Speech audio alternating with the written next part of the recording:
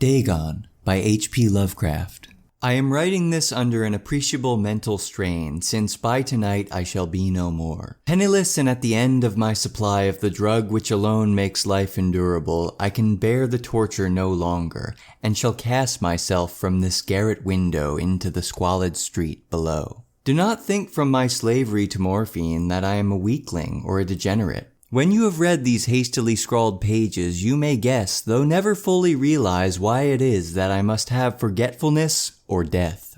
It was in one of the most open and least frequented parts of the broad Pacific that the packet of which I was supercargo fell a victim to the German sea raider. The Great War was then at its very beginning, and the ocean forces of the Hun had not completely sunk to their later degradation, so that our vessel was made a legitimate prize, whilst we of her crew were treated with all the fairness and consideration due us as naval prisoners. So liberal indeed was the discipline of our captors that 5 days after we were taken I managed to escape alone in a small boat with water and provisions for a good length of time. When I finally found myself adrift and free, I had but little idea of my surroundings. Never a competent navigator, I could only guess vaguely by the sun and stars that I was somewhat south of the equator. Of the longitude I knew nothing, and no island or coastline was in sight. The weather kept fair, and for uncounted days I drifted aimlessly beneath the scorching sun, waiting either for some passing ship or to be cast on the shores of some habitable land. But neither ship nor land appeared, and I began to despair in my solitude upon the heaving vastness of unbroken blue. The change that happened whilst I slept. Its details I shall never know, for my slumber, though troubled and dream-infested, was continuous. When at last I awaked, it was to discover myself half sucked into a slimy expanse of hellish black mire which extended about me in monotonous undulations as far as I could see, and in which my boat lay grounded some distance away. Though one might well imagine my first sensation would be of wonder at so prodigious and unexpected a transformation of scenery, I was in reality more horrified than astonished. For there was in the air and in the rotting soil a sinister quality which chilled me to the very core. The region was putrid with the carcasses of decaying fish and of other less describable things which I saw protruding from the nasty mud of the unending plain. Perhaps I should not hope to convey in mere words the unutterable hideousness that can dwell in absolute silence and barren immensity. There was nothing within hearing, and nothing in sight save a vast reach of black slime. Yet the very completeness of the stillness and the homogeneity of the landscape oppressed me with a nauseating fear. The sun was blazing down from the sky, which seemed to me almost black in its cloudless cruelty, as though reflecting the inky marsh beneath my feet. As I crawled into the stranded boat, I realized that only one theory could explain my position. Through some unprecedented volcanic upheaval, a portion of the ocean floor must have been thrown to the surface, exposing regions which for innumerable millions of years had lain hidden under unfathomable watery depths. So great was the extent of the new land which had risen beneath me that I could not detect the faintest noise of the surging ocean, strain my ears as I might. Nor were there any seafowl to prey upon the dead things. For several hours I sat thinking or brooding in the boat, which lay upon its side and afforded a slight shade as the sun moved across the heavens. As the day progressed, the ground lost some of its stickiness, and it seemed likely to dry sufficiently for traveling purposes in a short time. That night I slept but little, and the next day I made for myself a pack containing food and water, preparatory to an overland journey in search of the vanished sea and possible rescue. On the third morning, I found the soil dry enough to walk upon with ease. The odor of the fish was maddening, but I was too much concerned with graver things to mind so slight an evil, and set out boldly for an unknown goal. All day I forged steadily westward, guided by a faraway hummock which rose higher than any other elevation on the rolling desert. That night I encamped, and on the following day still traveled toward the hummock, though that object seemed scarcely nearer than when I had first espied it. Too weary to ascend, I slept in the shadow of the hill. I know not why my dreams were so wild that night, but ere the waning and fantastically gibbous moon had risen far above the eastern plain, I was awake in a cold perspiration, determined to sleep no more. Such visions as I had experienced were too much for me to endure again, and in the glow of the moon I saw how unwise I had been to travel by day. Without the glare of the parching sun, my journey would have cost me less energy. Indeed, I now felt quite able to perform the ascent which had deterred me at sunset. Picking up my pack, I started for the crest of the eminence. I have said that the unbroken monotony of the rolling plain was a source of vague horror to me, but I think my horror was greater when I gained the summit of the mound and looked down the other side into an immeasurable pit or canyon, whose black recesses the moon had not yet soared high enough to illumine. I felt myself on the edge of the world, peering over the rim into a fathomless chaos of eternal night. Through my terror ran curious reminiscences of Paradise Lost and of Satan's hideous climb through the unfashioned realms of darkness. As the moon climbed higher in the sky, I began to see that the slopes of the valley were not quite so perpendicular as I had imagined. Ledges and outcroppings of rock afforded fairly easy footholds for a descent, whilst after a drop of a few hundred feet, the declivity became very gradual. Urged on by an impulse which I cannot definitely analyze, I scrambled with difficulty down the rocks and stood on the gentler slope beneath, gazing into the Stygian depths where no light had yet penetrated. All at once my attention was captured by a vast and singular object on the opposite slope, which rose steeply about 100 yards ahead of me, an object that gleamed whitely in the newly bestowed rays of the ascending moon. That it was merely a gigantic piece of stone I soon assured myself, but I was conscious of a distant impression that its contours and position were not altogether the work of nature. A closer scrutiny filled me with sensations I cannot express, for despite its enormous magnitude and its position in an abyss which had yawned at the bottom of the sea since the world was young, I perceived beyond a doubt that the strange object was a well-shaped monolith, whose massive bulk had known the workmanship and perhaps the worship of living and thinking creatures. Dazed and frightened, yet without a certain thrill of the scientist's or archaeologist's delight, I examined my surroundings more closely. The moon, now near the zenith, shone weirdly and vividly above the towering steeps that hemmed in the chasm, and revealed the fact that a far-flung body of water flowed at the bottom, winding out of sight in both directions, and almost lapping my feet as I stood on the slope. Across the chasm, the wavelets washed the base of the cyclopean monolith, on whose surface I could now trace both inscriptions and crude sculptures. The writing was in a system of hieroglyphs unknown to me, and unlike anything I had ever seen in books, consisting for the most part of conventionalized aquatic symbols such as fishes, eels, octopi, crustaceans, mussels, whales, and the like. Several characters obviously represented marine things which are unknown to the modern world, but whose decomposing forms I had observed on the ocean-risen plain. It was the pictorial carving, however, that did most to hold me spellbound. Plainly visible across the intervening water, on account of their enormous size, were an array of bas-reliefs whose subjects would have excited the envy of a Doré.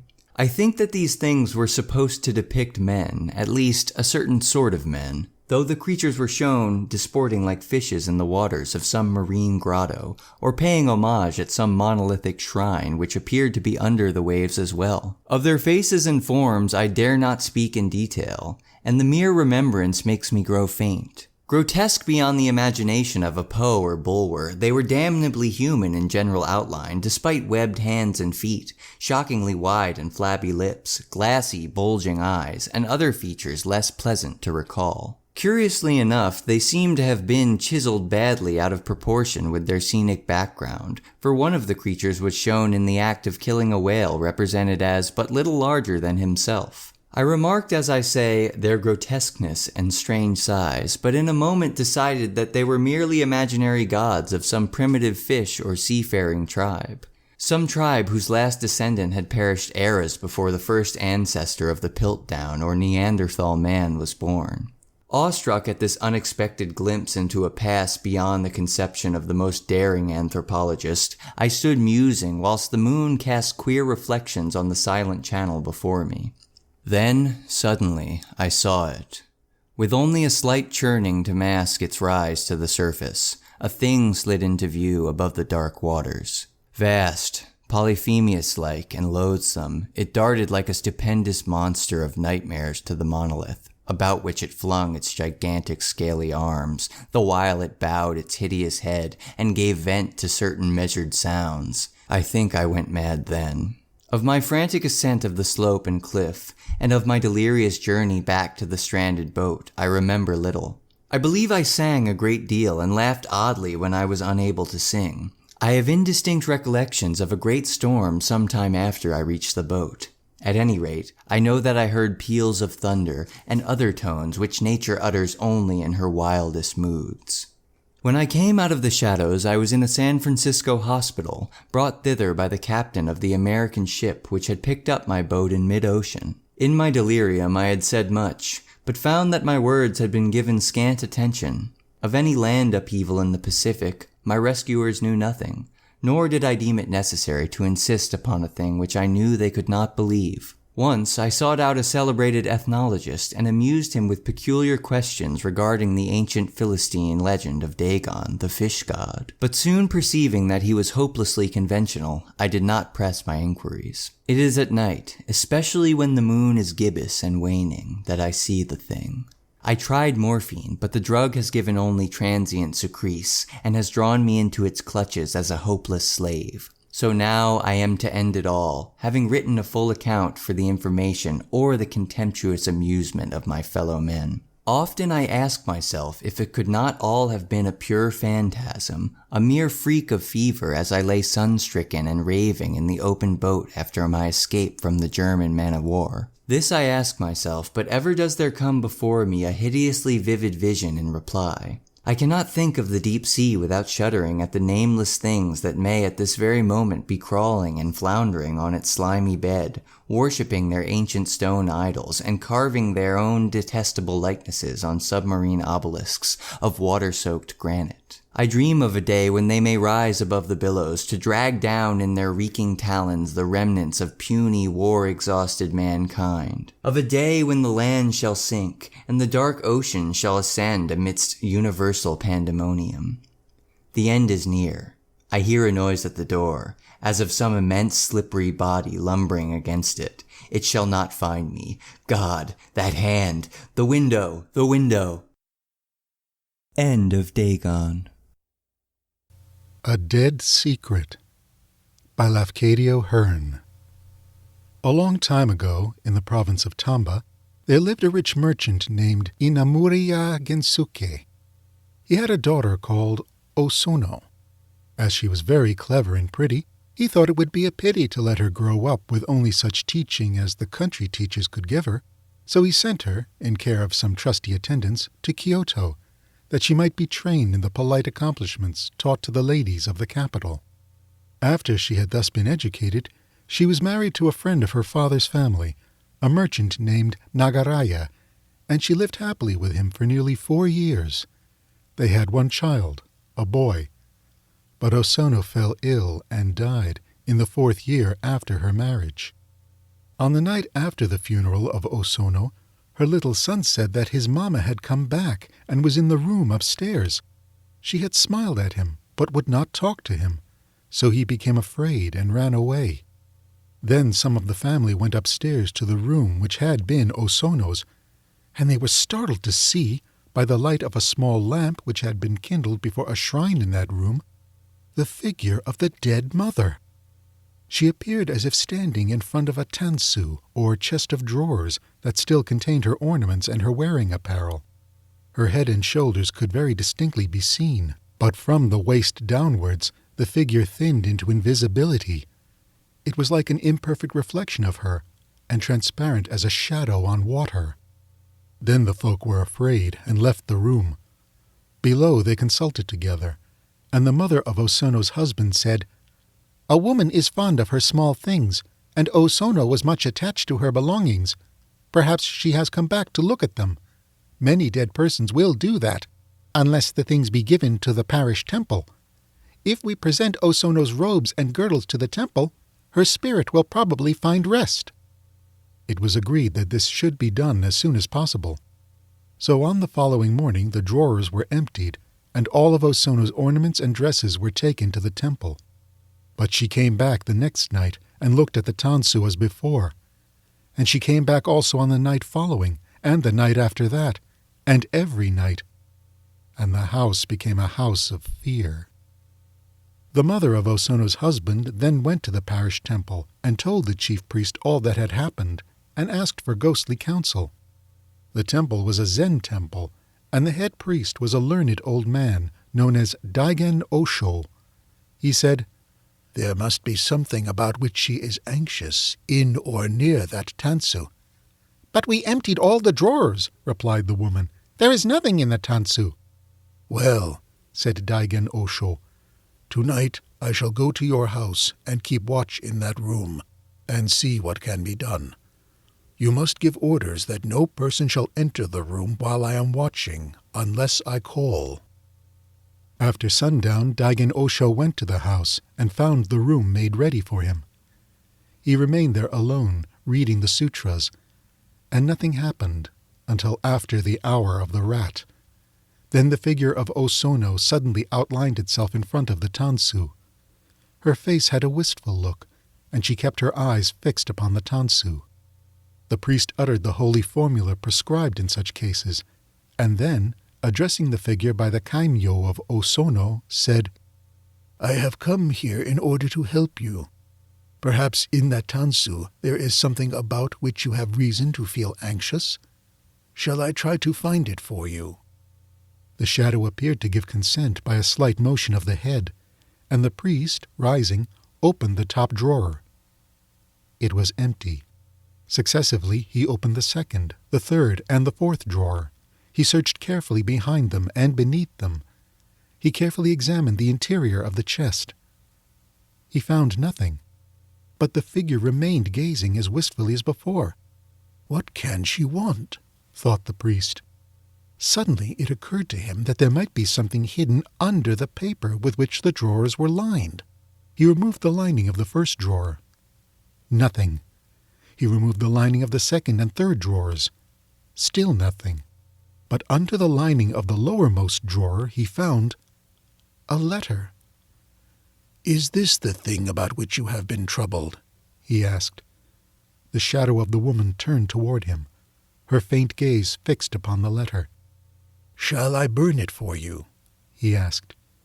She bowed before him.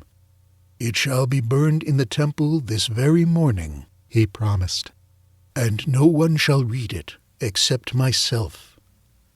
The figure smiled and vanished. Dawn was breaking as the priest descended the stairs to find the family waiting anxiously below. "Do not be anxious," he said to them. "She will not appear again." And she never did. The letter was burned. It was a love letter written to Osono in the time of her studies at Kyoto, but the priest alone knew what was in it, and the secret died with him. End of A Dead Secret. His Dead Wife's Photograph by S. Mukerji. This story created a sensation when it was first told. It appeared in the papers, and many big physicists and natural philosophers were, at least so they thought, able to explain the phenomenon. I shall narrate the event, and also tell the reader what explanation was given, and let him draw his own conclusions. This is what happened. A friend of mine, a clerk in the same office as myself, was an amateur photographer. Let us call him Jones. Jones had a half-plate Sanderson camera with a Ross lens and a Thornton Pickard behind-lens shutter, with pneumatic release.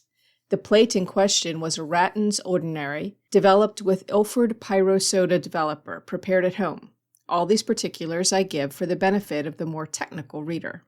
Mr. Smith, another clerk in our office, invited Mr. Jones to take a likeness of his wife and sister-in-law.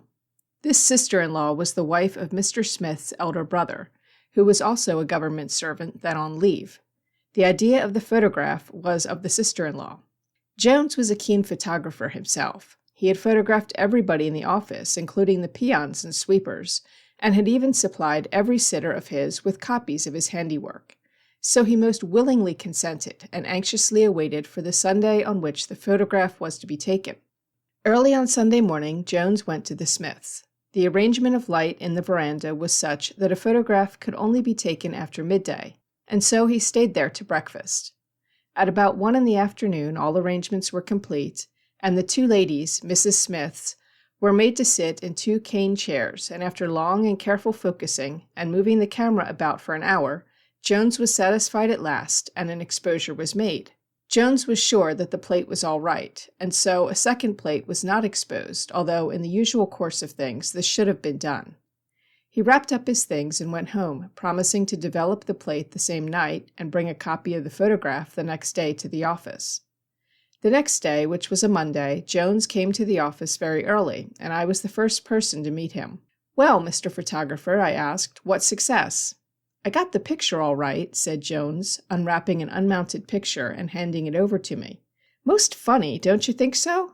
"No, I don't. I think it is all right. At any rate, I did not expect anything better from you," I said. "No," said Jones. "The funny thing is that only 2 ladies sat." "Quite right," I said. "The third stood in the middle." "There was no third lady at all there," said Jones. "Then you imagined she was there, and there we find her." "I tell you, there were only 2 ladies there when I exposed," insisted Jones. He was looking awfully worried. "Do you want me to believe that there were only 2 persons when the plate was exposed, and then 3 when it was developed?" I asked. "That is exactly what has happened," said Jones. "Then it must be the most wonderful developer you used, or was it that this was the second exposure given to the same plate?" "The developer is the one which I have been using for the last 3 years, and the plate, the one I charged on Saturday night out of a new box that I had purchased only in the afternoon that day." A number of other clerks had come up in the meantime, and were taking great interest in the picture and in Jones' assertion. It is only right that a description of the picture be given here for the benefit of the reader. I wish I could reproduce the original picture too, but that, for certain reasons, is impossible. When the plate was actually exposed, there were only 2 ladies, both of whom were sitting in cane chairs. When the plate was developed, it was found that there was in the picture a figure, that of a lady, standing in the middle. She wore a broad-edged dhoti. The reader should not forget that all the characters are Indians. Only the upper half of her body was visible, the lower being concealed from view by the low backs of the cane chairs. She was evidently behind the chairs and consequently slightly out of focus. Still, everything was quite clear. Even her long necklace was visible through the little opening in the dhoti near the right shoulder. She was resting her hands on the backs of the chairs, and the fingers were nearly totally out of focus, but a ring on the right ring finger was distinctly visible. She looked like a handsome young woman of 22, short and thin. One of the earrings was also clearly discernible, although the face itself was slightly out of focus. One thing, and probably the funniest thing, that we overlooked then, but observed afterwards, that immediately behind the 3 ladies was a barred window. The 2 ladies, who were one on each side, covered up the bars to a certain height from the bottom with their bodies, but the lady in the middle was partly transparent, because the bars of the window were very faintly distinguishable through her. This fact, however, as I have said already, we did not observe then. We only laughed at Jones, and tried to assure him that he was either drunk or asleep. At this moment, Smith of our office walked in, removing the trouser clips from his legs. Smith took the unmounted photograph, looked at it for a minute, turned red and blue and green, and finally very pale. Of course, we asked him what the matter was, and this is what he said. "The third lady in the middle was my first wife, who has been dead these 8 years. Before her death, she asked me a number of times to have her photograph taken. She used to say that she had a presentiment that she might die early. I did not believe in her presentiment myself, but I did not object to the photograph. So one day I ordered a carriage and asked her to dress up. We intended to go to a good professional. She dressed up, and the carriage was ready, but as we were going to start, news reached us that her mother was dangerously ill. So we went to see her mother instead. The mother was very ill, and I had to leave her there. Immediately afterwards, I was sent away on duty to another station, and so could not bring her back. It was in fact after full 3 months and a half that I returned, and then, though her mother was all right, my wife was not. Within 15 days of my return, she died of puerperal fever after childbirth, and the child died too. Thus it happened that her photograph was never taken. When she dressed up for the last time on the day that she left my home, she had the necklace and the earrings on, as you see her wearing them in the photograph. My present wife has them now, but she does not generally put them on." This was too big a pill for me to swallow. So I at once took French leave from my office, bagged the photograph, and rushed out on my bicycle. I went to Mr. Smith's house and looked Mrs. Smith up. Of course, she was much astonished to see a third lady in the picture, but could not guess who she was. This I had expected, as supposing Smith's story to be true. This lady had never seen her husband's first wife. The elder brother's wife, however, recognized the likeness at once, and she virtually repeated the story which Smith had told us in the morning. She even brought out the necklace and the earrings for my inspection and conviction. They were the same as those in the photograph. All the principal newspapers of that time got hold of the fact, and within a week there was any number of applications for the ghostly photograph. But Mr. Jones refused to supply copies of it to anybody for various reasons, the principal being that Smith would not allow it. I am, however, the fortunate possessor of a copy, which for obvious reasons I am not allowed to show anybody. One copy of the picture was sent to America, and another to England. I do not now remember exactly to whom. My own copy I showed to the Reverend Father Blank, M.A., D.Sc., B.D., etc., and asked him to find out a scientific explanation of the phenomenon. The following explanation was given by the gentleman. I am afraid I shall not be able to reproduce the learned father's exact words, but this is what he meant, or at least what I understood him to mean. The girl in question was dressed in this particular way on an occasion, say 10 years ago.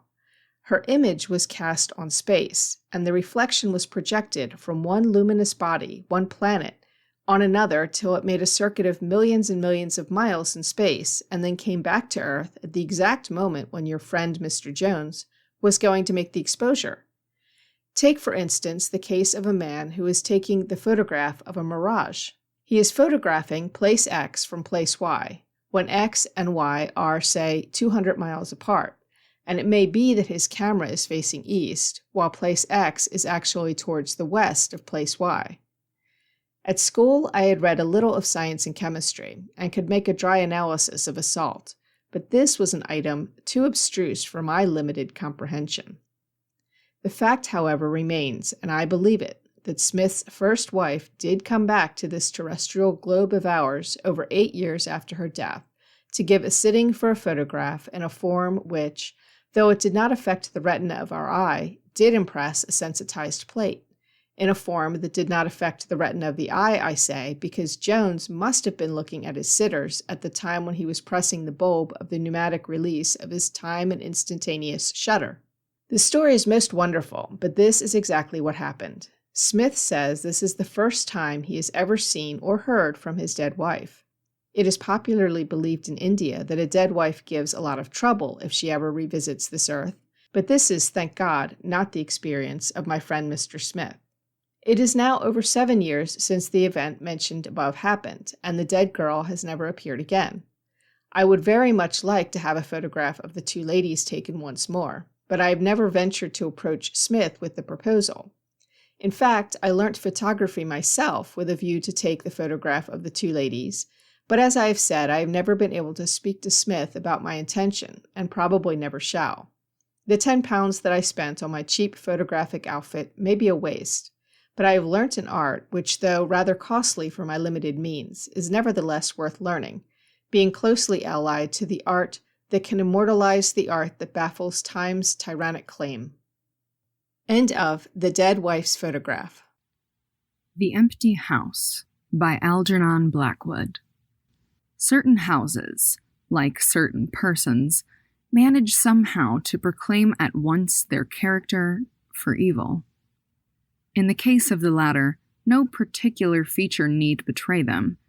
They may boast an open countenance and an ingenious smile, and yet a little of their company leaves the unalterable conviction that there is something radically amiss with their being, that they are evil.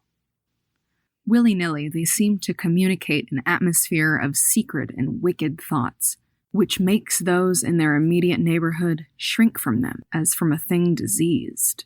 Perhaps, with houses the same principle is operative, and it is the aroma of evil deeds committed under a particular roof, long after the actual doers have passed away, that makes the goose-flesh come and the hair rise. Something of the original passion of the evildoer, and of the horror felt by his victim, enters the heart of the innocent watcher, and he becomes suddenly conscious of tingling nerves, creeping skin, and a chilling of the blood. He is terror-stricken, without apparent cause. There was manifestly nothing in the external appearance of this house to bear out the tales of the horror that was said to reign within. It was neither lonely nor unkempt. It stood crowded into a corner of the square, and looked exactly like the houses on either side of it. It had the same number of windows as its neighbors, the same balcony overlooking the gardens, the same white steps leading up to the heavy black front door, and in the rear there was the same narrow strip of green, with neat box borders running up to the wall that divided it from the backs of the adjoining houses. Apparently, too, the number of chimney pots on the roof was the same, the breadth and angle of the eaves, and even the height of the dirty area railings. And yet this house in the square, that seemed precisely similar to its 50 ugly neighbors, was, as a matter of fact, entirely different. Horribly different. Wherein lay this marked and visible difference is impossible to say. It cannot be ascribed wholly to the imagination, because persons who had spent some time in this house, knowing nothing of the facts, had declared positively that certain rooms were so disagreeable they would rather die than enter them again, and that the atmosphere of the whole house produced in them symptoms of genuine terror. While the series of innocent tenants who had tried to live in it and been forced to decamp at the shortest possible notice was indeed little less than a scandal in the town. When Shorthouse arrived to pay a weekend visit to his Aunt Julia in her little house on the seafront at the other end of town, he found her charged to the brim with mystery and excitement. He had only received her telegram that morning, and he had come anticipating boredom. But the moment he touched her hand and kissed her apple-skin wrinkled cheek, he caught the first wave of her electrical condition.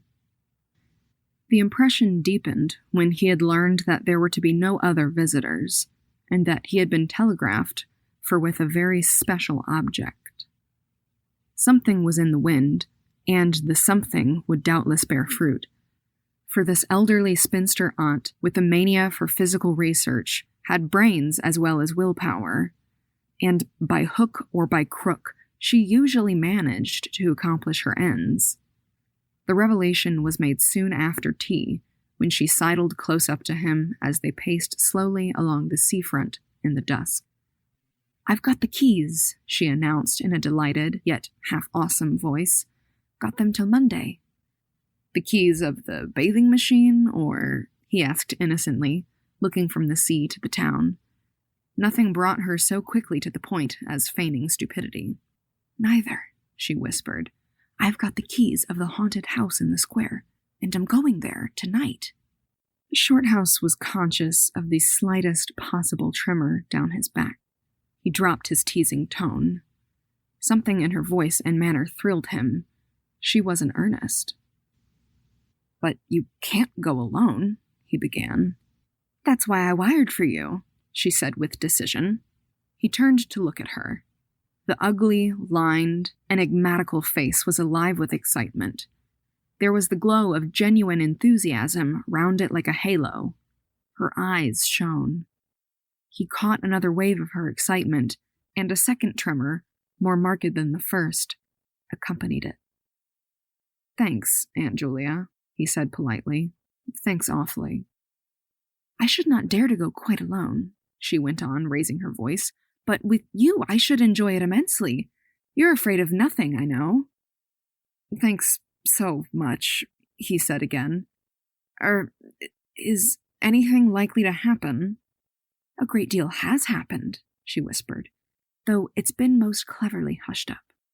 3 tenants have now come and gone in the last few months, and the house is said to be empty for good now." In spite of himself, Shorthouse became interested. His aunt was so very much in earnest.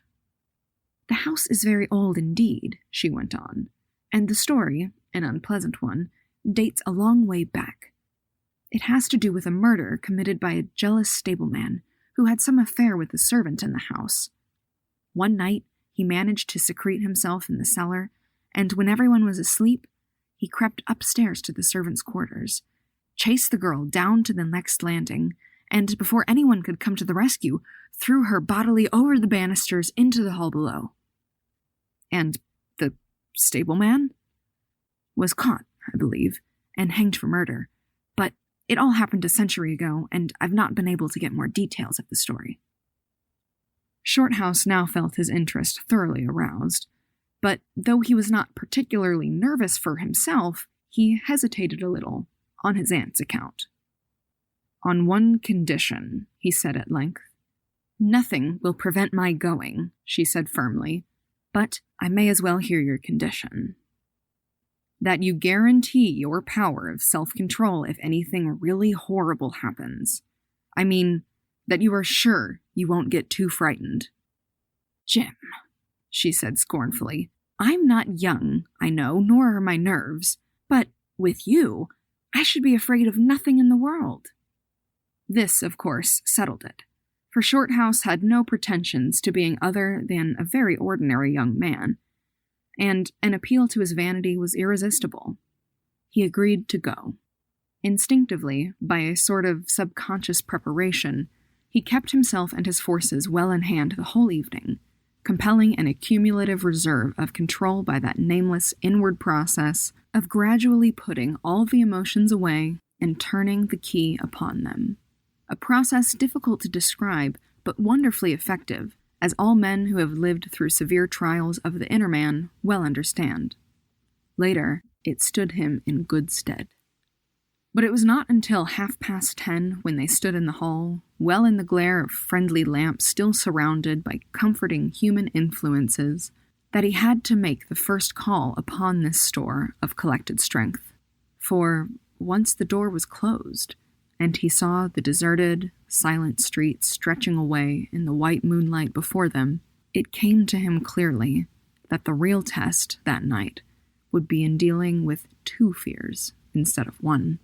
He would have to carry his aunt's fear as well as his own, and as he glanced down at her sphinx-like countenance and realized that it might assume no pleasant aspect in a rush of real terror, he felt satisfied with only one thing in the whole adventure: that he had the confidence in his own will and power to stand against any shock that might come. Slowly they walked along the empty streets of the town. A bright autumn moon silvered the roofs, casting deep shadows. There was no breath of the wind, and the trees in the formal gardens by the seafront watched them silently as they passed along. To his aunt's occasional remarks, Shorthouse made no reply, realizing that she was simply surrounding herself with mental buffers, saying ordinary things to prevent herself thinking of extraordinary things. Few windows showed lights, and from scarcely a single chimney came smoke or sparks. Shorthouse had already begun to notice everything, even the smallest details.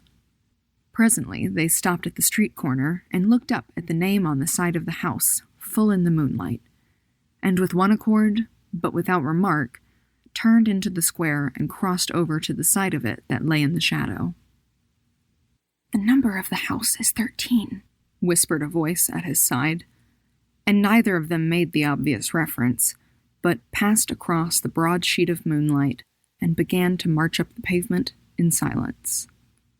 It was about halfway up the square that Shorthouse felt an arm slipped quietly but significantly into his own, and knew then that their adventure had begun in earnest, and that his companion was already yielding imperceptibly to the influences against them. She needed support. A few minutes later, they stopped before a tall, narrow house that rose before them into the night, ugly in shape and painted a dingy white. Shutterless windows without blinds stared down upon them, shining here and there in the moonlight. There were weather streaks in the wall and cracks in the paint, and the balcony bulged out from the first floor a little unnaturally. But beyond this generally forlorn appearance of an unoccupied house, there was nothing at first sight to single out this particular mansion for the evil character it had most certainly acquired. Taking a look over their shoulders to make sure they had not been followed, they went boldly up the steps and stood against the huge black door that fronted them forbiddingly. But the first wave of nervousness was now upon them, and Shorthouse fumbled a long time with the key before he could fit it into the lock at all.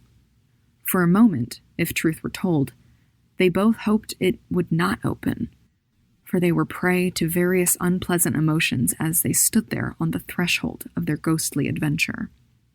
Shorthouse, shuffling with the key and hampered by the steady weight on his arm, certainly felt the solemnity of the moment.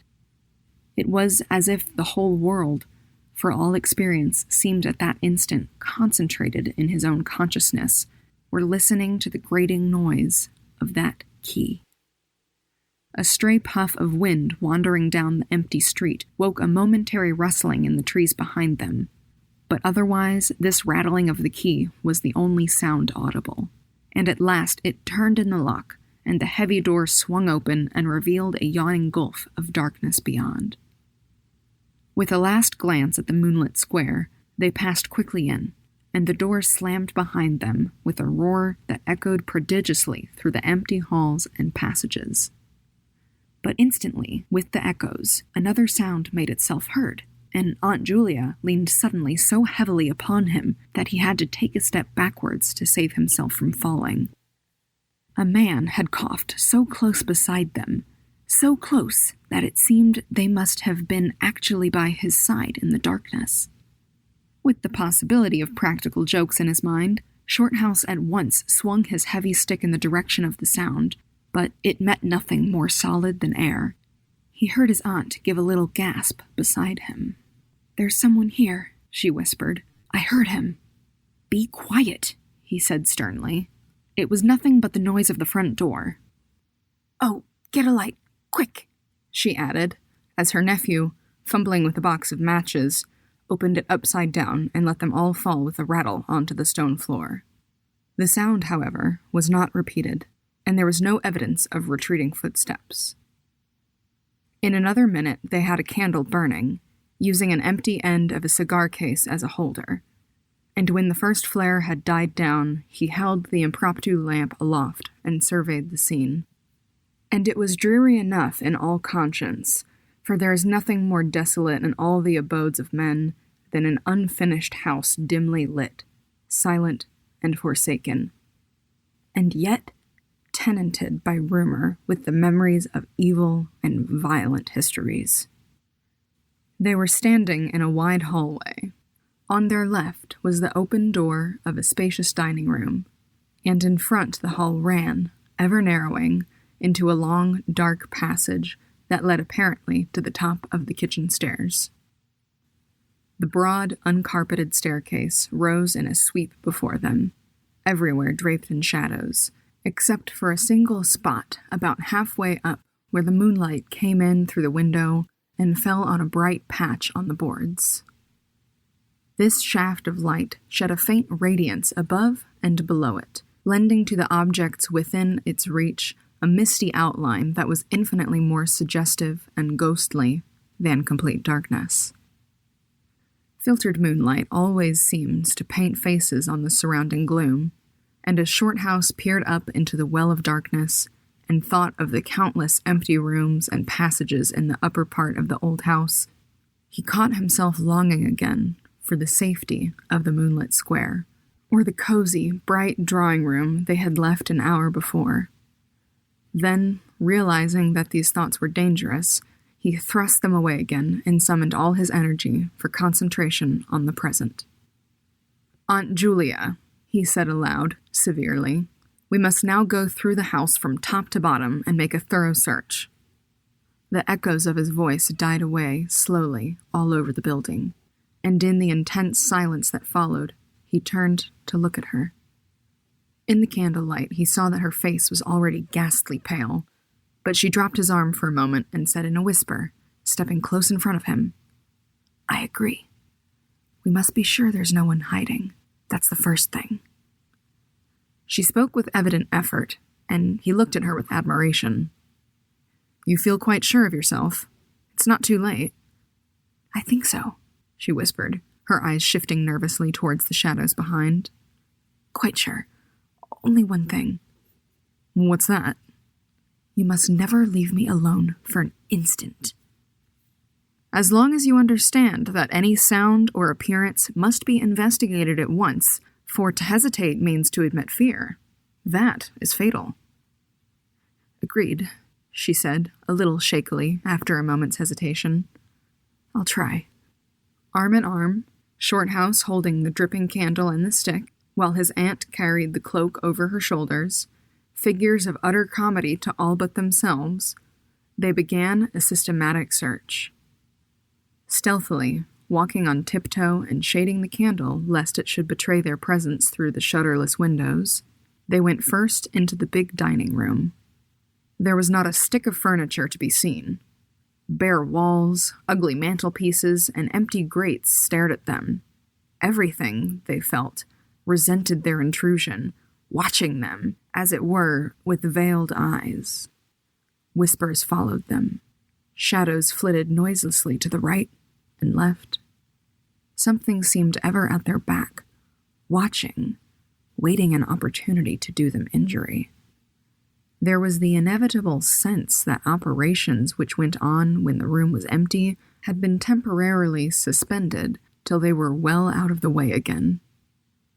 The whole dark interior of the old building seemed to become a malignant presence that rose up, warning them to desist and mind their own business. Every moment, the strain on the nerves increased. Out of the gloomy dining room, they passed through large folding doors into a sort of library or smoking room, wrapped equally in silence, darkness, and dust. And from this they regained the hall near the top of the back stairs. Here a pitch-black tunnel opened before them into the lower regions, and, it must be confessed, they hesitated. But only for a minute. With the worst of the night still to come, it was essential to turn from nothing. Aunt Julia stumbled at the top step of the dark descent, ill-lit by the flickering candle, and even Shorthouse felt at least half the decision go out of his legs. "Come on," he said peremptorily, and his voice ran on and lost itself in the dark, empty spaces below. "I'm coming," she faltered, catching his arm with unnecessary violence. They went a little unsteadily down the stone steps, a cold, damp air meeting them in the face, close and malodorous. The kitchen, into which the stairs led along a narrow passage, was large, with a lofty ceiling. Several doors opened out of it, some into cupboards with empty jars still standing on the shelves, and others into horrible little ghostly back offices, each colder and less inviting than the last. Black beetles scurried over the floor, and once, when they knocked against a deal table standing in a corner, something about the size of a cat jumped down with a rush and fled, scampering across the stone floor into the darkness. Everywhere there was a sense of recent occupation, an impression of sadness and gloom. Leaving the main kitchen, they next went towards the scullery. The door was standing ajar, and as they pushed it open to its full extent, Aunt Julia uttered a piercing scream, which she instantly tried to stifle by placing her hand over her mouth. For a second, Shorthouse stood stock still, catching his breath.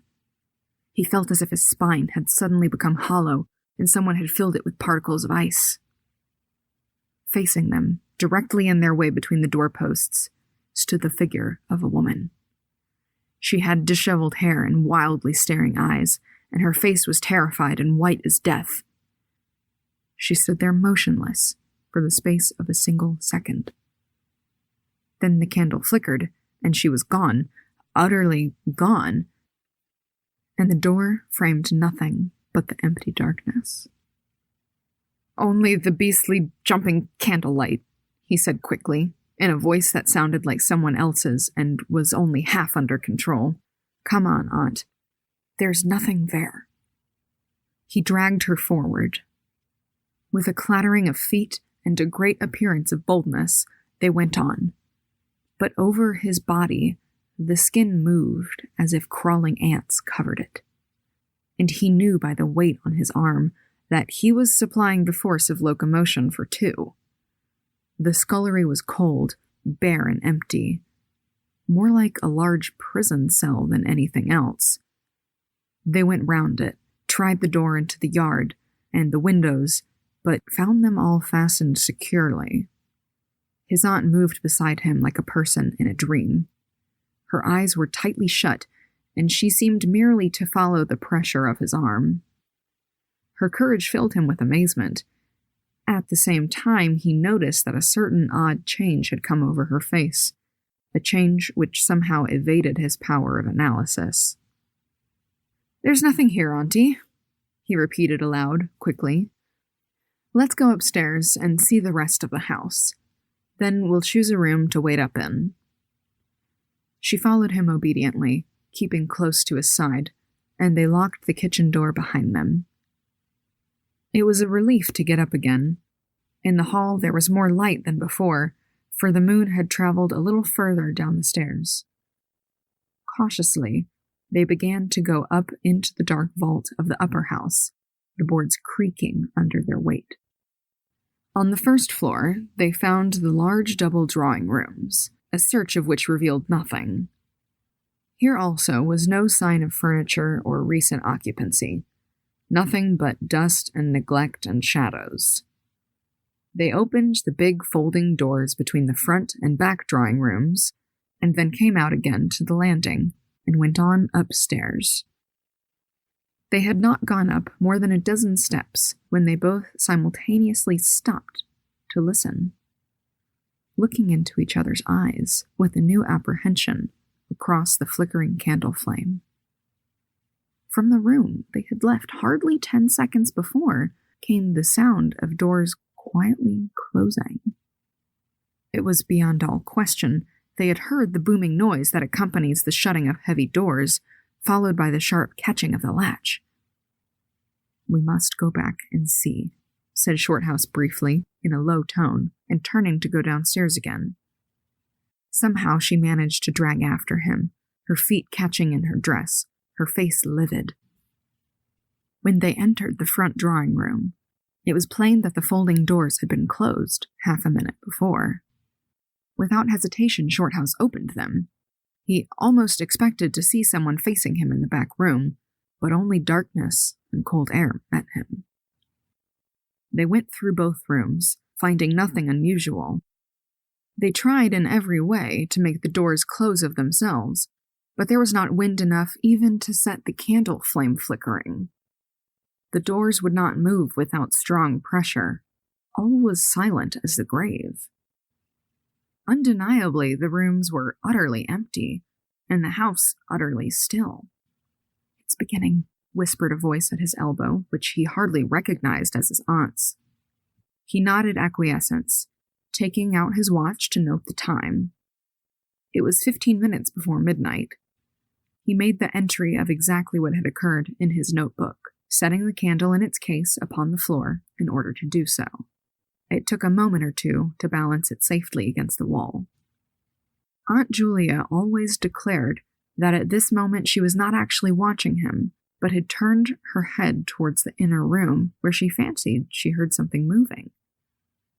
But, at any rate, both positively agreed that there came a sound of rushing feet, heavy and very swift, and the next instant the candle was out. But to Shorthouse himself had come more than this, and he has always thanked his fortunate stars that it came to him alone and not to his aunt too.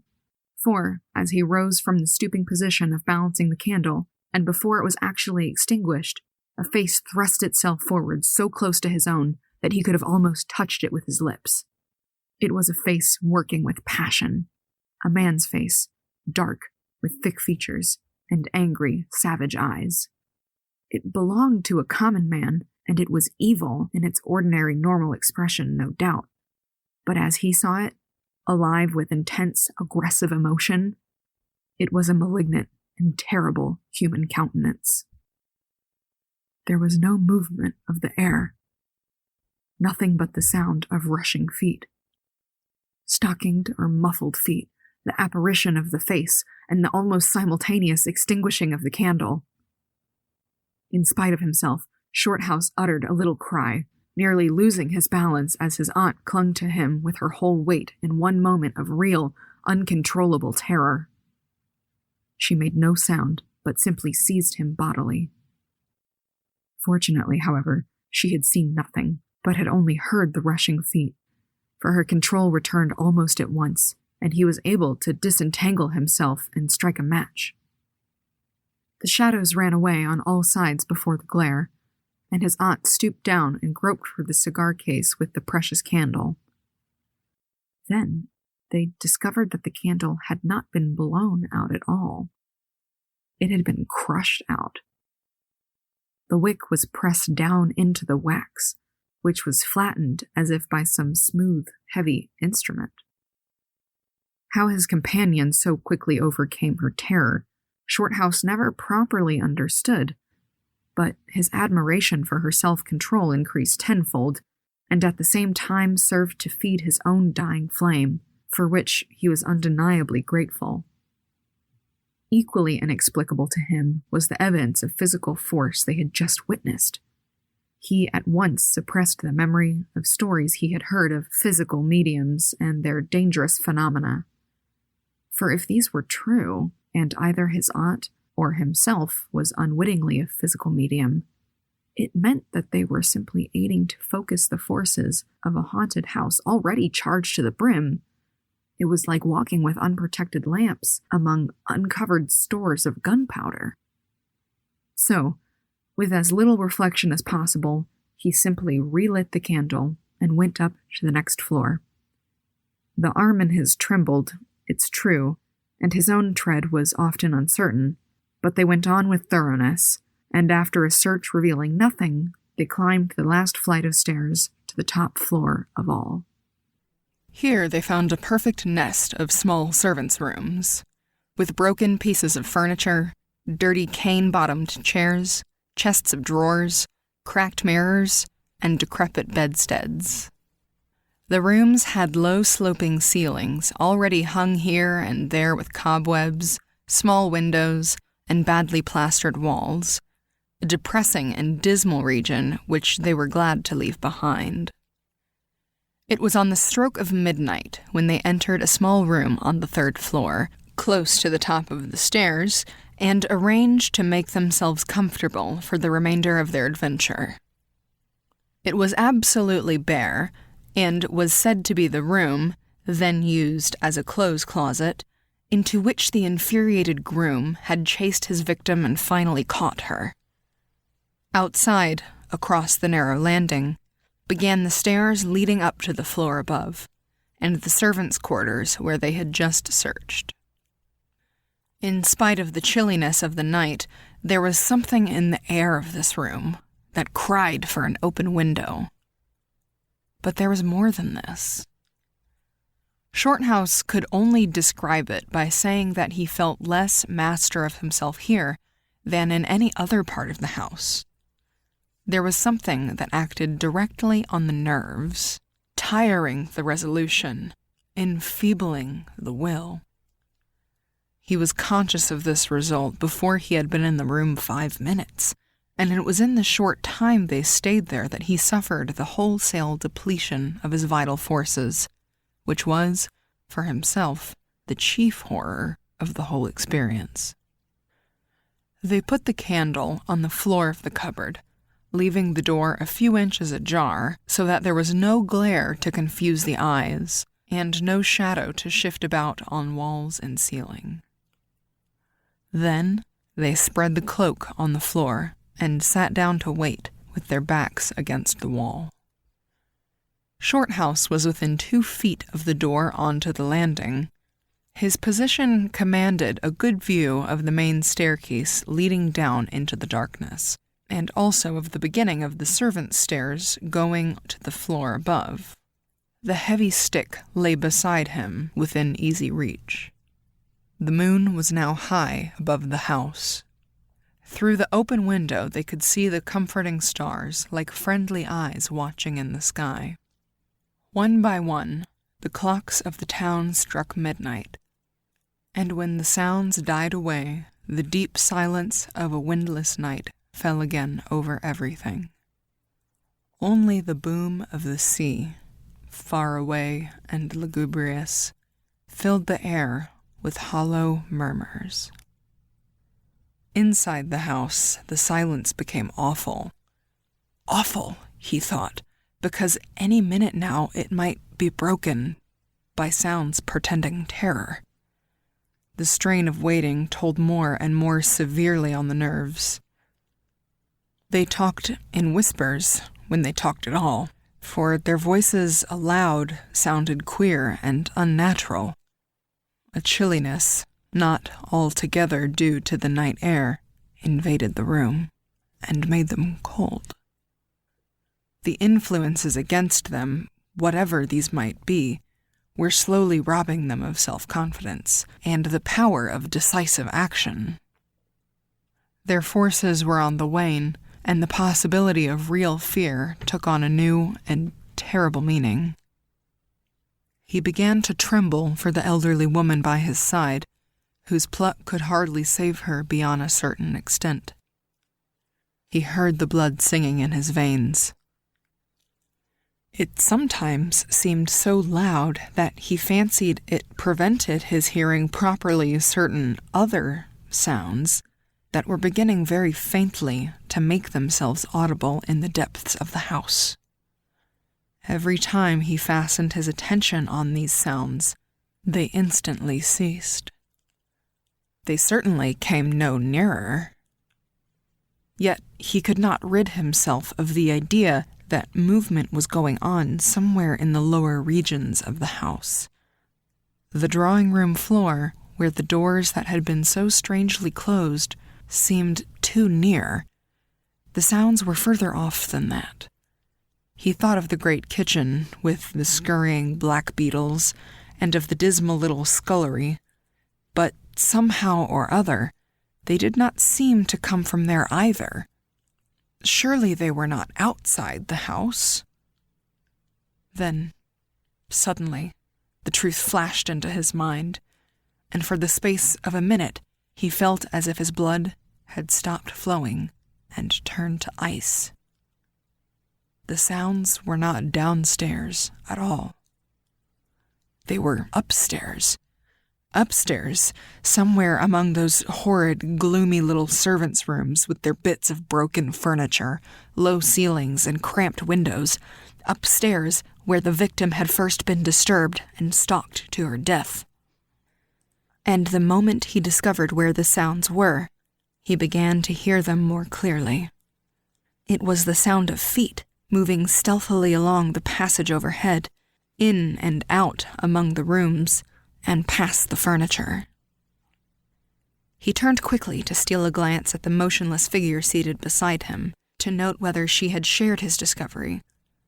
The faint candlelight coming through the crack in the cupboard door threw her strongly marked face into vivid relief against the white of the wall.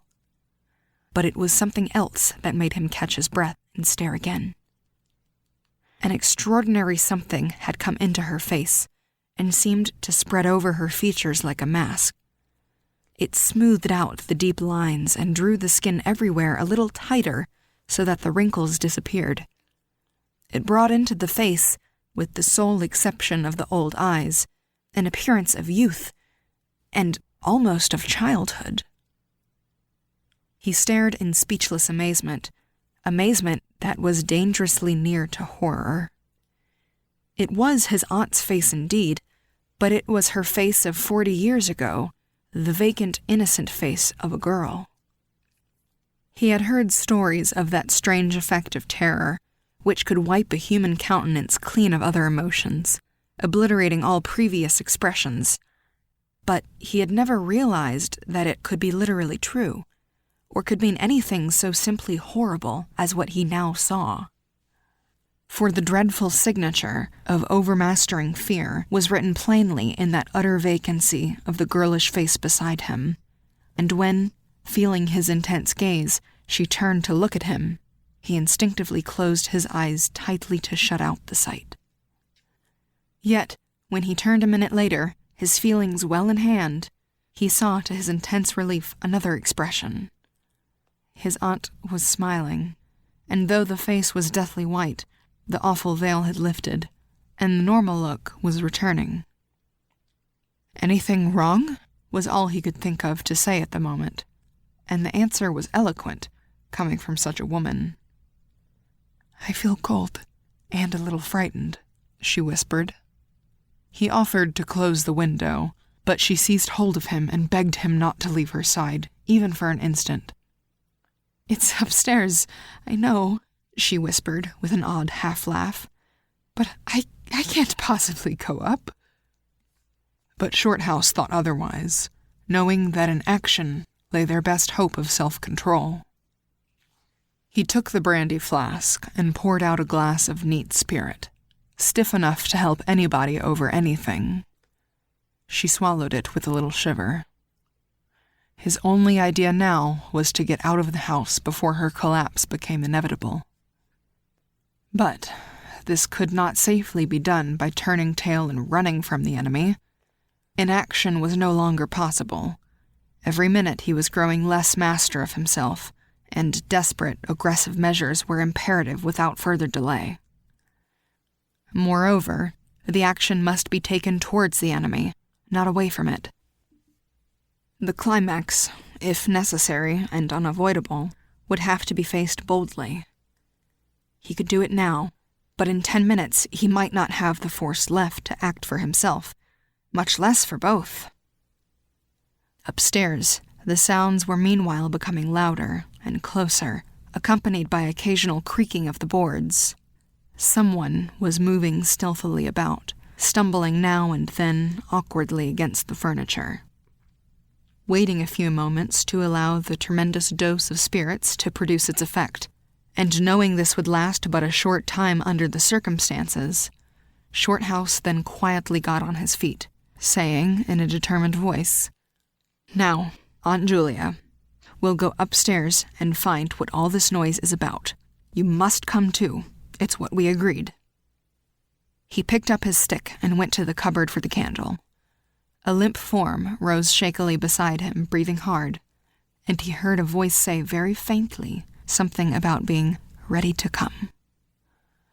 The woman's courage amazed him. It was so much greater than his own, and as they advanced, holding aloft the dripping candle, some subtle force exhaled from this trembling, white-faced old woman at his side that was the true source of his inspiration. It held something really great that shamed him and gave him the support without which he would have proved far less equal to the occasion. They crossed the dark landing, avoiding with their eyes the deep black space over the banisters. Then they began to mount the narrow staircase to meet the sounds which, minute by minute, grew louder and nearer. About halfway up the stairs, Aunt Julia stumbled, and Shorthouse turned to catch her by the arm. And just at that moment there came a terrific crash in the servants' corridor overhead. It was instantly followed by a shrill, agonized scream that was a cry of terror and a cry for help melted into one. Before they could move aside or go down a single step, someone came rushing along the passage overhead, blundering horribly, racing madly at full speed, 3 steps at a time, down the very staircase where they stood. The steps were light and uncertain, but close behind them sounded the heavier tread of another person, and the staircase seemed to shake. Shorthouse and his companion just had time to flatten themselves against the wall, when the jumble of flying steps was upon them, and 2 persons, with the slightest possible interval between them, dashed past at full speed. It was a perfect whirlwind of sound breaking in upon the midnight silence of the empty building. The 2 runners, pursuer and pursued, had passed clean through them where they stood, and already with a thud the boards below had received first one, then the other. Yet they had seen absolutely nothing. Not a hand, or arm, or face, or even a shred of flying clothing. There came a second's pause. Then the first one, the lighter of the 2, obviously the pursued one, ran with uncertain footsteps into the little room which Shorthouse and his aunt had just left. The heavier one followed. There was a sound of scuffling, gasping, and smothered screaming. And then, out onto the landing came the step of a single person treading weightily. A dead silence followed for the space of half a minute, and then was heard a rushing sound through the air. It was followed by a dull, crashing thud in the depths of the house below, on the stone floor of the hall. Utter silence reigned after. Nothing moved. The flame of the candle was steady. It had been steady the whole time, and the air had been undisturbed by any movement whatsoever. Palsied with terror, Aunt Julia, without waiting for her companion, began fumbling her way downstairs. She was crying gently to herself, and when Shorthouse put her arm round her and half carried her, he felt that she was trembling like a leaf. He went into the little room and picked up the cloak from the floor, and, arm in arm, walking very slowly, without speaking a word or looking once behind them, they marched down the 3 flights into the hall. In the hall they saw nothing, but the whole way down the stairs they were conscious that someone followed them, step by step. When they went faster, it was left behind, and when they went more slowly, it caught them up. But never once did they look behind to see, and at each turning of the staircase they lowered their eyes for fear of the following horror they might see upon the stairs above. With trembling hands, Shorthouse opened the front door, and they walked out into the moonlight and drew a deep breath of the cool night air blowing in from the sea. End of The Empty House. The Fakir's Drum by Flora Annie Steele. O most mighty Victoria, V.R. Reg Britannicorum, V.I. Kaiser e Hind. Please admit bearer to privileges of praising God on the little drum as occasion befitteth, and your petitioner will ever pray, etc. It was written on a scrap of foreign paper duly stamped as a petition, and it did not need the interpolation of imperial titles to prove that this was not by any means its first appearance in court. To be plain, it had an ancient and a fish-like smell, suggestive of many years' acquaintance with dirty humanity. I looked at the man who had presented it, a very ordinary fakir, standing with hands folded humbly, and was struck by the wistful expectancy in his face. It was at once hopeful, yet hopeless. Turning to the court reader for explanation, I found a decorous smile flowing round the circle of squatting clerks. It was evidently an old-established joke. "He is damnably noiseful man, sir," remarked my Sarishtadar cheerfully, and his place of sitting close to Deputy Commissioner's bungalow. Thus European officers object, so it is always na munzor, refused. The sound of the familiar formula drove the hope from the old man's face. His thin shoulders seemed to droop, but he said nothing. "How long has this been going on?" I asked. 14 years, sir. Always on transference of officers, and it is always na munzor. He dipped his pen in the ink, gave it the premonitory flick. "Munzor. Granted," said I, in a sudden decision. "Munzor during the term of my office." That was but a month. I was only a locum tenens during leave. Only a month, and the poor old beggar had waited 14 years to praise God on the little drum. The pathos and bathos of it hit me hard. But a stare of infinite surprise had replaced the circumambient smile. The fakir himself seemed flabbergasted. I think he felt lost without his petition, for I saw him fumbling in his pocket as the Janissaries hustled him out of court, as Janissaries love to do, east or west. That night, as I was wondering if I had smoked enough and yawned enough to make sleep possible in 100 degrees of heat and 100 million mosquitoes, I was suddenly reminded of the proverb, "Charity begins at home." It had, with a vengeance. I had thought my Sarishtadar's language a trifle too picturesque. Now I recognized its supreme accuracy. The fakir was a damnably noiseful man. It is useless trying to add one iota to this description, especially to those unacquainted with the torture of an Indian drum. By dawn I was in the saddle, glad to escape from my own house and the ceaseless rumpa-tum-tum, which was driving me crazy. When I returned, the old man was awaiting me in the veranda, his face full of a great content, and the desire to murder him, which rose up in me with the thought of the 29 nights yet to come, faded before it. Perfect happiness is not the lot of many, but apparently it was his. He salaamed down to the ground. "Hussar," he said, "the great joy in me created a disturbance last night. It will not occur again. The protector of the poor shall sleep in peace, even though his slave praises God for him all night long.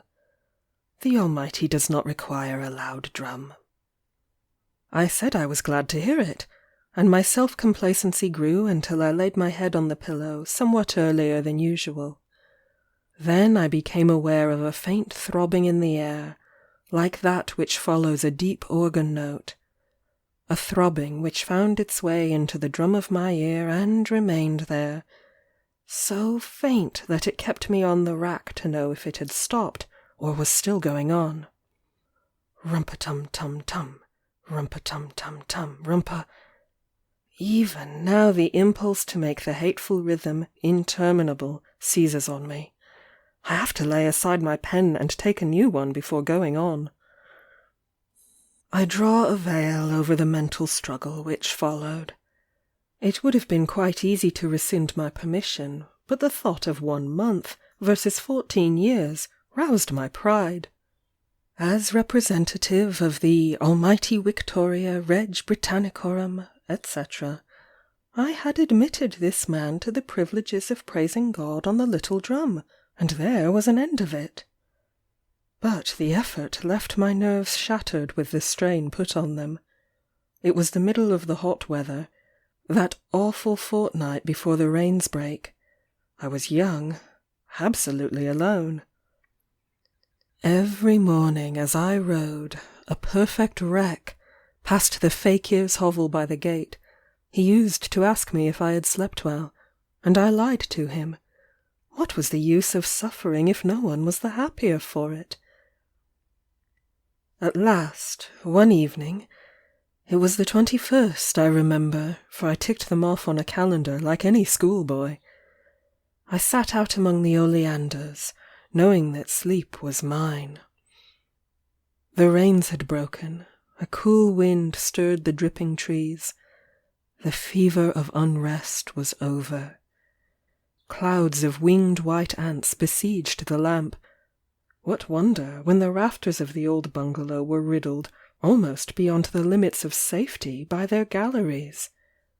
But what did I care? I was going to sleep, and so I did, like a child, until close on the dawn. And then, by heavens, it was too bad!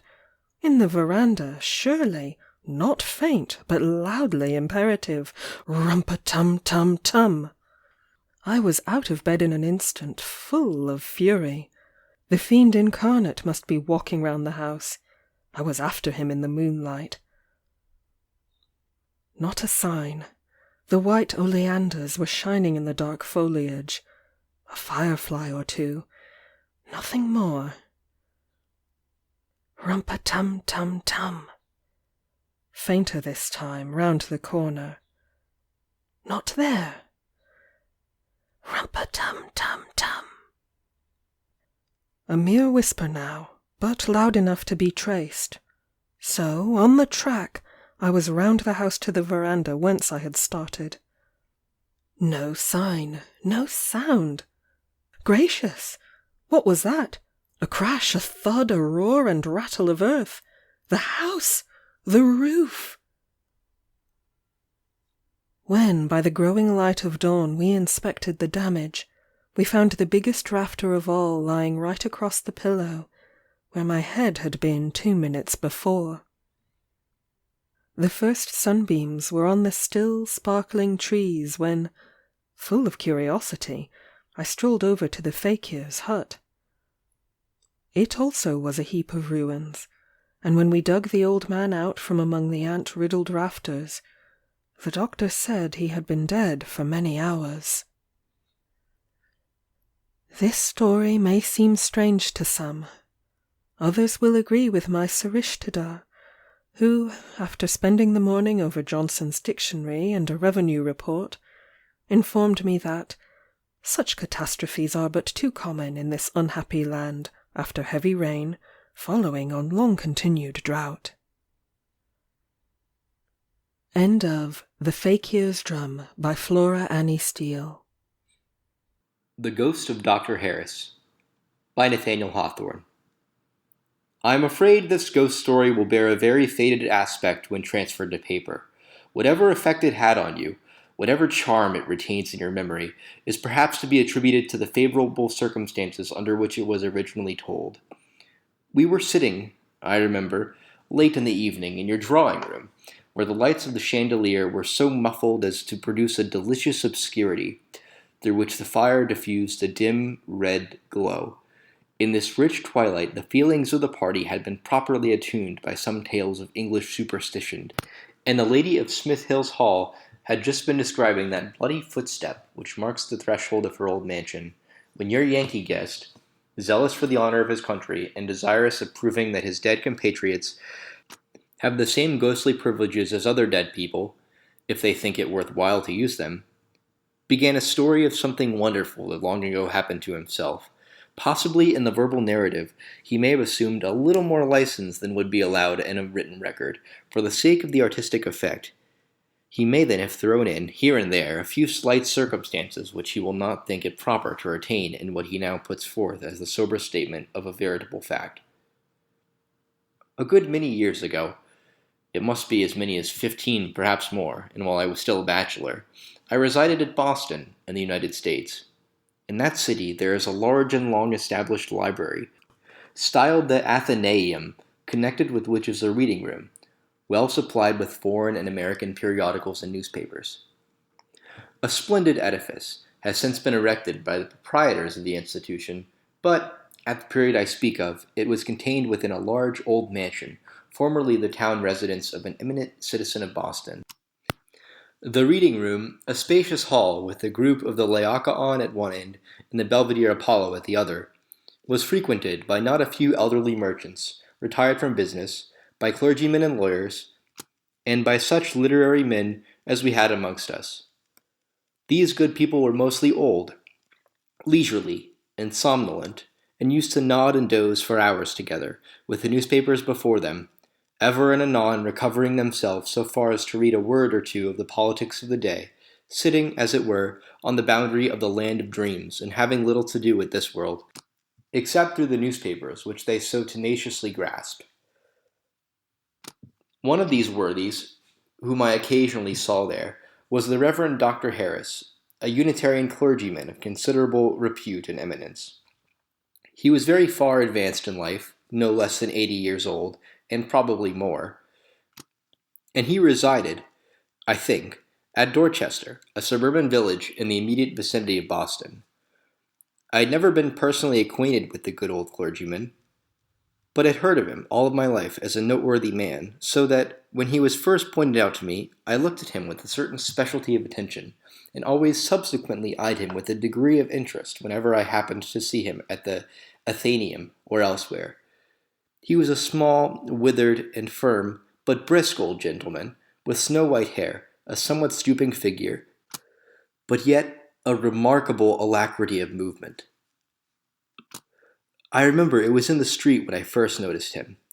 The doctor was plodding along with the staff, but turned smartly about on being addressed by the gentleman who was with me, and responded with a good deal of vivacity.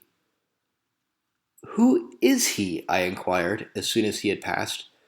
"The Reverend Dr. Harris of Dorchester," replied my companion, and from that time I often saw him, and never forgot his aspect. His especial haunt was the Athenaeum. There I used to see him daily, and almost always with a newspaper, the Boston Post, which was the leading journal of the Democratic Party in the northern states. As old Dr. Harris had been a noted Democrat during his more active life, it was a very natural thing that he should still like to read the Boston Post. There his reverend figure was accustomed to sit day after day in the self-same chair by the fireside, and by degrees, seeing him there so constantly, I began to look towards him as I entered the reading room, and felt that a kind of acquaintance, at least on my part, was established. Not that I had any reason, as long as this venerable person remained in the body, to suppose that he had ever noticed me, but by some subtle connection, the small, white-haired, and firm, yet vivacious figure of an old clergyman became associated with my idea and recollection of the place. One day especially, about noon, as was generally his hour, I am perfectly certain that I had seen this figure of old Dr. Harris, and taken my customary note of him, although I remember nothing in his appearance at all different from what I had seen on many previous occasions. But that very evening, a friend said to me, "Did you hear that old Dr. Harris is dead?" "No," I said, very quietly, "and it cannot be true, for I saw him at the Athenaeum today." "You must be mistaken," rejoined my friend. "He is certainly dead," and confirmed the fact with such special circumstance that I could no longer doubt it. My friend has often since assured me that I seemed much startled at the intelligence, but, as well as I can recollect, I believe that I was very little disturbed, if at all, but set down the apparition as a mistake of my own, or perhaps the interposition of a familiar idea into the place and amid the circumstances with which I had been accustomed to associate it. The next day, as I ascended the steps of the Athenaeum, I remember thinking within myself, "Well, I never shall see old Dr. Harris again." With this thought in my mind, as I opened the door of the reading room, I glanced towards the spot and chair where Dr. Harris usually sat, and there, to my astonishment, sat the gray and firm figure of the deceased doctor, reading the newspaper as was his wont. His own death must have been recorded that very morning in that very newspaper. I have no recollection of being greatly discomposed at the moment, nor indeed that I felt any extraordinary emotion whatever. Probably, if ghosts were in the habit of coming among us, they would coincide with the ordinary train of affairs, and melt into them so familiarly that we should not be shocked at their presence. At all events, so it was in this instance. I looked through the newspapers, as usual, and turned over the periodicals, taking about as much interest in their contents as at other times. Once or twice, no doubt, I may have lifted my eyes from the page to look again at the venerable doctor, who ought then to have been lying in his coffin, dressed out for the grave, but who felt such interest in the Boston Post as to come back from the other world to read it in the morning after his death. One might have supposed that he would have cared more about the novelties of the sphere to which he had just been introduced than about the politics he had left behind him. The apparition took no notice of me, nor behaved otherwise in any respect than on any previous day. Nobody but myself seemed to notice him, and yet the old gentlemen round about the fire, beside his chair, were his lifelong acquaintances, who were perhaps thinking of his death, and who, in a day or two, would deem it a proper courtesy to attend his funeral. I have forgotten how the ghost of Dr. Harris took its departure from the Athenaeum on this occasion, or in fact, whether the ghost or I went first.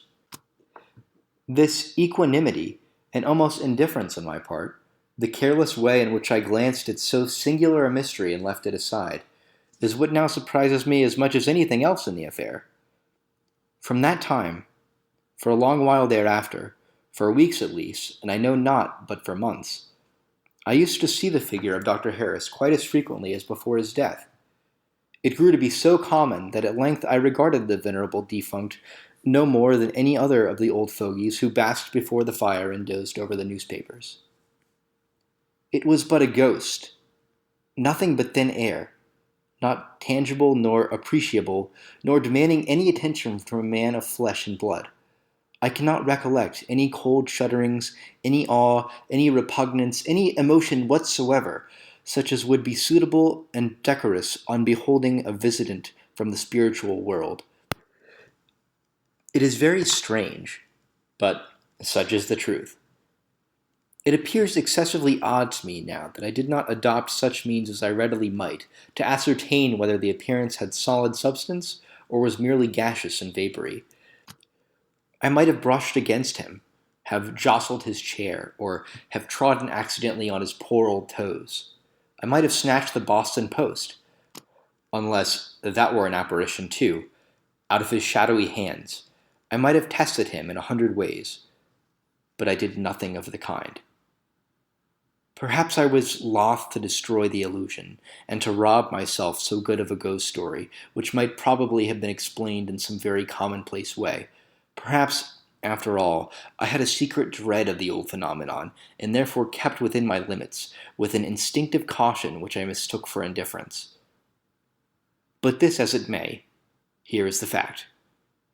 I saw the figure day after day for a considerable space of time, and took no pains to ascertain whether it was a ghost or no.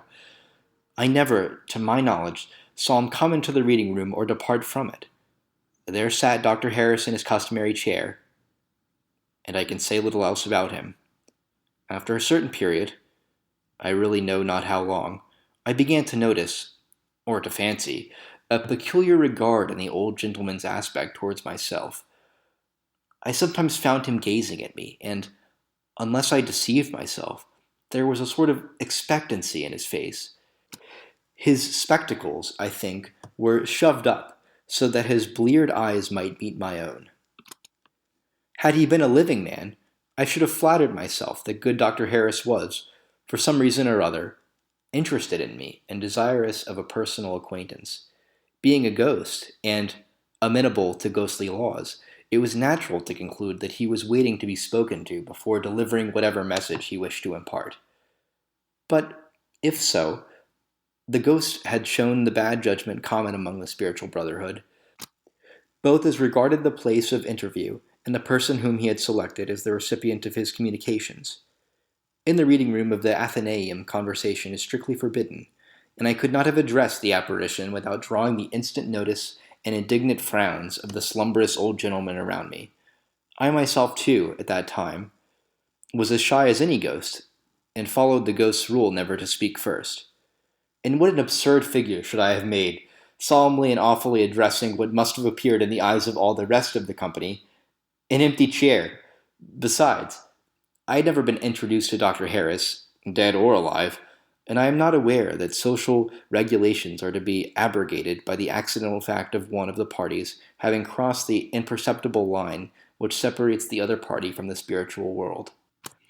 If ghosts throw off all conventionalism among themselves, it does not therefore follow that it can be safely dispensed with by those who are still hampered with flesh and blood. For such reasons as these, and reflecting moreover that the deceased doctor might burden me with some disagreeable task, with which I had no business nor wish to be concerned, I stubbornly resolved to have nothing to say to him. To this determination I adhered, and not a syllable ever passed between the ghost of Dr. Harris and myself. To the best of my recollection, I never observed the old gentleman either enter the reading room or depart from it, or move from his chair, or lay down the newspaper, or exchange a look with any person in the company, unless it were myself. He was not by any means invariably in his place. In the evening, for instance, though often at the reading room myself, I never saw him. It was at the brightest noontide that I used to behold him, sitting within the most comfortable focus of the glowing fire, as real and lifelike as any object, except that he was so very old and of an ashen complexion, as any other in the room. After a long while of this strange intercourse, if such it can be called, I remember, once at least, and I know not but oftener, a sad, wistful, disappointed gaze, which the ghost fixed upon me from beneath his spectacles. A melancholy look of hopelessness, which, if my heart had not been as hard as a paving stone, I could hardly have withstood. But I did withstand it, and I think I saw him no more after this last appealing look, which still dwells in my memory as perfectly as while my own eyes were encountering the dim and bleared eyes of the ghost. And whenever I recall this strange passage of my life, I see the small, old, withered figure of Dr. Harris, sitting in his accustomed chair, the Boston Post in his hand, his spectacles shoved upwards, and gazing at me as I closed the door of the reading room with that wistful, appealing, hopeless, helpless look. I have only to add that it was not until long after I had ceased to encounter the ghost that I became aware how very odd and strange the whole affair had been. And even now I am made sensible of its strangeness, chiefly by the wonder and incredulity of those to whom I tell the story. End of The Ghost of Dr. Harris by Nathaniel Hawthorne.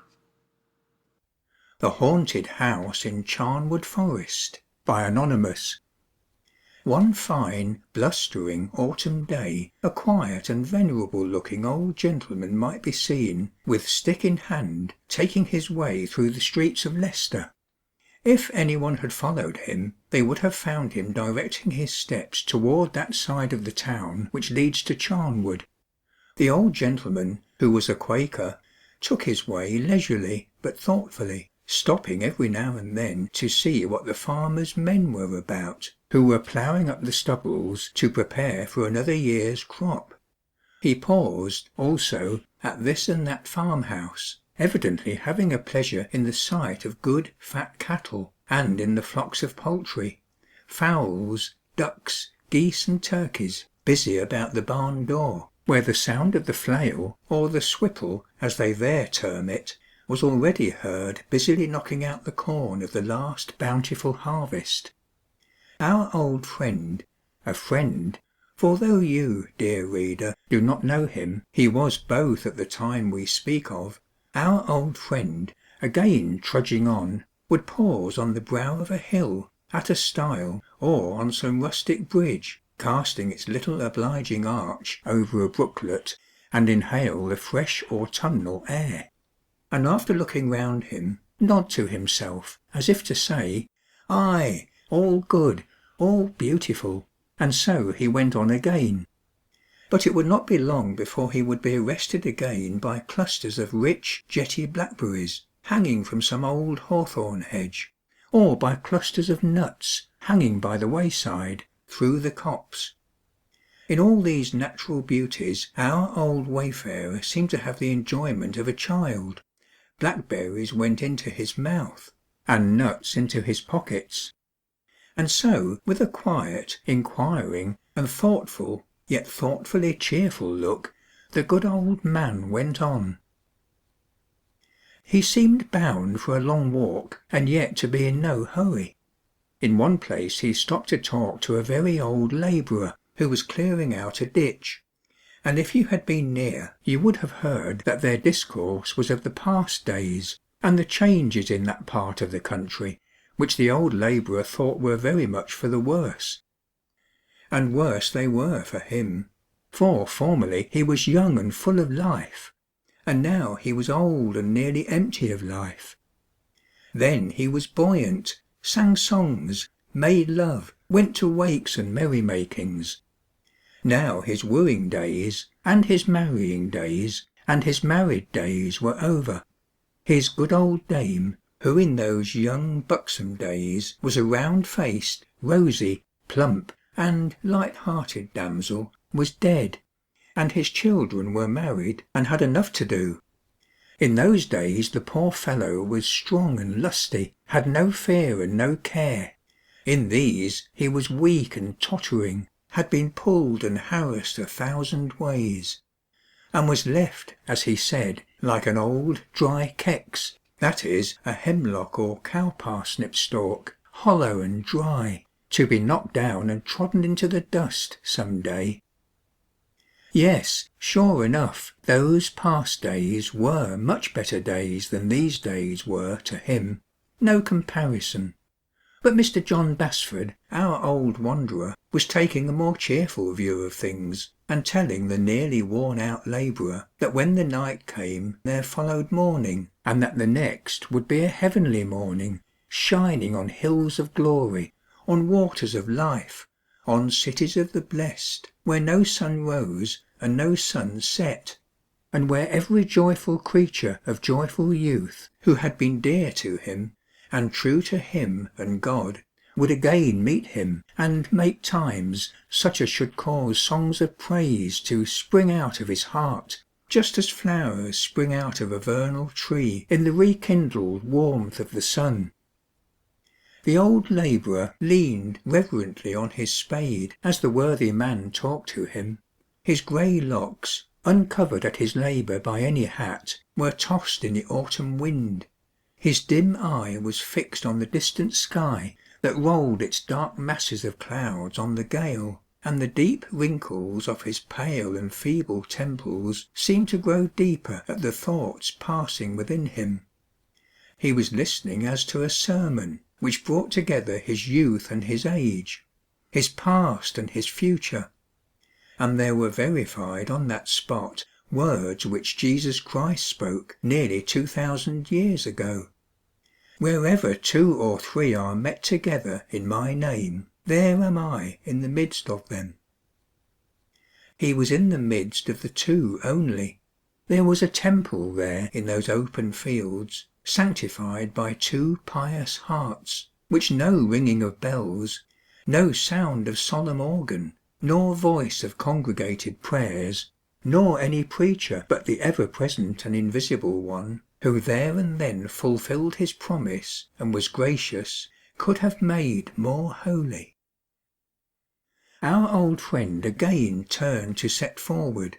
He shook the old labourer kindly by the hand, and there was a gaze of astonishment in the old man's face. The stranger had not only cheered him by his words, but left something to cheer him when he was gone. The friend now went on with a more determined step. He skirted the memorable park of Bradgate, famous for the abode of Lady Jane Grey and the visit of her schoolmaster, Roger Ascham. He went on into a region of woods and hills. At some 7 or 8 miles from Leicester he drew near a solitary farmhouse, within the ancient limits of the forest of Charnwood. It was certainly a lonely place, amid the woodlands and the wild autumn fields. Evening was fast dropping down, and as the shade of night fell on the scene, the wind tossed more rushingly the boughs of the thick trees, and roared down the rocky valley. John Basford went up to the farmhouse, however, as if that was the object of his journey, and a woman opening it at his knock, he soon disappeared within. Now, our old friend was a perfect stranger here, had never been here before, had no acquaintance nor actual business with the inhabitants, though any one watching his progress hither would have been quite satisfied that he was not wandering without an object. But he merely stated that he was somewhat fatigued with his walk from the town, and requested leave to rest awhile. In such a place, such a request is readily and even gladly granted.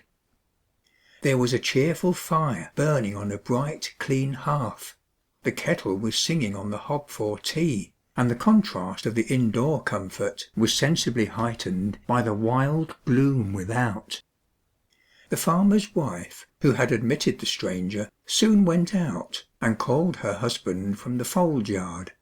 He was a plain, hearty sort of man, gave our friend a hearty shake of the hand, sat down, and began to converse. A little time seemed to establish a friendly interest between the stranger and the farmer and his wife. John Basford asked whether they would allow him to smoke a pipe, which was not only readily accorded, but the farmer joined him. They smoked and talked alternately of the country and the town, Leicester being the farmer's market and as familiar to him as his own neighbourhood. He soon came to know, too, who his guest was, and expressed much pleasure in the visit. Tea was carried into the parlour, and thither they all adjourned, for now the farming men were coming into the kitchen, where they sat for the evening. Tea over, the two gentlemen again had a pipe, and the conversation wandered over a multitude of things and people known to both. But the night was come down, pitch dark, wild and windy, and old John Basford had to return to Leicester. "To Leicester?" exclaimed at once man and wife. "To Leicester? No such thing, he must stay where he was, where could he be better?" John Basford confessed that that was true. He had great pleasure in conversing with them, but then was it not an unwarrantable liberty to come to a stranger's house and make thus free? "Not in the least," the farmer replied, "the freer the better." The matter thus was settled, and the evening wore on. But in the course of the evening, the guest, whose simple manner, strong sense, and deeply pious feeling had made a most favourable impression on his entertainers, hinted that he had heard some strange rumours regarding this house, and that, in truth, had been the cause which had attracted him thither. He had heard, in fact, that a particular chamber in this house was haunted, and he had for a long time felt a growing desire to pass a night in it. He now begged this favour might be granted him. As he had opened this subject, an evident cloud, and something of an unpleasant surprise, had fallen on the countenances of both man and wife. It deepened as he proceeded. The farmer had withdrawn his pipe from his mouth and laid it on the table, and the woman had risen and looked uneasily at their guest. The moment that he uttered the wish to sleep in the haunted room, both exclaimed in the same instant against it. "No, never!" they exclaimed. "Never, on any consideration." They had made a firm resolve on that point which nothing would induce them to break through. The guest expressed himself disappointed, but did not press the matter further at the moment. He contented himself with turning the conversation quietly upon this subject, and after a while found the farmer and his wife confirm to him everything that he had heard. Once more then, and as incidentally, he expressed his regret that he could not gratify the curiosity which had brought him so far, and, before the time for retiring arrived, again ventured to express how much what he had now heard had increased his previous desire to pass a night in that room. He did not profess to believe himself invulnerable to fears of such a kind, but was curious to convince himself of the actual existence of spiritual agency of this character. The farmer and his wife steadily refused. They declared that others who had come with the same wish, and had been allowed to gratify it, had suffered such terrors as had made their after lives miserable. The last of these guests was a clergyman, who received such a fright that he sprang from his bed at midnight, had descended, gone into the stable, and saddling his horse, had ridden away at full speed. Those things had caused them to refuse, and that firmly, any fresh experiment of the kind. The spirit visitation was described to be generally this. At midnight, the stranger sleeping in that room would hear the latch of the door raised, and would in the dark perceive a light step enter, and, as with a stealthy tread, cross the room and approach the foot of the bed. The curtains would be agitated, and something would be perceived mounted on the bed and proceeding up it just upon the body of the person in it. The supernatural visitant would then stretch itself full length on the person of the agitated guest, and the next moment he would feel an oppression at his chest, as of a nightmare, and something extremely cold would touch his face. At this crisis the terrified guest would usually utter a fearful shriek, and often go into a swoon. The whole family would be roused from their beds by the alarm, but on no occasion had any traces of the cause of terror been found, though the house, on such occasions, had been diligently and thoroughly searched. The annoying visit was described as being by no means uniform. Sometimes it would not take place for a very long time, so that they would begin to hope that there would be no more of it, but it would, when least expected, occur again. Few people of late years, however, had ventured to sleep in that room, and never since the aforementioned clergyman was so terribly alarmed, about 2 years ago, had it once been occupied. "Then," said John Basford, "it is probable that the annoyance is done with for ever. If the troublesome visitant was still occasionally present, it would, no doubt, take care to manifest itself in some mode or place. It was necessary to test the matter to see whether this particular room was still subject to so strange a phenomenon. This seemed to have an effect on the farmer and his wife. The old man urged his suit all the more earnestly, and, after further show of extreme reluctance on the part of his entertainers, finally prevailed. The consent once being given, the farmer's wife retired to make the necessary arrangements. Our friend heard sundry goings to and fro, but at length it was announced to him that all was ready, the farmer and his wife both repeating that they would be much better pleased if Mr. Basford would be pleased to sleep in some other room. The old man, however, remained firm to his purpose.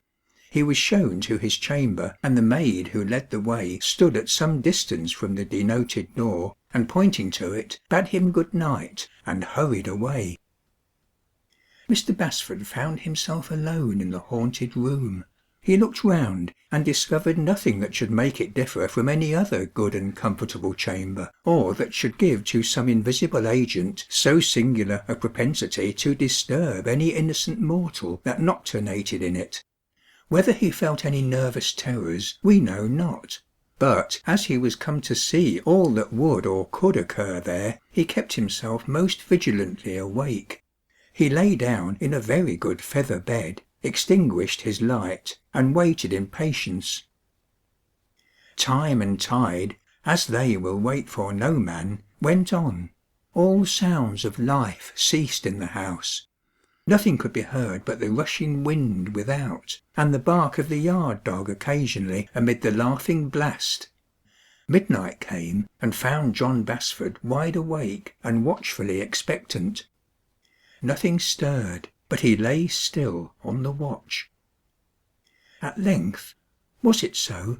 Did he hear a rustling movement, as it were, near his door, or was it his excited fancy? He raised his head from his pillow and listened intensely. Hush! There is something. No, it was his contagious mind, ready to hear and see.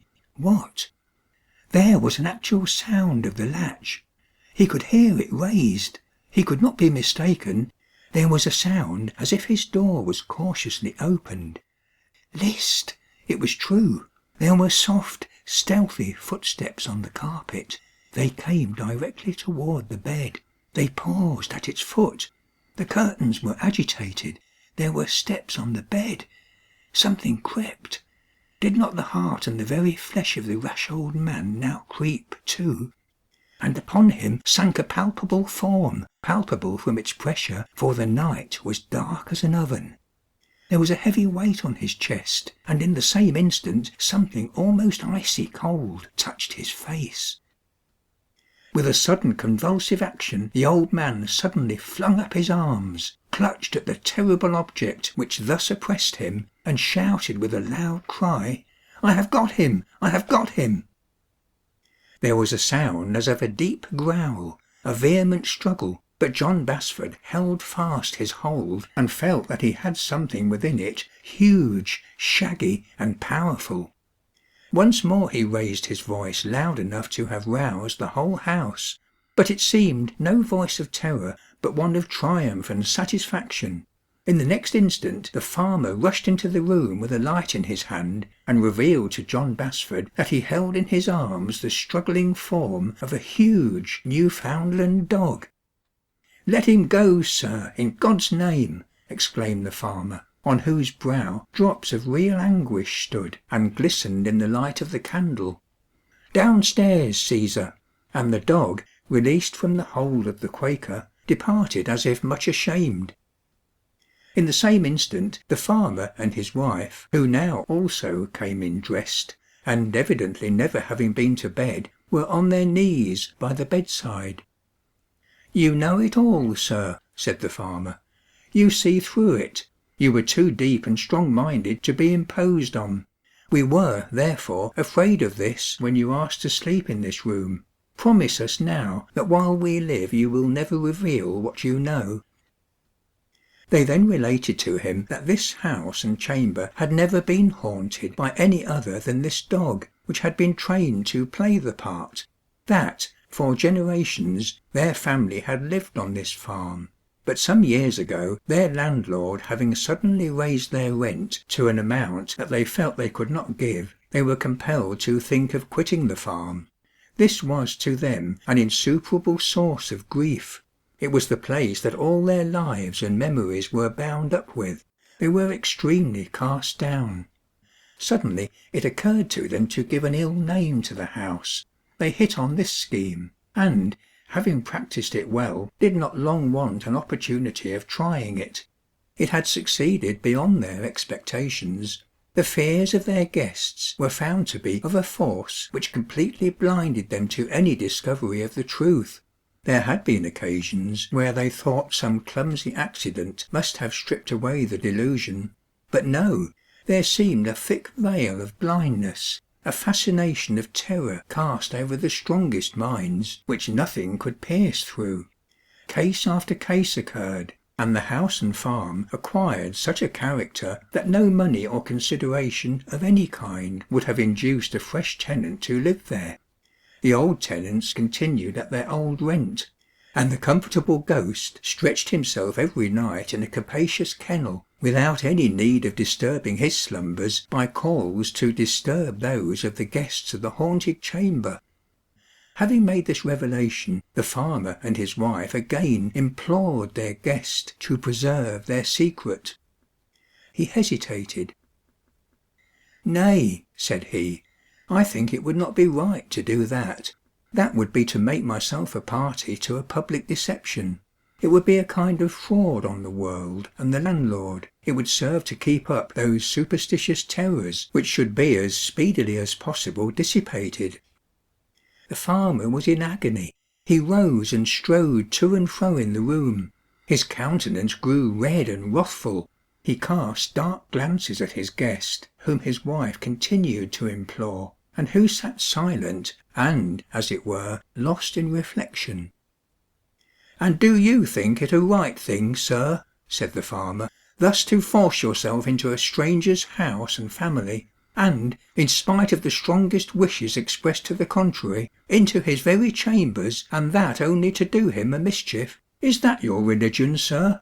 I thought you had something better in you than that.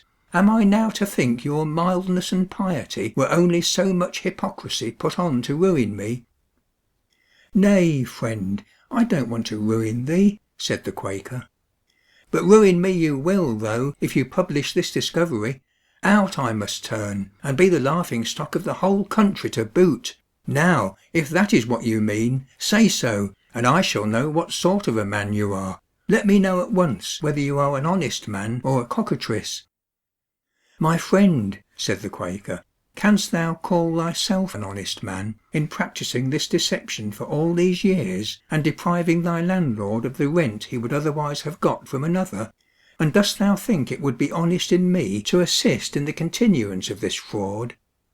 "I rob the landlord of nothing," replied the farmer. "I pay a good, fair rent, but I don't want to quit the old spot, and if you had not thrust yourself into this affair, you would have had nothing to lay on your conscience concerning it.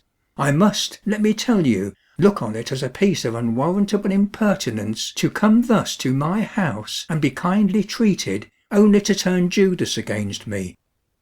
The word Judas seemed to hit the friend a great blow. "A Judas?" "Yes, a Judas, a real Judas," exclaimed the wife. "Who could have thought it?" "Nay, nay," said the old man, "I am no Judas. It is true, I forced myself into it, and if you pay the landlord an honest rent, why, I don't know that it is any business of mine, at least while you live." "That is all we want," replied the farmer, his countenance changing, and again flinging himself by his wife on his knees by the bed.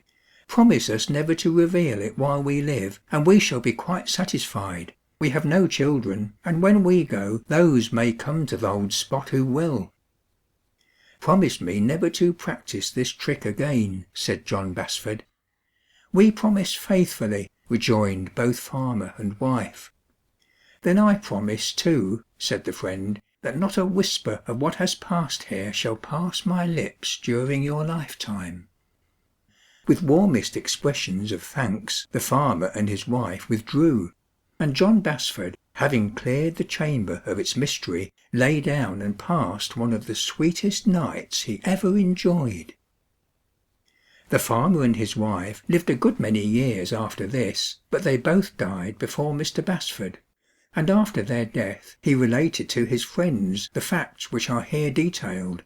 He, too, has passed, years ago, to his longer night in the grave, and to the clearing up of greater mysteries than that of the haunted house of Charnwood Forest. End of The Haunted House in Charnwood Forest. In a Haunted House by Joseph B. Bowles. A New Yorker's experience with a strange old colonial mansion. A nerve-wracking night. Some startling incidents which seemed impossible of rational explanation. By T.D. Sullivan, Congressman-elect from New York City. This is, I think, the strangest experience in a career that has not been monotonous. It is true, and at one time I had some trouble keeping it out of the papers.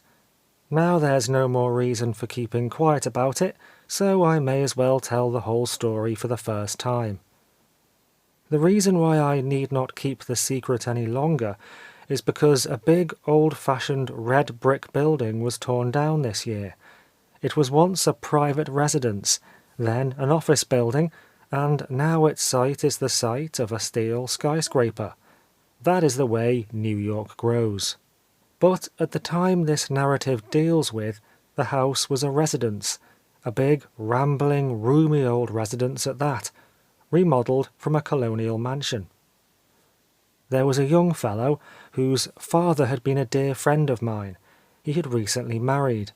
His bride had taken a fancy to the house, and her husband, being rich and eager to gratify any whim of hers, had bought it in at a sheriff's sale of uptown property. The purchaser is now a United States congressman. I have not permission to use his name, so I will call him Clark. His chief opponent at the sale was a real estate dealer. O'Gorman is near enough to his real name to suit present purposes. This O'Gorman was a shrewd, shifty, unscrupulous chap who had visions of the great future of the Upper West Side, visions that later came true. "If you ever get dissatisfied with the old place, I'll take it off your hands at the figure of my best bid today," he said to Clark after the sale. Clark laughed at him, gave orders for the house's renovation, and sailed with his bride for Europe on a 6-month trip. The trouble begins. I was sitting in my office one day about half a year later, when Clark sauntered in. I saw from his face he was bothered about something. After our first meeting he came to the point. "I've made a bad investment in that old Bartolf house," he said. The colonial builder's name had been Jan Bartolf, and the house was still referred to in the neighbourhood by his name. "Doesn't Mrs. Clark like the place as much as she expected to?" I asked him. "She hasn't had a chance to judge of it," he said, "and I don't mean that she shall. The house is haunted." "Haunted? What nonsense!" "That's what I thought when I came home last week from Europe and found that not a single day's work had been done on the repairs I ordered," answered Clark. "I went to the contractor, and he calmly informed me he wouldn't touch the job and that I could have my money back. He said that ghosts had frightened his workmen half to death, that he'd seen and heard things there that couldn't be explained, and that every man in his employ would strike if he ordered them to work there." "And you believed all that rot?" I laughed. "No," replied Clark seriously, "I didn't. I thought he was lying. I went over the house myself and, well, what he said was true. You can guy me if you like, old man, but the house is haunted, and I'm going to get rid of it.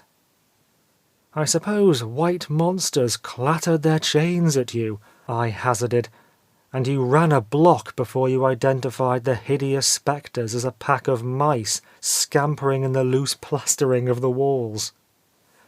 If you take it that way, he said, offended at my guying, there's no use inviting any more of your jokes by telling you what really happened to me there. I'm going to hunt up O'Gorman, tell him the truth about the place, and see if his offer to buy it still holds good. He may be willing to pay something for it as a land speculation.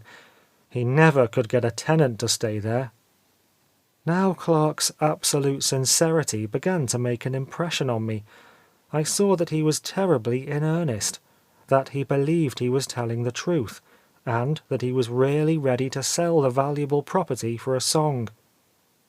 "Look here, Clark," I said, "I'm sorry I guyed you, but it all seems so absurd. You know as well as I do that there are no such things as ghosts. Don't be foolish and give up the place till you've made sure. What are you going to do this evening?" "Nothing especial. Why?" "Come and dine with me. Then we'll take a box of cigars, a bundle of candles, and a light lunch along and go together to this haunted house of yours for the night.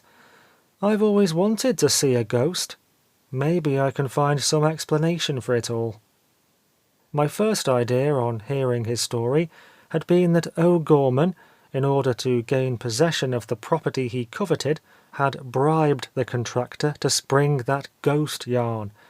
But when Clark himself had apparently seen or heard something to verify the crazy belief, the affair began to take on a more serious aspect. A night investigation. I took a long nap that afternoon to obviate the chance of going to sleep during the vigil, and promptly at 10 that evening I started with Clark for the Bartholf mansion. It was, as I said, a rambling old brick dwelling, and built in colonial days by an eccentric Dutchman, concerning whom some odd stories still survived. The neighbours, it seemed, had regarded him as a sort of wizard or magician. As we walked up the uneven path to the front porch, the old pile of brick looked in the moonlight like the regular dime novel Haunted House, and as Clark let us in through the great blackened oak doors, the darkness of the huge hall seemed to rush forward to meet us. We set about our preparations in a business-like way. We established our headquarters for the night in the big drawing-room to the right of the hall. We lighted a half-dozen candles, stuck them in the rusty iron sconces about the wall, and set about examining the room. The walls were lined with faded tapestry.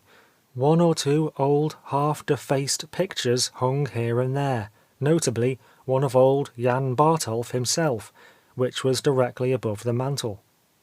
Several pieces of furniture occupied the bare floor, whose hardwood boards were warped by dampness and neglect.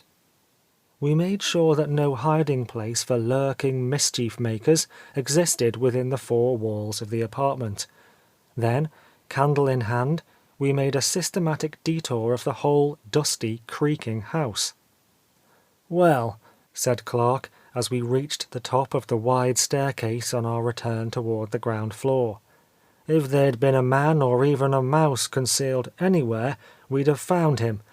Let's go back to the drawing-room and— Why, it's dark down there." We were halfway downstairs as he spoke. On our way up, the light of the candles in the drawing-room sconces had cast a glow across the hall. Now, except where illuminated by the two candles in our hands, the whole lower floor was in dense blackness. Ghostly mystery. "What do you think now?" asked Clark. I made no reply, but ran down the remaining steps into the drawing-room. The smell of extinguished candles filled the room. All was dark save where a broad patch of moonlight from the one unshuttered window fell on the floor. In the very centre of that patch was an old mahogany rocking-chair. It was rocking with a quiet, regular motion, as if some invisible guest were taking his ease and swaying himself to sleep. "Do you see that?" whispered Clark over my shoulder. "That's what I saw when I came up here in broad daylight." "It's a current of air," I explained. But even as I said it, I knew that no real draught could enter that closed room with force enough to blow out 6 candles and start a heavy chair into motion. Moreover, the air in the room was dead and motionless. "I never used to believe in this sort of thing any more than you do," said Clark. "But who can doubt it now?" "I can doubt it," I answered. "Help me light these candles in the sconces, and we'll make another inspection of the room." We lighted the candles. As we set foot in the room, the chair had ceased rocking.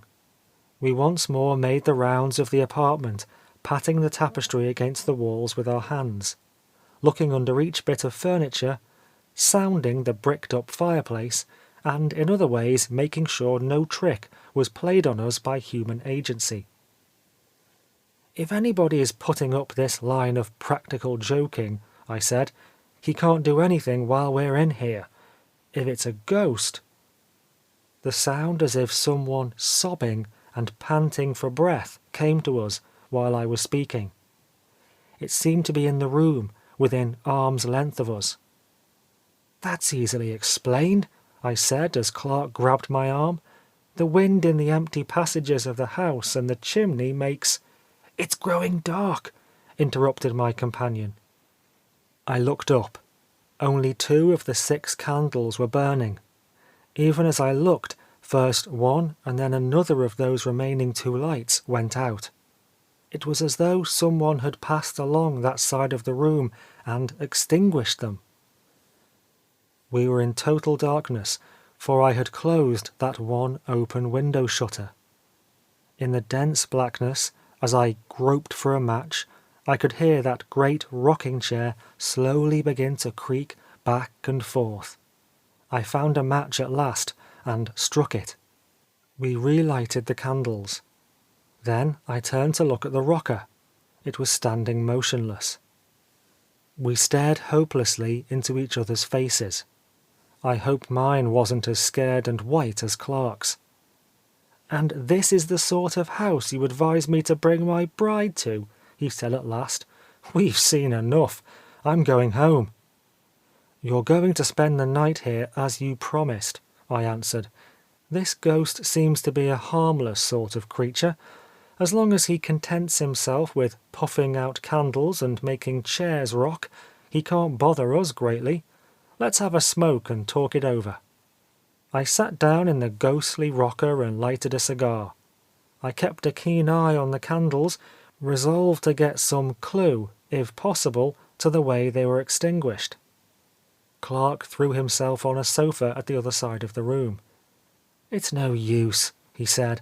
"I'll get rid of the house as soon as I can and at any terms. I'm sorry because my wife had set her heart on living here.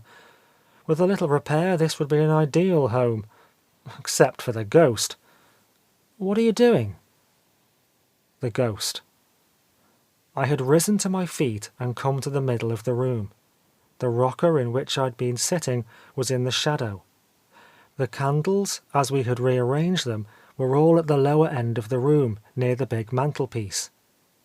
As I had sat idly listening to Clark's complaint, my gaze had chanced to fall on old Jan Bartolf's picture. I could have sworn that I saw the eyes in the tarnished face close and then open. "I'm just strolling around for exercise," I said carelessly. "It makes one so nervous to sit still in here and—" As I got to this point, my steps had carried me, in a circuitous route, to the mantel. With a sudden motion, and exerting all my strength, I seized the big picture and wrenched it from its fastenings. It fell to the floor with a crash, and there, in a great hole in the wall which the canvas had covered, crouched a human body. With a second sweep of the arm, I seized it as it was about to vanish into the dark passage behind the opening, and pulled it into the room, where it tumbled headlong on the floor. "There's your ghost, Clark," I said, brushing the dust off my clothes and watching the figure scramble to its feet. "You're a clever chap, O'Gorman, but you're not clever enough. That's all the trouble with you. Now, Clark, if you'll keep your hands on this worthy house haunter, I'm going on an exploring expedition." Clark had the struggling fellow by the throat, and I lighted an extra candle and clambered up into the hole above the mantel. "I'll be back in a minute," I said. The aperture led to a passageway nearly 3 feet wide that ran the entire length of the house, being depressed to a height of about 3 feet at places where the windows intervened. This explained the unusually deep window seats I'd noticed. The inner walls of the passage, those nearest the rooms, were honeycombed with auger holes, whose aspect showed them to have been bored many years before. Secret passages. Through these apertures, it had been a simple matter for O'Gorman to detect the whereabouts of the candles in the sconces, and, by a sudden puff, to blow them out. The threadbare tapestry did not obstruct the air, and one could see dimly through it. The passage ran clear around the house, between outer and inner walls, connecting by ladders with a similar secret passage on the floor above. A ladder descended from the ground floor passage to a space between the drawing-room flooring and the cellar ceiling. This space was quite large enough to admit the body of a man. As I glanced into it, I could see the drawing-room candlelight filtering through the cracks in the flooring. A slender-bladed knife thrust through the cracks at the right place would readily account for the rocking of the chair. One light push of the knife point would set it in motion. Old Jan Bartolf must have had odd theories on the subject of building. What may have been the original object of these passages, peepholes, etc., no one can tell. Whether he sought to spy on his family or guests, or whether he feared he might one day need shelter from justice or from Indians, I don't know. Perhaps to foster the popular belief in his magic powers. But the secret chambers were there, and O'Gorman had made clever use of them. But for his folly in using the cut-out eye-holes in the portrait in order to watch us from a better point of view, he would assuredly have gained his point and bought the house of Clark for a song. O'Gorman confessed to us that, while wandering over the house with a view to buying it, just before Clark had outbid him, he had blundered on the secret passage behind Bartolf's picture. The idea of scaring Clark into selling cheap had occurred to him soon after. On O'Gorman giving us a written confession, Clark, greatly against my advice, let the fellow go. He was so much relieved to find the house was not really haunted, he said, that he hadn't the heart to drag the whole story into the public prints by prosecuting the swindler. End of In a Haunted House. At Her Beck and Call by Flora Annie Steele. "What is your name?" I asked. "Foolie Jan, Hazor," she answered with a brilliant, dazzling smile. I sat looking at her, wondering if a more appropriate name could have been found for that figure among the anemones and celandines, the primulas, pansies, and pinks, the 1,001 blossoms which, glowing against their groundwork of forget-me-not, formed a jewel mosaic right to the foot of the snows above us. Flowerful life! Truly that was hers.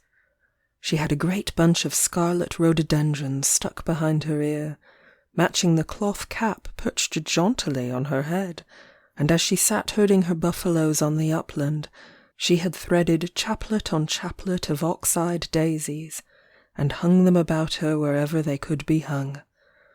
The result was distinctly flowerful. Her face also was distinctly pretty, distinctly clean for a Kashmiri girl's. But coquette, flirt, minx was written in every line of it, and accounted for a most unusual neatness and brightness. She caught my eye and smiled again, broadly, innocently. "The Hussar would like to paint my picture, wouldn't he?" she went on in a tone of certainty.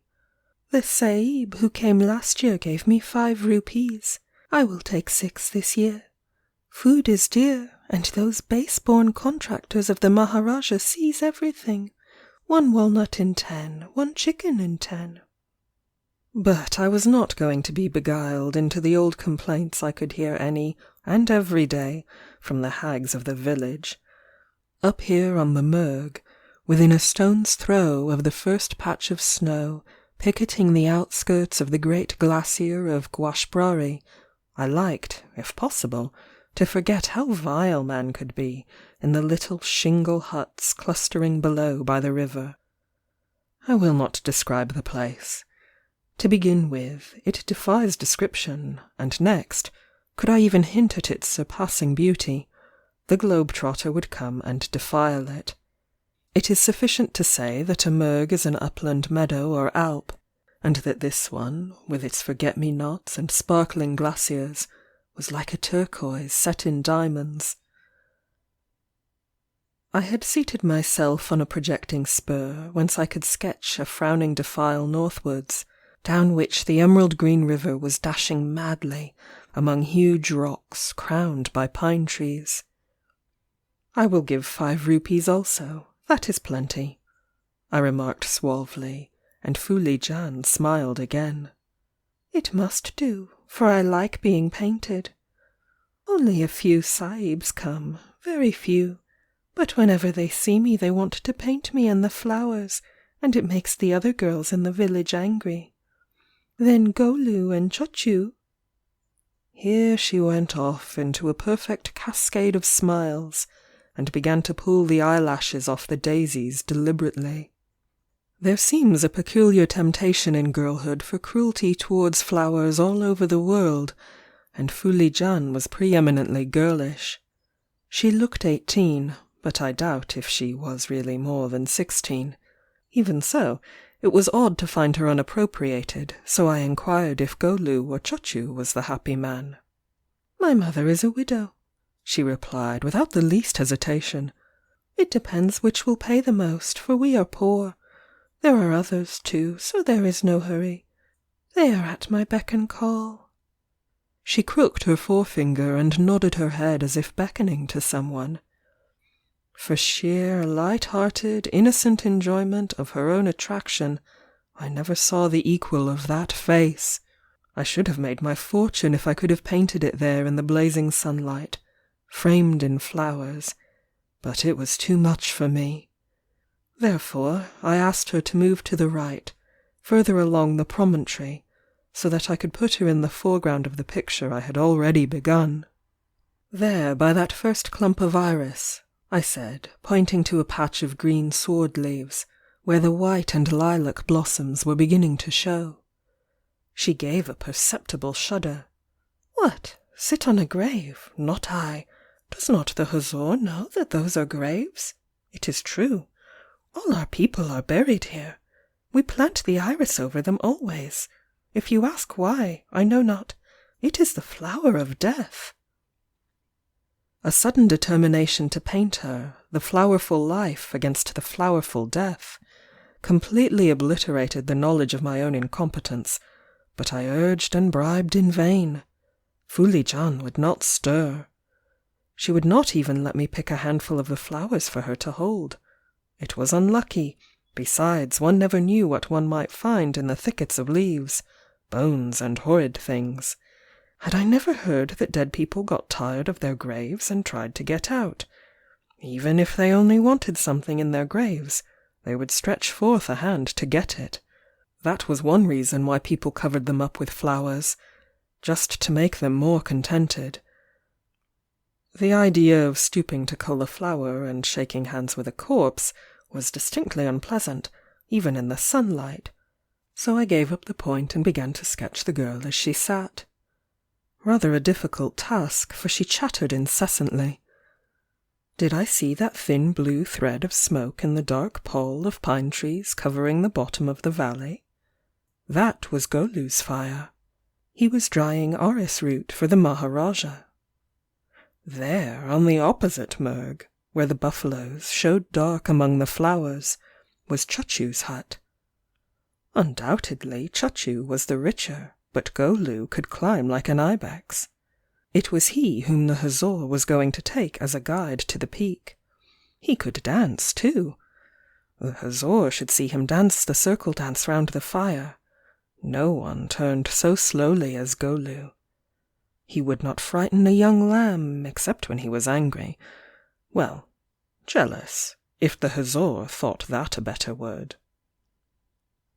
By the time she had done chattering, there was not a petal left on the ox-eyed daisies, and I was divided between pity and envy towards Golu and Churchill.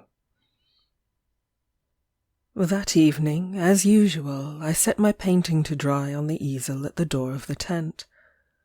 As I lounged by the campfire, smoking my pipe, a big young man, coming in with a jar of buffalo milk on his shoulder and a big bunch of red rhododendron behind his ear, stopped and grinned at my caricature of Fooly John.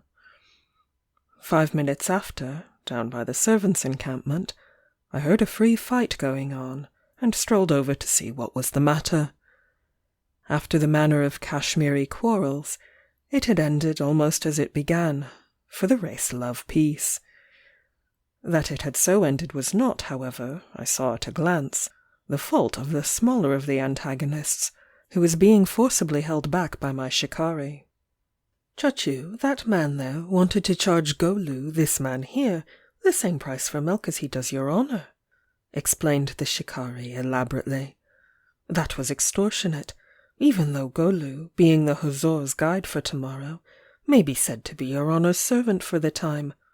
I have settled the matter justly. The Hussar need not give thought to it. I looked at the two recipients of Fooly John's favour with interest, for that the bunches of rhododendron they both wore were her gift, I did not doubt. They were both fine young men, but Golu was distinctly the better looking of the two, if a trifle sinister. Despite the recommendation of my shikari to cast thought aside, the incident lingered in my memory, and I mentioned it to Fooly John when, on returning to finish my sketch, I found her waiting for me among the flowers. Her smile was more brilliant than ever. "They will not hurt each other," she said. "Churchill knows that Golu is more active, and Golu knows that Churchill is stronger. It is like the dogs in our village." "I was not thinking of them," I replied. "I was thinking of you. Supposing they were to quarrel with you?" She laughed. "They will not quarrel. In summer-time there are plenty of flowers for everybody." I thought of those red rhododendrons, and could not repress a smile at her bare-faced wisdom of the serpent. "And in the winter-time?" "Then I will marry one of them, or someone. I have only to choose. That is all. They are at my beck and call." 3 years passed before recurring leave enabled me to pay another visit to the Merg. The rhododendrons were once more on the uplands, and as I turned the last corner of the pine-set path which threaded its way through the defile, I saw the meadow before me, with its mosaic of flowers bright as ever. The memory of Fooly John came back to me as she had sat in the sunshine, nodding and beckoning. "Fooly John?" echoed the old patriarch who came out to welcome me as I crossed the plank bridge to the village. "Fooly John, the herd girl? Hussar, she is dead. She died from picking flowers. A vain thing. It was at the turn beyond the Merg, Hussar, halfway between Churchill's hut and Golu's drying stage. There is a big rhododendron tree hanging over the cliff, and she must have fallen down. It is 3 years gone." 3 years. Then it must have happened almost immediately after I left the valley. The idea upset me, I knew not why. The Merg without that flowerful life, nodding and beckoning, felt empty, and I found myself wondering if indeed the girl had fallen down, or if she had played with flowers too recklessly, and one of her lovers, perhaps both. It was an idea which dimmed the sunshine, and I was glad that I had arranged not to remain for the night, but to push on to another meadow, some 6 miles further up the river. To do so, however, I required a fresh relay of coolies, and while my shikari was arranging for this in the village, I made my way by a cross-cut to the promontory with its patches of iris. Deaths are rare in these small communities, and there were but 2 or 3 new graves, all but one too recent to be poor Fuli Jan's.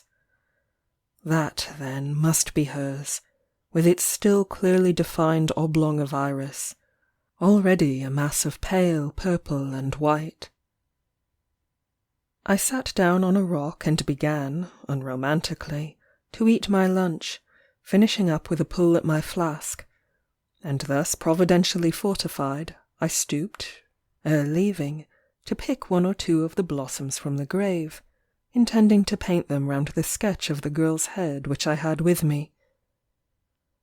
Great heavens! What was that?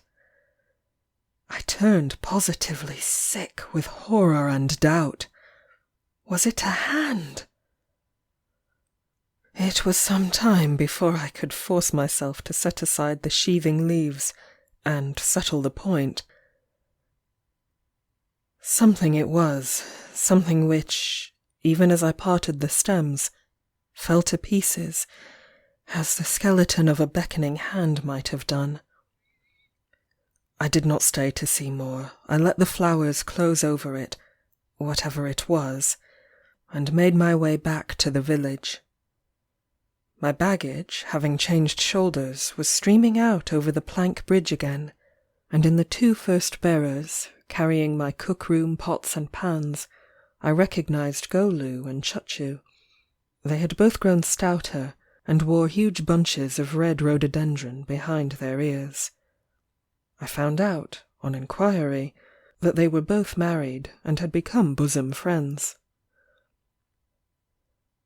I have not seen the turquoise set in diamonds since, but I often think of it, and wonder what it was I saw among the iris. And then I seemed to see Fuli Jan sitting among the flowers, nodding her head and saying, "They are at my beck and call." If I were Golu or Churchill, I would be buried somewhere else. End of At Her Beck and Call by Flora Annie Steele. In a Cup of Tea by Lafcadio Hearn. Have you ever attempted to mount some old tower stairway, spiring up through darkness, and in the heart of that darkness found yourself at the cobwebbed edge of nothing? Or have you followed some coast path cut along the face of a cliff, only to discover yourself at a turn on the jagged verge of a break? The emotional worth of such experience, from a literary point of view, is proved by the force of the sensations aroused, and by the vividness with which they are remembered. Now there have been curiously preserved, in old Japanese storybooks, certain fragments of fiction that produce an almost similar emotional experience. Perhaps the writer was lazy. Perhaps he had a quarrel with the publisher. Perhaps he was suddenly called away from his little table and never came back. Perhaps death stopped the writing brush in the very middle of a sentence. But no mortal man can ever tell us exactly why these things were left unfinished. I select a typical example. On the 4th day of the 1st month of the 3rd Tenwa, that is to say about 220 years ago, the Lord Nakagawa Seido, while on his way to make a New Year's visit, halted with his train at a tea-house in Hakusan, in the Hongo district of Yedo. While the party were resting there, one of the Lord's attendants, a Wakato named Sekinai, feeling very thirsty, filled for himself a large water cup with tea. He was raising the cup to his lips when he suddenly perceived, in the transparent yellow infusion, the image or reflection of a face that was not his own. Startled, he looked around, but could see no one near him. The face in the tea appeared, from the coiffure, to be the face of a young samurai. It was strangely distinct, and very handsome, delicate as the face of a girl, and it seemed the reflection of a living face, for the eyes and the lips were moving. Bewildered by this mysterious apparition, Sekinai threw away the tea and carefully examined the cup. It proved to be a very cheap water cup, with no artistic devices of any sort. He found and filled another cup, and again the face appeared in the tea. He then ordered fresh tea and refilled the cup, and once more the strange face appeared, this time with a mocking smile. But Sekinai did not allow himself to be frightened. "Whoever you are," he muttered, "you shall delude me no further." Then he swallowed the tea, face and all, and went on his way, wondering whether he had swallowed a ghost. Late in the evening of the same day, while on watch in the palace of the Lord Nakagawa, Sekinai was surprised by the soundless coming of a stranger into the apartment. This stranger, a richly dressed young samurai, seated himself directly in front of Sekinai, and, saluting the Wakato with a slight bow, observed, "I am Shikibu Heinai. Met you today for the first time. You do not seem to recognize me." He spoke in a very low but penetrating voice, and Sekinai was astonished to find before him the same sinister, handsome face of which he had seen and swallowed, the apparition in a cup of tea. It was smiling now, as the phantom had smiled, but the steady gaze of the eyes above the smiling lips was at once a challenge and an insult. "No, I do not recognize you," returned Sekinai, angry but cool. "And perhaps you will now be good enough to inform me how you obtained admission to this house?" In feudal times the residence of a lord was strictly guarded at all hours, and no one could enter unannounced, except through some unpardonable negligence on the part of the armed watch. "Ah, you do not recognize me," exclaimed the visitor in a tone of irony, drawing a little nearer as he spoke. "No, you do not recognize me. Yet you took upon yourself this morning to do me a deadly injury." Sekinai instantly seized the tanto at his girdle and made a fierce thrust at the throat of the man. But the blade seemed to touch no substance. Simultaneously and soundlessly, the intruder leaped sideward to the chamber wall and through it. The wall showed no trace of his exit. He had traversed it only as the light of a candle passes through lantern paper. When Sekinai made report of the incident, his recital astonished and puzzled the retainers. No stranger had been seen either to enter or leave the palace at the hour of the occurrence, and no one in the service of the Lord Nakagawa had ever heard of the name Shikibu Heinai. On the following night, Sekinai was off duty and remained at home with his parents. At a rather late hour, he was informed that some strangers had called at the house and desired to speak with him for a moment. Taking his sword, he went to the entrance, and there found 3 armed men, apparently retainers, waiting in front of the doorstep. The 3 bowed respectfully to Sekinai, and one of them said, "Our names are Matsuoka Bungo, Tsuchibashi Bungo, and Okamura Heiroku. We are retainers of the noble Shikibu Heinai. When our master last night deigned to pay you a visit, you struck him with a sword. He was much hurt, and has been obliged to go to the hot springs, where his wound is now being treated. But on the 16th day of the coming month he will return, and he will then fitly repay you for the injury done him." Without waiting to hear more, Sekinai leaped out, sword in hand, and slashed right and left at the strangers. But the 3 men sprang to the wall of the adjoining building and flitted up the wall like shadows, and...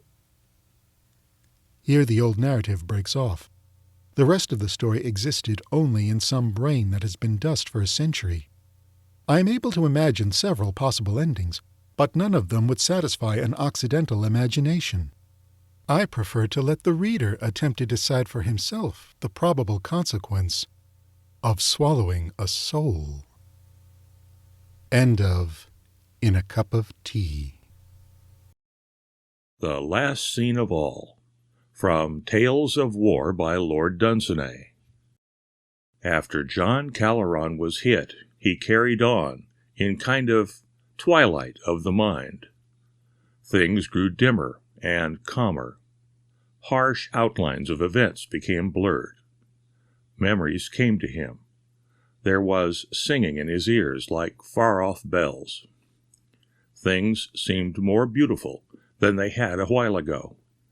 To him, It was for all the world like an evening after some quiet sunset, when lawns and shrubs and woods and some old spire look lovely in the late light, and one reflects on past days. Thus he carried on, seeing things dimly. And what was sometimes called the roar of battle, those aerial voices that snarl and moan and whine and rage at soldiers, had grown dimmer too. It all seemed further away, and littler, as far things are. He still heard the bullets. There was something so violently and intensely sharp in the snap of passing bullets at short range that you hear them in deepest thought, and even in dreams. He heard them, tearing by, above all things else. The rest seemed fainter and dimmer, and smaller, and further away. He did not think he was very badly hit, but nothing seemed to matter as it did a while ago. Yet he carried on. And then he opened his eyes very wide, and found he was back in London again, in the underground train. He knew it at once by the look of it. He had made hundreds of journeys long ago by those trains. He knew by the dark outside that it had not yet left London, but what was odder than that, if one stopped to think of it, was that he knew exactly where it was going. It was the train that went away out into the country where he used to live as a boy. He was sure of that without thinking. When he began to think how he came to be there, he remembered the war as a very far-off thing. He supposed he had been unconscious a very long time. He was all right now. Other people were sitting beside him on the same seat. They all seemed like people he remembered a very long time ago. In the darkness opposite, beyond the windows of the train, he could see their reflections clearly. He looked at the reflections, but could not quite remember. A woman was sitting on his left. She was quite young. She was like someone that he most deeply remembered than all the others were. He gazed at her, and tried to clear his mind. He did not turn and stare at her, but he quietly watched her reflection before him in the dark. Every detail of her dress, her young face, her hat, the little ornaments she wore, were minutely clear before him, looking out of the dark. So contented she looked that you would say she was untouched by war. As he gazed at the clear, calm face, and the dress that seemed neat though old, and, like all things so far away, his mind grew clearer and clearer. It seemed to him certain that it was the face of his mother, but from 30 years ago, out of old memories and one picture. He felt sure it was his mother as she had been when he was very small. And yet, after 30 years, how could he know? He puzzled, and tried to be quite sure. But how she came to be there, looking like that, out of those oldest memories, he did not even think of at all. He seemed to be hugely tired by many things, and did not want to think. Yet he was very happy, more happy even than tired men just come home all new to comfort. He gazed and gazed at the face in the dark, and then he felt quite sure. He was about to speak. Was she looking at him? Was she watching him, he wondered? He glanced up for the first time to his own reflection in the clear row of faces. His own reflection was not there, and blank dark showed between his two neighbors. And then he knew he was dead. The end of Last Scene of All, by Lord Dunsany. Man Overboard, by Winston Spencer Churchill. It was a little after 9:30 when the man fell overboard. The mail steamer was hurrying through the Red Sea in the hope of making up the time which the currents of the Indian Ocean had stolen. The night was clear, though the moon was hidden behind clouds. The warm air was laden with moisture. The still surface of the waters was only broken by the movement of the great ship, from whose quarter the long, slanting undulations struck out like the feathers from an arrow shaft, and in whose wake the froth and air bubbles churned up by the propeller trailed in a narrowing line to the darkness of the horizon. There was a concert on board. All the passengers were glad to break the monotony of the voyage and gathered around the piano in the companion house. The decks were deserted. The man had been listening to the music and joining in the songs, but the room was hot, and he came out to smoke a cigarette and enjoy a breath of the wind which the speedy passage of the liner created. It was the only wind in the Red Sea that night. The accommodation ladder had not been unshipped since leaving Aden, and the man walked out onto the platform as onto a balcony. He leaned his back against the rail and blew a puff of smoke into the air reflectively. The piano struck up a lively tune, and a voice began to sing the first verse of The Rowdy Dowdy Boys. The measured pulsations of the screw were a subdued but additional accompaniment. The man knew the song. It had been the rage at all the music halls when he had started for India 7 years before. It reminded him of the brilliant and busy streets he had not seen for so long, but was soon to see again. He was just going to join in the chorus when the railing, which had been insecurely fastened, gave way suddenly with a snap, and he fell backwards into the warm water of the sea amid a great splash. For a moment he was physically too much astonished to think. Then he realized that he must shout. He began to do this even before he rose to the surface. He achieved a hoarse, inarticulate, half-choked scream. A startled brain suggested the word help, and he bawled this out lustily and with frantic effort 6 or 7 times without stopping. Then he listened. Hi, hi, clear the way for the Rowdy Dowdy Boys. The chorus floated back to him across the smooth water, for the ship had already passed completely by. And as he heard the music, a long stab of terror drove through his heart. The possibility that he would not be picked up dawned for the first time on his consciousness. The chorus started again. Then I say, boys, who's for a jolly spree? Rum-tum-tiddly-um, who'll have a drink with me? Help! Help! Help! Shrieked the man in desperate fear. Fond of a glass now and then, fond of a row or noise. Hi, hi, clear the way for the Rowdy Dowdy Boys. The last words drawled out faint and fainter. The vessel was steaming fast. The beginning of the second verse was confused and broken by the ever-growing distance. The dark outline of the great hull was getting blurred. The stern light dwindled. Then he set out to swim after it with furious energy, pausing every dozen strokes to shout long, wild shouts. The disturbed waters of the sea began to settle again to their rest. The widening undulations became ripples. The aerated confusion of the screw fizzed itself upwards and out. The noise of motion and the sounds of life and music died away. The liner was but a single fading light on the blackness of the waters, and a dark shadow against the paler sky. At length, full realization came to the man, and he stopped swimming. He was alone, abandoned. With the understanding, his brain reeled.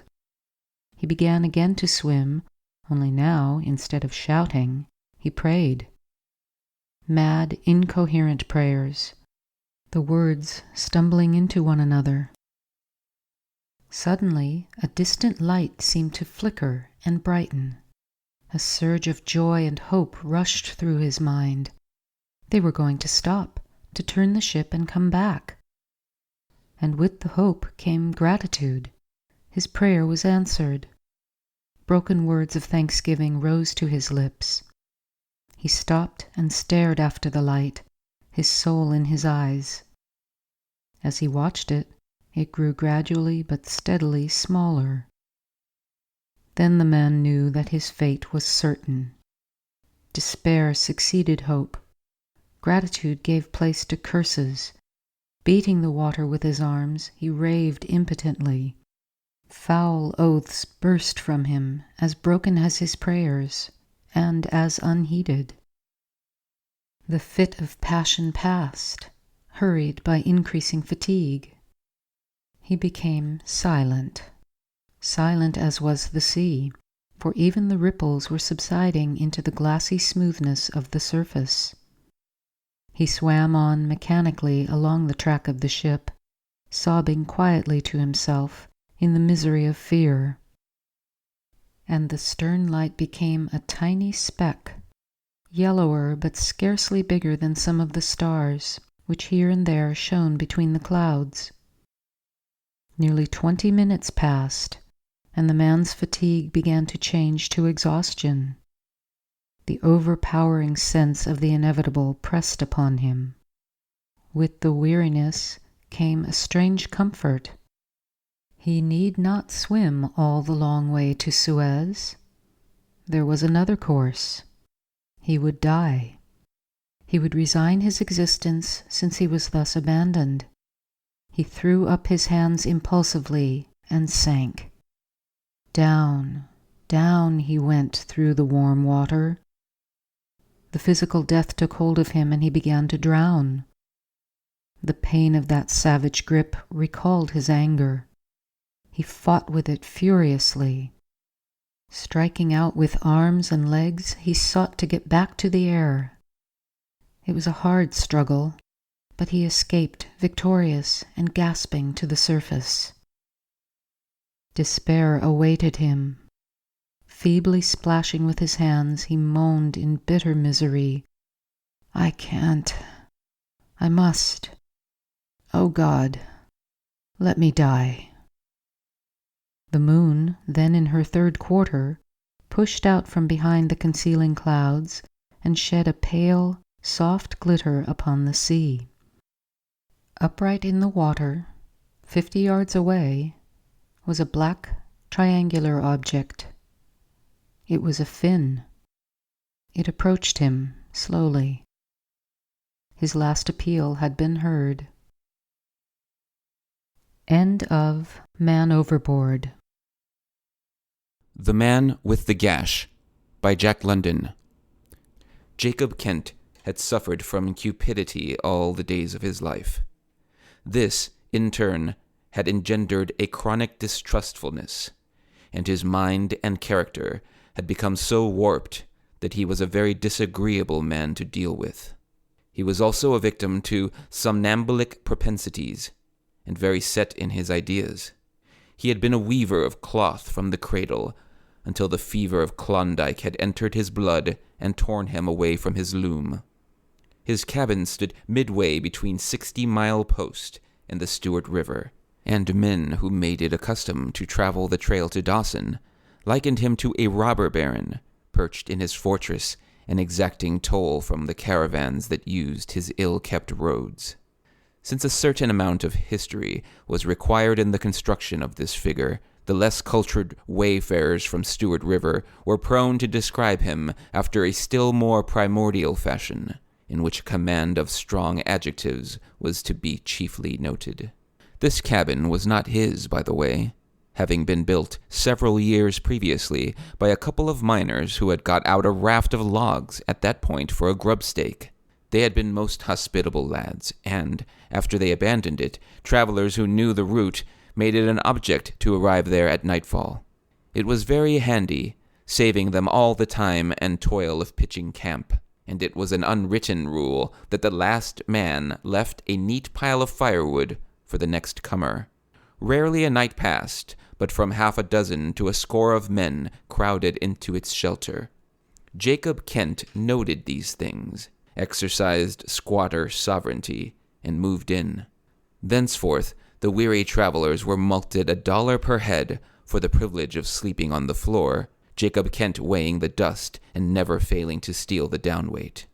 Besides, he so contrived that his transient guests chopped his wood for him and carried his water. This was rank piracy, but his victims were an easy-going breed, and while they detested him, they yet permitted him to flourish in his sins. One afternoon in April he sat by his door, for all the world like a predatory spider, marveling at the heat of the returning sun, and keeping an eye on the trail for prospective flies. The Yukon lay at his feet, a sea of ice, disappearing around 2 great bends to the north and south, and stretching an honest 2 miles from bank to bank. Over its rough breast ran the sled trail, a slender sunken line, 18 inches wide and 2,000 miles in length, with more curses distributed to the linear foot than any other road in or out of all Christendom. Jacob Kent was feeling particularly good that afternoon. The record had been broken the previous night, and he had sold his hospitality to no less than 28 visitors. True, it had been quite uncomfortable, and 4 had snored beneath his bunk all night. But then it had added appreciable weight to the sack in which he kept his gold dust. That sack, with its glittering yellow treasure, was at once the chief delight and the chief bane of his existence. Heaven and hell lay within its slender mouth. In the nature of things, there being no privacy to his one-roomed dwelling, he was tortured by a constant fear of theft. It would be very easy for these bearded, desperate-looking strangers to make away with it. Often he dreamed that such was the case, and awoke in the grip of nightmare. A select number of these robbers haunted him through his dreams, and he came to know them quite well, especially the bronzed leader with the gash on his right cheek.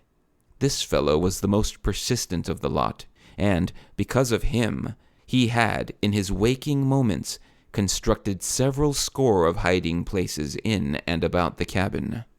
After a concealment, he would breathe freely again, perhaps for several nights, only to collar the man with the gash in the very act of unearthing the sack.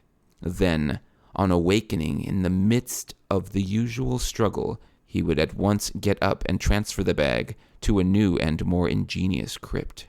It was not that he was the direct victim of these phantasms, but he believed in omens and thought transference, and he deemed these dream robbers to be the astral projection of real personages who happened at those particular moments, no matter where they were in the flesh, to be harboring designs in the spirit upon his wealth. So he continued to bleed the unfortunates who crossed his threshold, and at the same time to add to his trouble with every ounce that went into the sack. As he sat sunning himself, a thought came to Jacob Kent that brought him to his feet with a jerk. The pleasures of life had culminated in the continual weighing and re-weighing of his dust, but a shadow had been thrown upon this pleasant avocation which he had hitherto failed to brush aside. His gold scales were quite small. In fact, their maximum was 1.5 pounds, 18 ounces, while his hoard mounted up to something like 3 1/3 times that. He had never been able to weigh it all at one operation, and hence considered himself to have been shut out from a new and most edifying coin of contemplation. Being denied this, half the pleasure of possession had been lost. Nay, he felt that this miserable obstacle actually minimized the fact, as it did the strength, of possession. It was the solution of this problem flashing across his mind that had just brought him to his feet. He searched the trail carefully in either direction. There was nothing in sight, so he went inside. In a few seconds he had the table cleared away and the scales set up. On one side he placed the stamped discs to the equivalent of 15 ounces and balanced it with dust on the other. Replacing the weights with dust, he then had 30 ounces precisely balanced. These, in turn, he placed together on one side and again balanced with more dust. By this time the gold was exhausted, and he was sweating liberally. He trembled with ecstasy, ravished beyond measure. Nevertheless, he dusted the sack thoroughly, to the last least grain, till the balance was overcome, and one side of the scales sank to the table. Equilibrium, however, was restored by the addition of a pennyweight and 5 grains to the opposite side. He stood, head thrown back, transfixed. The sack was empty, but the potentiality of the scales had become immeasurable. Upon them he could weigh any amount, from the tiniest grain to pounds upon pounds. Mammon laid hot fingers on his heart. The sun swung on its westering way till it flashed through the open doorway, full upon the yellow-burdened scales. The precious heaps, like the golden breasts of a bronze Cleopatra, flung back the light in a mellow glow. Time and space were not. "God blimey, but you have the making of several quid there, haven't you?" Jacob Kent wheeled about, at the same time reaching for his double-barreled shotgun, which stood handy. But when his eyes lit on the intruder's face, he staggered back dizzily. It was the face of the man with the gash. The man looked at him curiously. "Oh, that's all right," he said, waving his hand deprecatingly. "You needn't think as I'll arm you or your blasted dust. You're a rum 'un, you are," he added reflectively, as he watched the sweat pouring from off Kent's face and the quavering of his knees. "Why don't you pipe up and say something?" he went on, as the other struggled for breath. "What's gone wrong o' your gaff? Anythink the matter?" Where'd you get it?" Kent at last managed to articulate, raising a shaking forefinger to the ghastly scar which seamed the other's cheek. "Shipmate stove me down with a marlin spike from the main royal. And now, as you have your figurehead in trim, what I want to know is, what's it to you? That's what I want to know. What's it to you, God blimey? Do it hurt you? Ain't it smug enough for the likes of you? That's what I want to know." No, Kent answered, sinking upon a stool with a sickly grin. "I was just wondering." "Did you ever see the like?" the other went on truculently. "No." "Ain't it a beaut?" "Yes." Kent nodded his head approvingly, intent on humoring this strange visitor, but wholly unprepared for the outburst which was to follow his effort to be agreeable. "You blasted bloomin' burgoo-eatin' son of a sea swab! What do you mean a sayin' the most unsightly thing God Almighty ever put on the face of man is a beaut? What do you mean, you—" And thereat this fiery son of a sea broke off into a string of oriental profanity, mingling gods and devils, lineages and men, metaphors and monsters, with so savage a virility that Jacob Kent was paralyzed. He shrank back, his arms lifted as though to ward off physical violence. So utterly unnerved was he, that the other paused in the mid-swing of a gorgeous peroration and burst into thunderous laughter. "The sun's knocked the bottom out of the trail," said the man with the gash, between departing paroxysms of mirth. "And I only hope as you'll appreciate the opportunity of consorting with a man of my mug. Get steam up in that firebox of yourn. I'm going to unrig the dogs and grub 'em. And don't be shy of the wood, my lad. There's plenty more where that come from, and it's you've got the time to sling an axe. And tote up a bucket of water while you're about it. Lively, or I'll run you down, so help me." Such a thing was unheard of. Jacob Kent was making the fire, chopping wood, packing water, doing menial tasks for a guest. When Jim Carnegie left Dawson, it was with his head filled with the iniquities of this roadside Shylock, and all along the trail his numerous victims had added to the sum of his crimes. Now, Jim Carnegie, with the sailor's love for a sailor's joke, had determined, when he pulled into the cabin, to bring its inmate down a peg or so. That he had succeeded beyond expectation he could not help but remark, though he was in the dark as to the part the gash on his cheek had played in it. But while he could not understand, he saw the terror it created, and resolved to exploit it as remorselessly as would any modern trader a choice bit of merchandise. "Strike me blind, but you're a hustler," he said admiringly, his head cocked to one side as his host bustled about. "You never ought to have gone Klondiking. It's the keeper of a pub you was laid out for, and it's often as I have heard the lads up and down the river speak o' you, but I hadn't no idea you was so jolly nice." Jacob Kent experienced a tremendous yearning to try his shotgun on him, but the fascination of the gash was too potent. This was the real man with the gash, the man who had so often robbed him in the spirit. This, then, was the embodied entity of the being whose astral form had been projected into his dreams, the man who had so frequently harbored designs against his hoard. Hence, there could be no other conclusion. This man with the gash had now come into the flesh to dispossess him. And that gash! He could no more keep his eyes from it than stop the beating of his heart. Try as he would, they wandered back to that one point as inevitably as the needle to the pole. "Do it hurt you?" Jim Carnegie thundered suddenly, looking up from the spreading of his blankets and encountering the rapt gaze of the other. "It strikes me as how it'd be the proper thing for you to draw your jib, douse the glim, and turn in, seeing as how it were it's you. Just lay to that, you swab, or so help me, I'll take a pull on your peak purchases."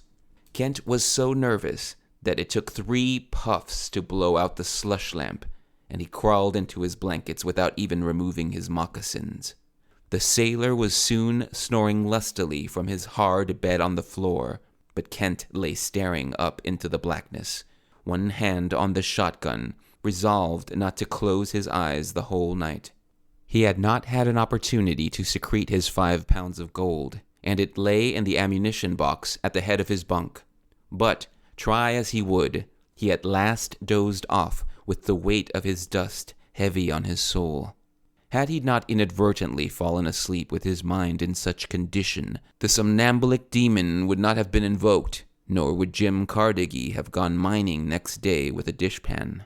The fire fought a losing battle, and at last died away, while the frost penetrated the mossy chinks between the logs and chilled the inner atmosphere.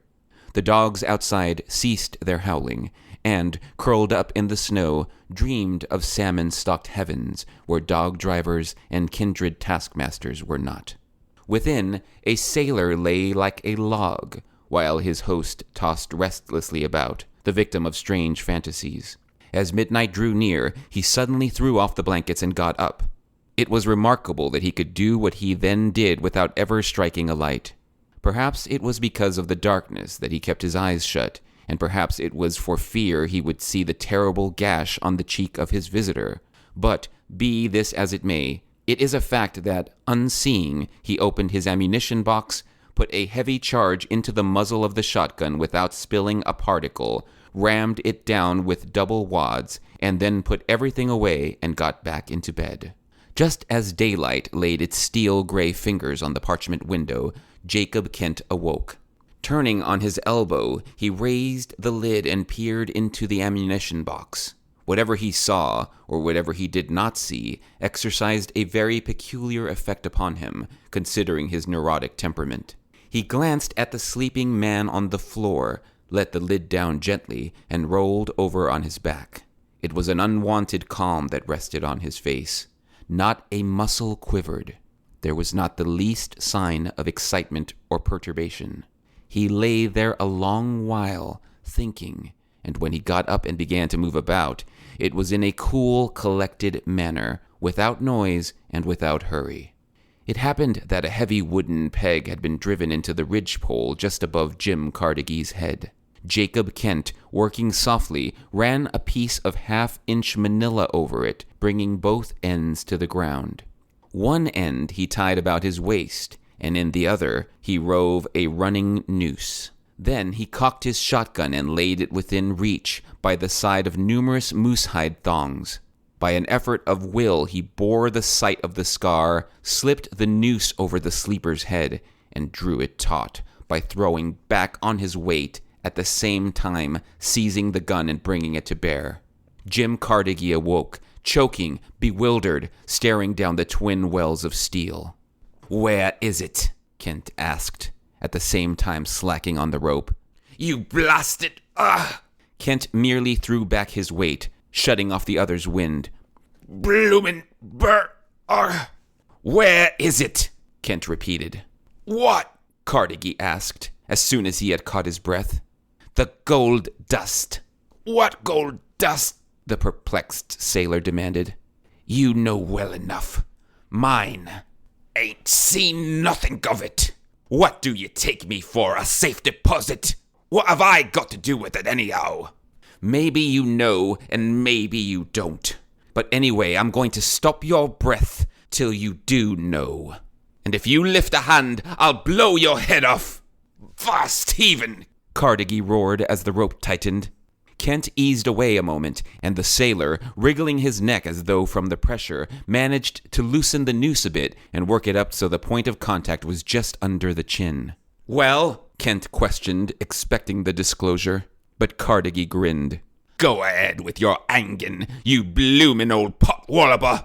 Then, as the sailor had anticipated, the tragedy became a farce. Carnegie being the heavier of the two, Kent, throwing his body backward and down, could not lift him clear of the ground.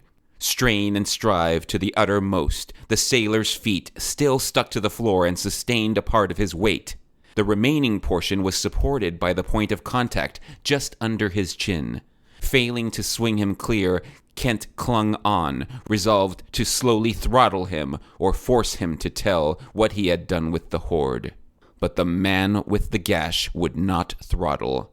5, 10, 15 minutes passed, and at the end of that time, in despair, Kent let his prisoner down. "Well," he remarked, wiping away the sweat, "if you won't hang, you'll shoot. Some men wasn't born to be hanged anyway. And it's a pretty mess as you'll make o' this 'ere cabin floor." Carnegie was fighting for time. "Now look 'ere, I'll tell you what we do. We'll lay our heads longside and reason together. You've lost some dust. You say as how I know, and I say as how I don't. Let's get a hobservation and shape a course. Vast heavin'," Kent dashed in, maliciously imitating the other's enunciation. "I'm going to shape all the courses of this shebang, and you observe. And if you do anything more, I'll bore you as sure as Moses. For the sake of my mother, whom God have mercy upon if she loves you. Ah, would you?" He frustrated a hostile move on the part of the other by pressing the cold muzzle against his forehead. "Lay quiet now. If you lift as much as a hair, you'll get it." It was rather an awkward task, with the trigger of the gun always within pulling distance of the finger, but Kent was a weaver, and in a few minutes had the sailor tied hand and foot. Then he dragged him without and laid him by the side of the cabin, where he could overlook the river and watch the sun climb to the meridian. "Now I'll give you till noon, and then—" "What?" "You'll be hitting the Brimstone Trail, but if you speak up, I'll keep you till the next bunch of mounted police come by." "Well, God blimey if this ain't a go. 'Ere I be, innercent as a lamb, and 'ere you be, lost all o' your top amper and out o' your reckoning, run me foul and going to rake me into hellfire. You bloomin' old pirate, you—" Jim Carnegie loosed the strings of his profanity and fairly outdid himself. Jacob Kent brought out a stool that he might enjoy it in comfort. Having exhausted all the possible combinations of his vocabulary, the sailor quieted down to hard thinking, his eyes constantly gauging the progress of the sun, which tore up the eastern slope of the heavens with unseemly haste. His dogs, surprised that they had not long since been put to harness, crowded around him. His helplessness appealed to the brutes. They felt that something was wrong, though they knew not what, and they crowded about, howling their mournful sympathy. "Chook! Mush on, you swashes!" he cried, attempting in a vermicular way to kick at them, and discovering himself to be tottering on the edge of a declivity. As soon as the animals had scattered, he devoted himself to the significance of that declivity, which he felt to be there but could not see. Nor was he long in arriving at a correct conclusion. In the nature of things, he figured, man is lazy. He does no more than he has to. When he builds a cabin, he must put dirt on the roof. From these premises, it was logical that he should carry that dirt no further than was absolutely necessary. Therefore, he lay upon the edge of the hole from which the dirt had been taken to roof Jacob Kent's cabin. This knowledge, properly utilized, might prolong things, he thought, and he then turned his attention to the moose-hide thongs which bound him. His hands were tied behind him, and pressing against the snow, they were wet with the contact. This moistening of the raw hide he knew would tend to make it stretch, and, without apparent effort, he endeavored to stretch it more and more. He watched the trail hungrily, and when in the direction of 60 Mile a dark speck appeared for a moment against the white background of an ice jam, he cast an anxious eye at the sun. It had climbed nearly to the zenith. Now and again he caught the black speck clearing the hills of ice and sinking into the intervening hollows. But he dared not permit himself more than the most cursory glances for fear of rousing his enemy's suspicion. Once, when Jacob Kent rose to his feet and searched the trail with care, Carnegie was frightened, but the dog sled had struck a piece of trail running parallel with a jam and remained out of sight till the danger was past. "I'll see you 'ung for this," Carnegie threatened, attempting to draw the other's attention. "And you'll rot in hell. Just you see if you don't." "I say," he cried after another pause, "do ye believe in ghosts?" Kent's sudden start made him sure of his ground, and he went on. "Now a ghost has the right to haunt a man what don't do what he says. And you can't shuffle me off till 8 bells. What I mean is 12 o'clock, can you? 'Cause if you do, it'll happen as how I'll haunt you. Do ye hear? A minute, a second too quick, and I'll haunt you, so help me I will." Jacob Kent looked dubious, but declined to talk. "How's your chronometer? What's your longitude? How do you know as your time's correct?" Carnegie persisted, vainly hoping to beat his executioner out of a few minutes. "Is it barracks time you have, or is it the company time? 'Cause if you do it before the stroke of the bell, I'll not rest. I give you fair warning. I'll come back, and if you haven't the time, how will you know? That's what I want. How will you tell?" "I'll send you off all right," Kent replied. "Got a sundial here." "No good. 32 degrees variation of the needle." "Stakes are all set?" "How did you get 'em? Compass?" "No, lined them up with the North Star." "Sure?" "Sure."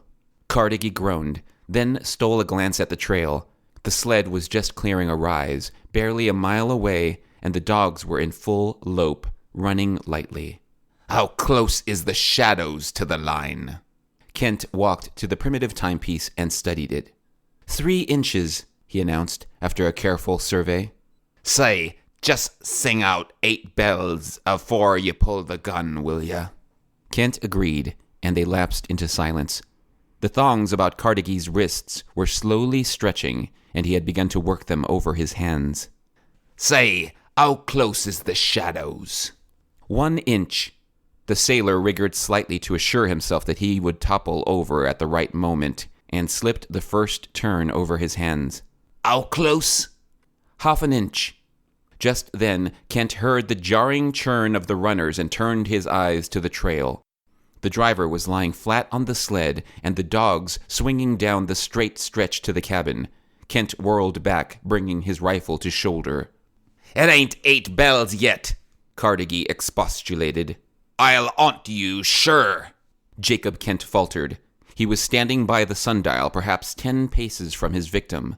The man on the sled must have seen that something unusual was taking place, for he had risen to his knees, his whip singing viciously among the dogs.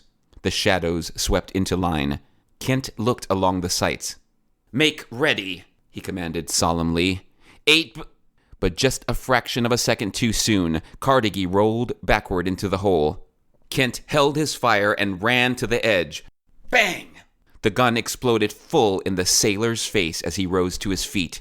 But no smoke came from the muzzle. Instead, a sheet of flame burst from the side of the barrel near its butt and Jacob Kent went down.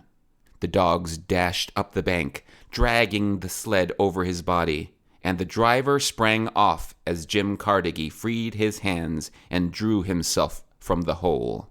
"Jim!" The newcomer recognized him. "What's the matter?" "What's the matter? Oh, nothing at all. It just happens as I do little things like this for my health. What's the matter, you bloomin' idiot? What's the matter, eh? Cast me loose or I'll show you what. Hurry up or I'll only stone the decks with ya. Huh," he added, as the other went to work with his sheath knife. "What's the matter?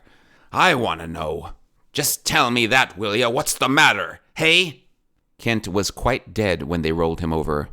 The gun, an old-fashioned, heavy-weighted muzzle-loader, lay near him. Steel and wood had parted company. Near the butt of the right-hand barrel, with lips pressed outward, gaped a fissure several inches in length. The sailor picked it up curiously. A glittering stream of yellow dust ran through the crack. The facts of the case dawned upon Jim Carnegie. "Strike me standin'," he roared. "Here's you go. Here's his bloomin' dust. God blimey, and you too, Charlie, if you don't run and get the dishpan." End of The Man with the Gash. Memory by H.P. Lovecraft. In the valley of Nis, the accursed waning moon shines thinly, tearing a path for its light with feeble horns through the lethal foliage of the great upas tree. And within the depths of the valley, where the light reaches not, move forms not meet to be held.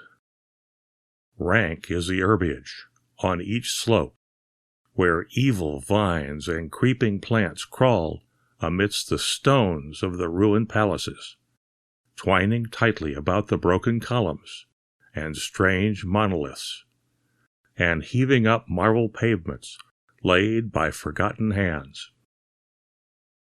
And in the trees that grow gigantic in crumbling courtyards leap little apes, while in and out of deep treasure vaults writhe poisonous serpents and scaly things without a name. Vast are the stones which sleep beneath coverlets of dank moss, and mighty were the walls from which they fell. For all time did their builders erect them, and in sooth they have yet served nobly, for beneath them the grey toad makes his habitation. At the very bottom of the valley lies the river Than, whose waters are slimy and filled with weeds.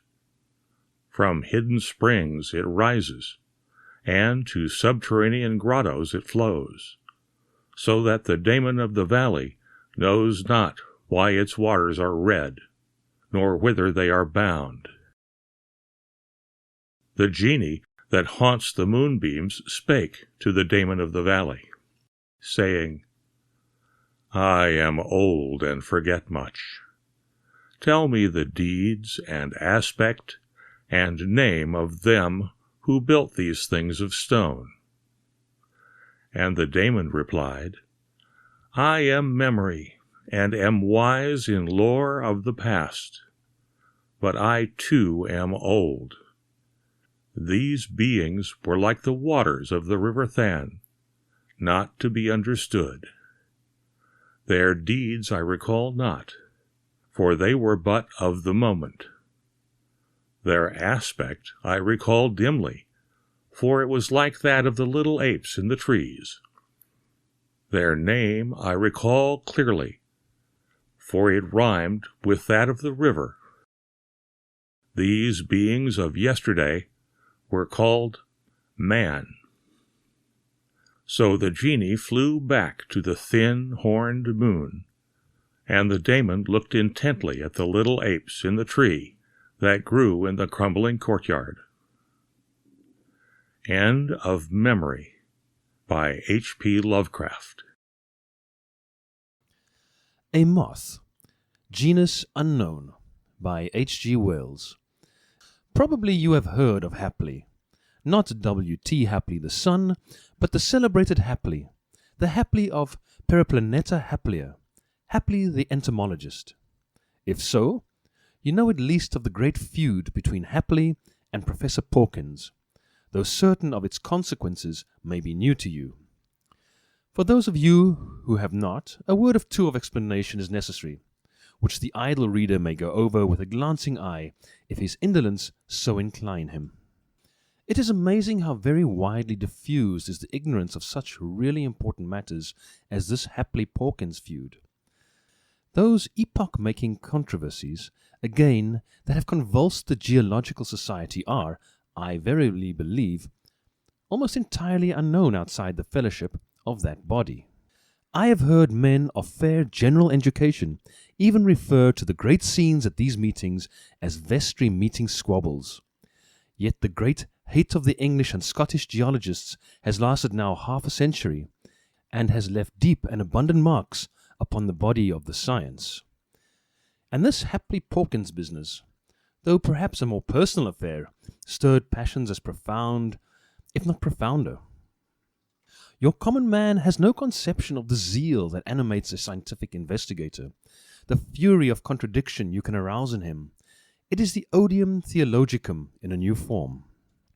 There are men, for instance, who would gladly burn Professor Ray Lancaster at Smithfield for his treatment of the mollusca in Encyclopedia, that fantastic extension of the cephalopods to cover pteropods. But I wander from Hapley and Pawkins. It began years and years ago with a revision of the Microlepidoptera, whatever these might be, by Pawkins, in which he extinguished a new species created by Hapley. Hapley, who was always quarrelsome, replied by a stinging impeachment of the entire classification of Pawkins. Footnote. Remarks on a recent revision of Microlepidoptera. Quarterly Journal, Entomological Society, 1863. End footnote. Pawkins, in his rejoinder, footnote, rejoinder to certain remarks, etc., Ibid, 1864. End footnote. Suggested that Hapley's microscope was as defective as his powers of observation, and called him an irresponsible meddler. Hapley was not a professor at that time. Hapley, in his retort, footnote, further remarks, etc., Ibid, end footnote, spoke of blundering collectors and described, as if inadvertently, Pawkins' revision as a miracle of ineptitude. It was a war to the knife. However, it would scarcely interest the reader to detail how these two great men quarrelled, and how the split between them widened until from the Microlepidoptera they were at war upon every open question in entomology. There were memorable occasions. At times, the Royal Entomological Society meetings resembled nothing so much as the Chamber of Deputies. On the whole, I fancy Pawkins was nearer the truth than Hapley. But Hapley was skilful with his rhetoric, had a turn of ridicule rare in a scientific man, was endowed with vast energy, and had a fine sense of injury in the matter of the extinguished species. While Pawkins was a man of dull presence, prosy of speech, in shape not unlike a water barrel, over-conscientious with testimonials, and suspected of jobbing museum appointments. So the young men gathered around Hapley and applauded him. It was a long struggle, vicious from the beginning, and growing at last to pitiless antagonism.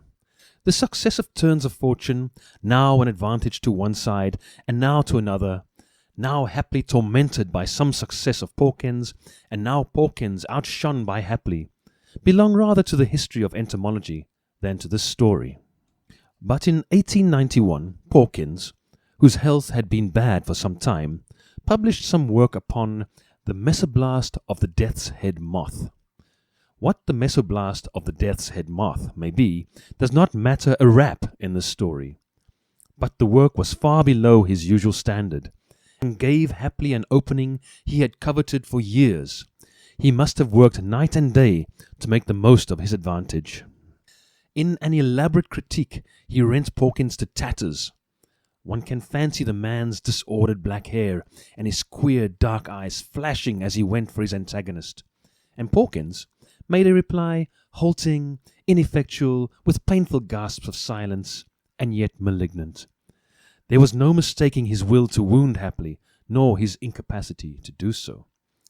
But few of those who heard him, I was absent from that meeting, realized how ill the man was. Hapley had got his opponent down, and meant to finish him.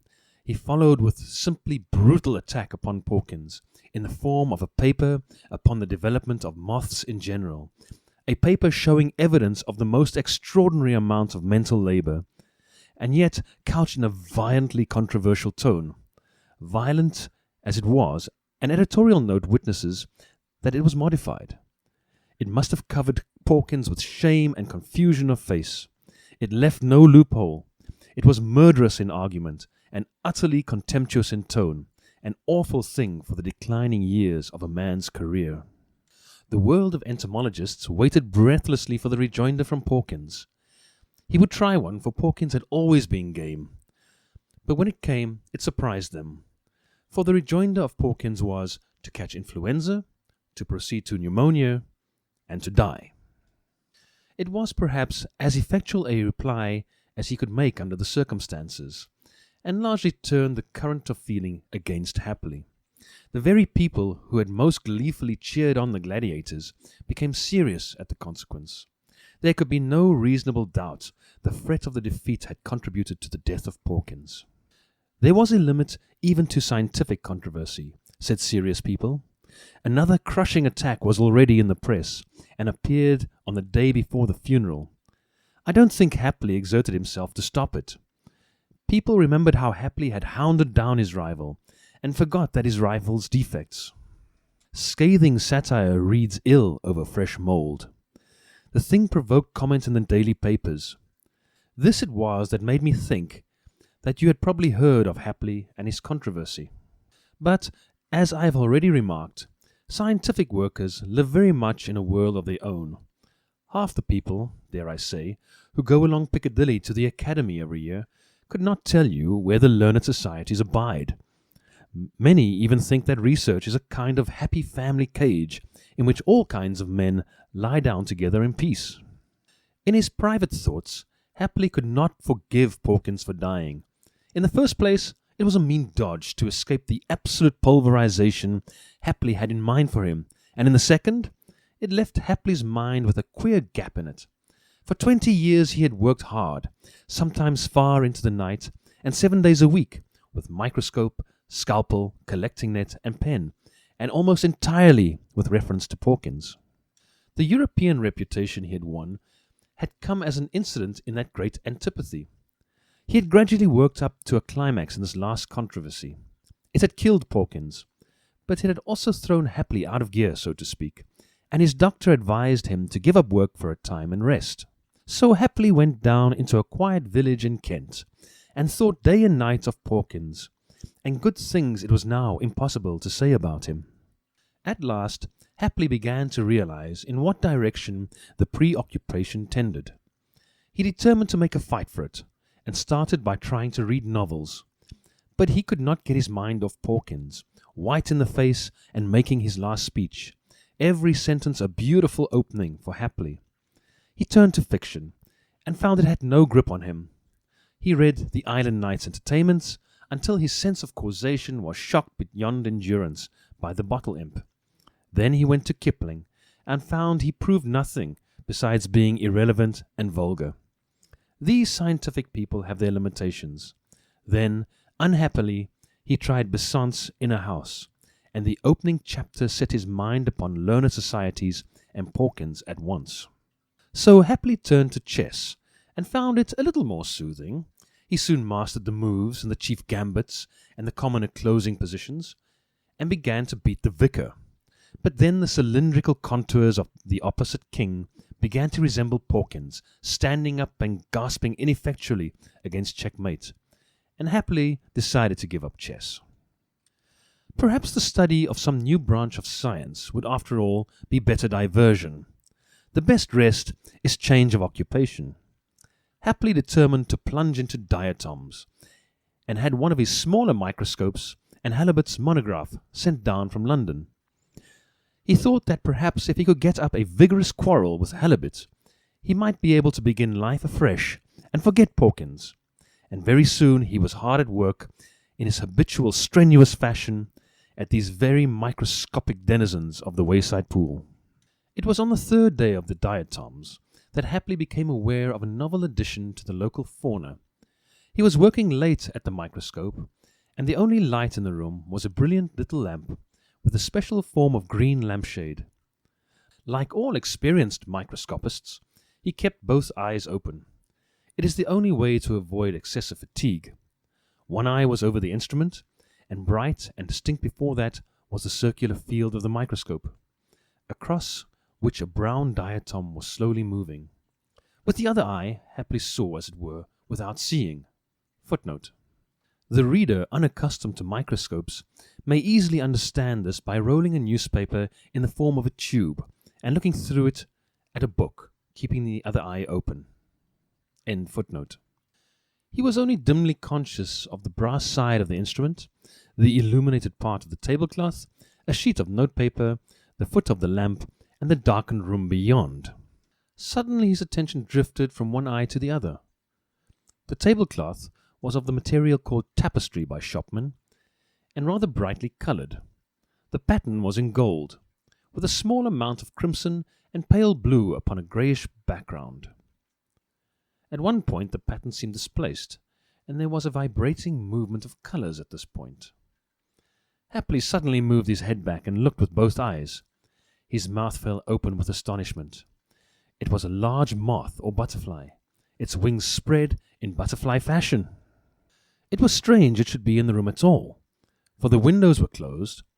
Strange that it should not have attracted his attention when it fluttered into its present position. Strange that it should match the tablecloth. Stranger far to him, Hapley, the great entomologist, it was altogether unknown. There was no delusion. It was crawling slowly towards the foot of the lamp. "Genus unknown, by heavens, and in England," said Hapley, staring. Then suddenly he thought of Porkins. Nothing would have maddened Porkins more, and Porkins was dead. Something about the head and body of the insect became singularly suggestive of Porkins, just as the chess king had. "Confound Porkins," said Hapley, "but I must catch this." And looking around him for some means of capturing the moth, he rose slowly out of his chair. Suddenly the insect rose, struck the edge of the lampshade. Hapley heard the ping, and vanished into the shadow. In a moment, Hapley had whipped off the shade, so that the whole room was illuminated. The thing had disappeared, but soon his practised eye detected it upon the wallpaper near the door. He went towards it, poising the lampshade for capture. Before he was within striking distance, however, it had risen and was fluttering round the room. After the fashion of its kind, it flew with sudden starts and turns, seeming to vanish here and reappear there. Once Hapley struck and missed, then again. The third time he hit his microscope.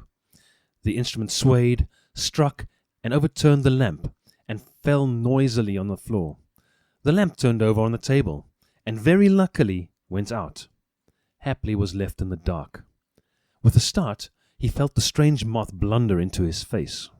It was maddening. He had no lights. If he opened the door of the room, the thing would get away. In the darkness he saw Porkins quite distinctly laughing at him. Porkins had ever an oily laugh. He swore furiously and stamped his foot on the floor. There was a timid rapping at the door. Then it opened, perhaps a foot, and very slowly the alarmed face of the landlady appeared behind a pink candle flame. She wore a nightcap over her grey hair, and had some purple garment over her shoulders. "What was that fearful smash?" she said. "Has anything—" The strange moth appeared fluttering about the chink of the door. "Shut the door!" said Hapley, and suddenly rushed at her. The door slammed hastily. Hapley was left alone in the dark. Then, in the pause, he heard the landlady scuttle upstairs, lock her door, and drag something heavy across the room and put against it. It became evident to Hapley that his conduct and appearance had been strange and alarming. Confound the moth, and Porkins! However, it was a pity to lose the moth now. He felt his way into the hall, and found the matches, after sending his hat down upon the floor, with a noise like a drum. With the lighted candle he returned to the sitting room. No moth was to be seen, yet once for a moment it seemed that the thing was fluttering around his head. Happily, very suddenly decided to give up the moth and go to bed. But he was excited. All night long his sleep was broken by dreams of the moth, Porkins, and the landlady. Twice in the night he turned out and soused his head in cold water. One thing was very clear to him. The landlady could not possibly understand about the strange moth, especially as he had failed to catch it. No one but an entomologist would understand quite how he felt. She was probably frightened at his behavior, and yet he failed to see how he could explain it. He decided to say nothing further about the events of last night. After breakfast he saw her in the garden, and decided to go out and talk to her to reassure her. He talked to her about beans and potatoes, bees, caterpillars, and the price of fruit. She replied in her usual manner, but she looked at him a little suspiciously, and kept walking as he walked, so that there was always a bed of flowers or a row of beans or something of that sort between them. After a while he began to feel singularly irritated at this, and to conceal his vexation he went indoors, and presently went out for a walk. The moth, or butterfly, trailing an odd flavour of Porkins with it, kept coming into that walk, though he did his best to keep his mind off it. Once he saw it quite distinctly, with its wings flattened out, upon the old stone wall that runs along the west edge of the park. But going up to it, he found it was only 2 lumps of grey and yellow lichen. "This," said Happily, "is the reverse of mimicry. Instead of a butterfly looking like a stone, here is a stone looking like a butterfly." Once something hovered and fluttered around his head, but by an effort of will he drove that impression out of his mind again. In the afternoon, Happily called upon the vicar, and argued with him upon theological questions. They sat in the little arbour covered with briar, and smoked as they wrangled. "Look at that moth," said Happily, suddenly pointing to the edge of the wooden table. "Where?" said the vicar. "You don't see a moth on the edge of the table there," said Happily. "Certainly not," said the vicar. Happily was thunderstruck. He gasped. The vicar was staring at him. Clearly the man saw nothing. "The eye of the faith is no better than the eye of science," said Happily awkwardly. "I don't see your point," said the vicar, thinking it was part of the argument. That night Happily found the moth crawling over his counterpane. He sat on the edge of the bed in his shirt sleeves and reasoned with himself. Was it pure hallucination? He knew he was slipping, and he battled for his sanity with the same silent energy he had formerly displayed against Porkins. So persistent is mental habit that he felt as if it were a struggle with Porkins. He was well versed in psychology. He knew that such visual illusions do not come as a result of mental strain. But the point was, he did not see the moth. He had heard it when it touched the edge of the lampshade, and afterwards when it hit against the wall, and he had felt it strike his face in the dark. He looked at it. It was not at all dreamlike, but perfectly clear and solid-looking in the candlelight. He saw the hairy body, and the short feathery antennae, the jointed legs, even a place where the down was rubbed from the wing. He suddenly felt angry with himself for being afraid of a little insect. His landlady had got the servant to sleep with her that night, because she was afraid to be alone. In addition, she had locked the door and put the chest of drawers against it. They listened and talked in whispers after they had gone to bed, but nothing occurred to alarm them. About 11 they had ventured to put the candle out, and had both dozed off to sleep. Then they woke up with a start, and sat up in bed, listening in the darkness. Then they heard the slippered feet going to and fro in Happily's room. A chair was overturned. There was a violent dab at the wall. Then a china mantel ornament smashed upon the fender. Suddenly the door of the room opened, and they heard him upon the landing. They clung to one another, listening. He seemed to be dancing upon the staircase. Now he would go down 3 or 4 steps quickly, then up again, then hurry down into the hall. They heard the umbrella stand go over, and the fan-light break. Then the bolt shot and the chain rattled. He was opening the door. They hurried to the window. It was a dim grey night. An almost unbroken sheet of watery cloud was sweeping across the moon, and the hedge and the trees in front of the house were black against the pale roadway. They saw Happily, looking like a ghost in his shirt and white trousers, running to and fro in the road and beating the air. Now he would stop. Now he would dart very rapidly at something invisible. Now he would move upon it with stealthy strides. At last he went out of sight up the road towards the down.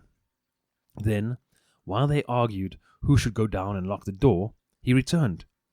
He was walking very fast, and he came straight into the house, closed the door carefully, and went quietly up to his bedroom. Everything was silent. "Mrs. Colville," said Happily, calling down the staircase next morning, "I hope I did not alarm you last night." "You may well ask that," said Mrs. Colville. "The fact is, I'm a sleepwalker, and the last 2 nights I have been without my sleeping mixture. There's nothing to be alarmed about, really.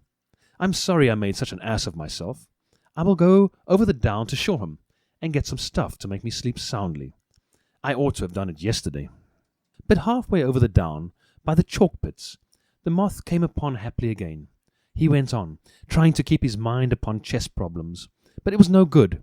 The thing fluttered into his face, and he struck at it with his hat in self-defense. Then rage, the old rage, the rage he had so often felt against Porkins, returned once more. He went on, leaping and striking at the eddying insect. Suddenly he trod on nothing, and fell headlong. There was a gap in his sensations, and Happily found himself sitting on the heap of flints in front of the opening of the chalk pits, with a leg twisted back underneath him. The strange moth was still fluttering around his head. He struck at it with his hand, and turning his head, saw 2 men approaching him. One was the village doctor. It occurred to Happily that this was lucky. Then it came into his mind with extraordinary vividness that no one would ever be able to see the strange moth except himself, and that it behooved him to keep silent about it. Late that night, however, after his broken leg was set, he was feverish and forgot his self-restraint. He was lying flat on his bed, and he began to run his eyes around the room to see if the moth was still about. He tried not to do this, but it was no good. He soon caught sight of the thing resting close to his hand by the nightlight on the green tablecloth. The wings quivered. With a sudden wave of anger, he smote at it with his fist, and the nurse woke up with a shriek. He had missed it. "That moth!" he said, and then, "It was fancy, nothing." All the time he could see quite clearly the insect going around the cornice and darting across the room, and he could also see that the nurse saw nothing of it and looked at him strangely. He must keep himself in hand. He knew he was a lost man if he did not keep himself in hand. But as the night waned, the fever grew upon him, and the very dread he had of seeing the moth made him see it. About 5, just as the dawn was grey, he tried to get out of bed and catch it. Though his leg was afire with pain, the nurse had to struggle with him. On account of this, they tied him down to the bed. At this, the moth grew bolder, and once he felt it settle in his hair. Then, because he struck out violently with his arms, they tied these also. At this, the moth came and crawled over his face, and Happily wept, swore, screamed, prayed for them to take it off him. Unavailingly. The doctor was a blockhead, a half-qualified general practitioner, and quite ignorant of mental science. He simply said, "There's no moth." Had he possessed the wit, he might still perhaps have saved Happily from his fate by entering into his delusion and covering his face with gauze, as he prayed might be done. But, as I say, the doctor was a blockhead, and until the leg was healed, Happily was kept tied to his bed, with the imaginary moth crawling over him. It never left him while he was awake, and it grew to a monster in his dreams. While he was awake, he longed for sleep, and from sleep he awoke screaming. So now, Happily is spending the remainder of his days in a padded room, worried by a moth that no one else can see. The asylum doctor calls it hallucination, but Happily, when he is in his easier mood and can talk, says it is the ghost of Porkins, and consequently a unique specimen, and well worth the trouble of catching. End of A Moth, Genus Unknown. Mother and Child, from Goblin Tales of Lancaster, by James Bowker, F.R.G.S.I. The tenants of Plimpton Hall had retired to rest somewhat earlier than was their wont, for it was the last night of November. The old, low rooms were in darkness, and all was silent as a grave, for though the residents, unfortunately for themselves, were not asleep, they held their breath, and awaited in fear the first stroke of the hour from the old clock in the kitchen. Suddenly, the sound of hurried footsteps broke the silence. But with sighs of relief, the terrified listeners found that the noise was made by a belated wayfarer, almost out of his wits with fright, but who was unable to avoid passing the hall, and who therefore ran by the haunted building as quickly as his legs would carry him. The sensation of escape, however, was of but short duration, for the hammer commenced to strike, and no sooner had the last stroke of 11 startled the echoes than loud thuds, as of a heavy object bumping upon the stairs, were heard. The quaking occupants of the chambers hid their heads beneath the bedclothes, for they knew that an old-fashioned oak chair was on its way down the noble staircase, and was sliding from step to step as though dragged along by an invisible being who had only one hand at liberty. If anyone had dared to follow that chair across the wide passage and into the wainscoted parlor, he would have been startled by the sight of a fire blazing in the grate, whence, ere the servants retired, even the very embers had been removed, and in the chair the marvelous movement of which had so frightened all the inmates of the hall, he would have seen a beautiful woman seated, with an infant at her breast. Year after year, on wild nights when the snow was driven against the diamond panes, and the cry of the spirits of the storm came up from the sea, the weird firelight shone from the haunted room, and through the house sounded a mysterious crooning, as the unearthly visitor softly sang a lullaby to her infant.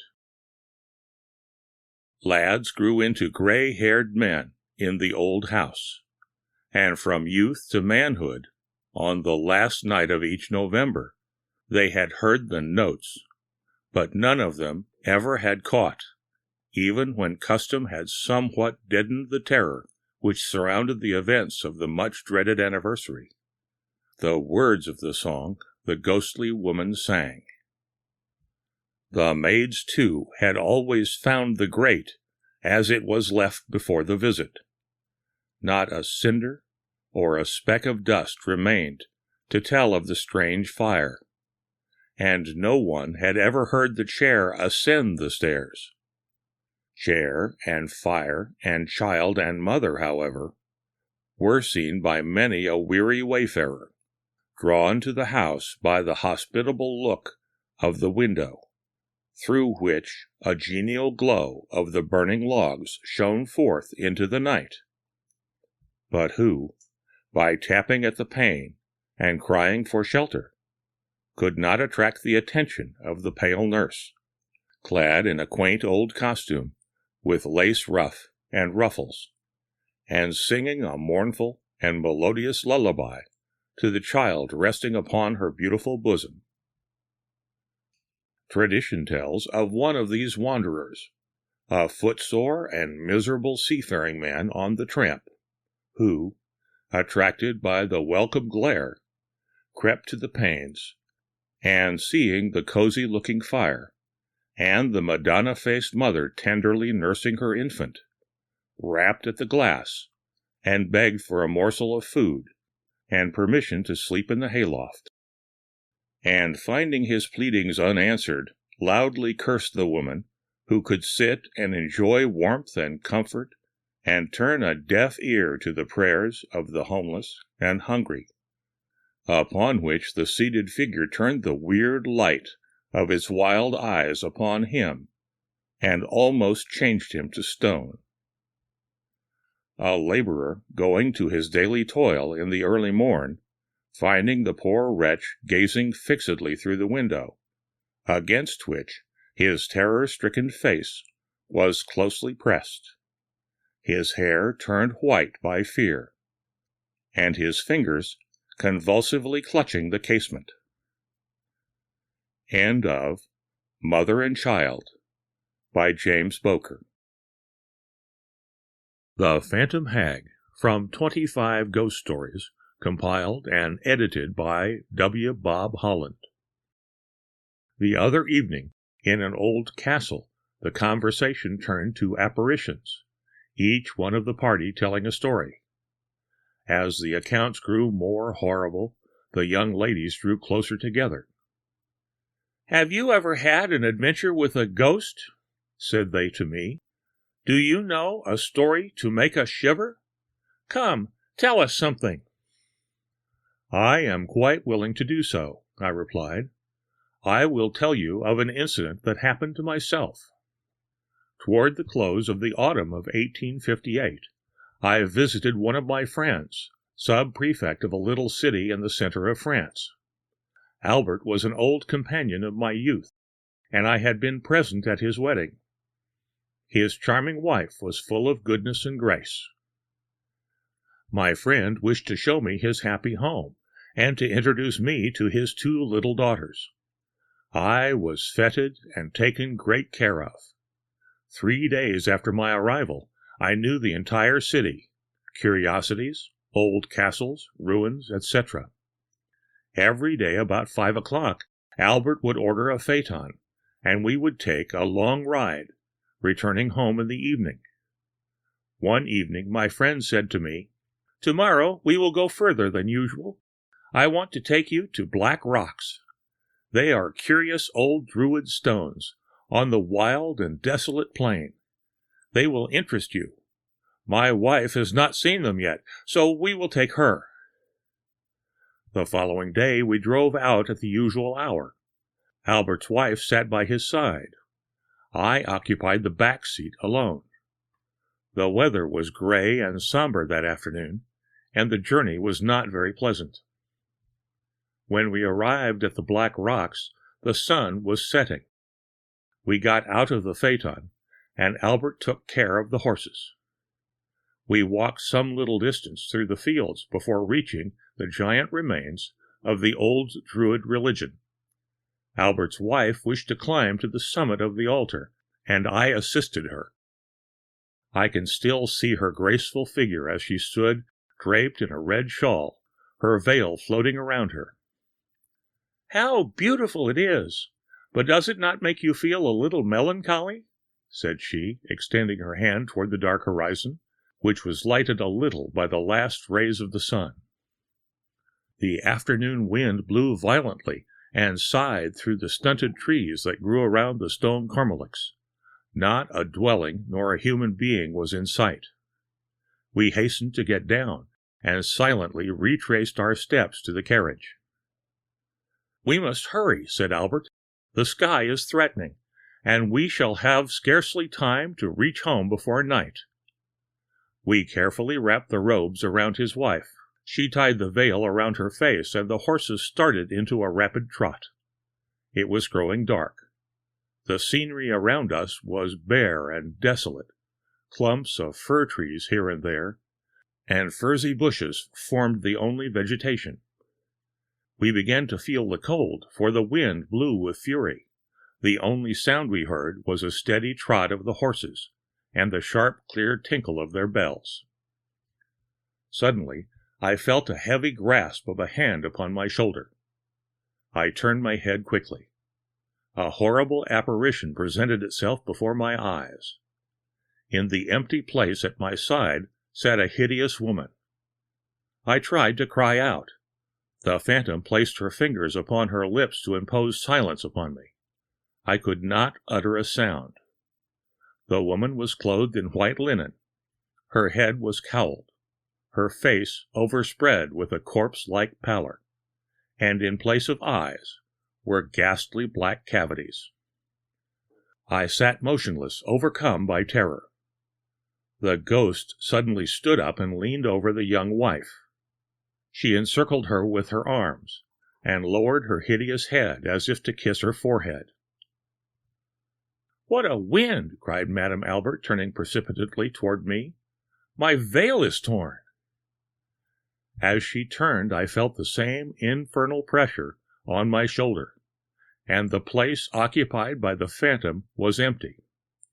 I looked out to the right and left. The road was deserted, not an object in sight. "What a dreadful gale!" said Madame Albert. "Did you feel it? I cannot explain the terror that seized me. My veil was torn by the wind as if by an invisible hand. I am trembling still." "Never mind," said Albert, smiling. "Wrap yourself up, my dear. We will soon be warming ourselves by the good fire at home. I am starving." A cold perspiration covered my forehead. A shiver ran through me. My tongue clove to the roof of my mouth. I could not articulate a sound. A sharp pain in my shoulder was the only sensible evidence that I was not the victim of an hallucination. Putting a hand upon my aching shoulder, I felt a rent in the cloak that was wrapped around me. I looked at it. 5 perfectly distinct holes, visible traces of the grip of the horrible phantom. I thought for a moment that I should die, or that my reason should leave me. It was, I think, the most dreadful moment of my life. Finally, I became more calm. This nameless agony had lasted for some minutes. I do not think it is possible for a human being to suffer more than I did during that time. As soon as I recovered my senses, I thought at first I would tell my friends all that had passed, but hesitated, and finally did not, fearing that my story might frighten Madame Albert, and feeling sure my friend would not believe me. The lights of the little city revived me, and gradually the oppression of terror that overwhelmed me became lighter. So soon as we reached home, Madame Albert untied her veil. It was literally in shreds. I hoped to find my clothes whole and prove to myself that it was all imagination. But no, the cloth was torn in 5 places, just where the fingers had seized my shoulder. There was no mark, however, upon my flesh, only a dull pain. I returned to Paris the next day, where I endeavored to forget the strange adventure, or at least, when I thought of it, I could force myself to think it an hallucination. The day after my return I received a letter from my friend Albert. It was edged with black. I opened it with a vague fear. His wife had died the day of my return. The end of The Phantom Hag. Stanley Fleming's Hallucination by Ambrose Bierce. Of the 2 men talking, one was a physician. "I sent for you, doctor," said the other, "but I don't think you can do me any good. Maybe you can recommend a specialist in psychopathy. I fancy I'm a bit of a loon." "You look all right," the physician said. "You shall judge. I have hallucinations. I wake every night and see in my room, intently watching me, a big black Newfoundland dog with a white front foot." "You say you wake? Are you sure about that? Hallucinations are sometimes only dreams." "Oh, I wake all right. Sometimes I lie still a long time looking at the dog as earnestly as the dog looks at me. I always leave the light going. When I can't endure it any longer, I sit up in bed, and nothing is there." What is the beast's expression?" "It seems to me sinister. Of course, I know that, except in art, an animal's face in repose is always the same expression. But this is not a real animal. Newfoundland dogs are pretty mild-looking, you know. What's the matter with this one?" "Really, my diagnosis would have no value. I am not going to treat the dog." The physician laughed at his own pleasantry, but narrowly watched his patient from the corner of his eye. Presently he said, "Fleming, Your description of the beast fits the dog of the late Atwell Barton." Fleming half rose from his chair, sat again, and made a visible attempt at indifference. "I remember Barton," he said. "I believe he was... It was reported that... Wasn't there something suspicious in his death?" Looking squarely now into the eyes of his patient, the physician said, "3 years ago, the body of your old enemy, Atwell Barton, was found in the woods near his house and yours. He had been stabbed to death. There have been no arrests. There was no clue. Some of us have theories. I had one. Have you?" "I? Why, bless your soul, what would I know about it? You remember that I left for Europe almost immediately afterward, a considerable time afterward. In a few weeks since my return, you could not expect me to construct a theory. In fact, I have not given the matter a thought. What about his dog?" "It was the first to find the body. It died of starvation on his grave. We do not know the inexorable laws underlying coincidences. Stanley Fleming did not, or he would perhaps not have sprung to his feet as the night wind brought in through the open window the long, wailing howl of a distant dog. He strode several times across the room in the steadfast gaze of the physician, then abruptly confronted him, almost shouted, "What has all of this got to do with my trouble, Dr. Haldeman? You forget why you were sent for." Rising, the physician laid his hand upon his patient's arm and said gently, "Pardon me, I cannot diagnose your disorder offhand. Tomorrow, perhaps. Please go to bed. Leave your door unlocked. I will pass the night here with your books. Can you call me without rising?" "Yes, there's an electric bell." "Good. If anything disturbs you, push the button without sitting up. Good night." Comfortably installed in an armchair, the man of medicine stared into the glowing coals and thought deeply and long, but apparently to little purpose, for he frequently rose and opened a door leading to the staircase, listening intently, then resumed his seat. Presently, however, he fell asleep, and when he woke it was past midnight. He stirred the failing fire, lifted a book from the table at his side, and looked at the title. It was Denneker's Meditations. He opened it at random, and began to read.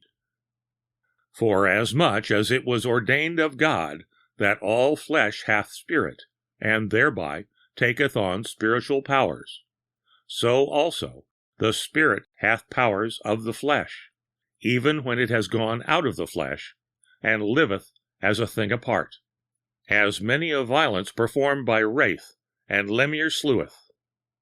And there be who say that man is not single in this, but the beasts have the like evil inducement, and—" The reading was interrupted by a shaking of the house, as by the falling of a heavy object. The reader flung down the book, rushed from the room, and mounted the stairs to Fleming's bedchamber. He tried the door, but contrary to his instructions, it was locked. He set his shoulder against it with such force that it gave way. On the floor, near the disordered bed, in his nightclothes, lay Fleming, gasping away his life.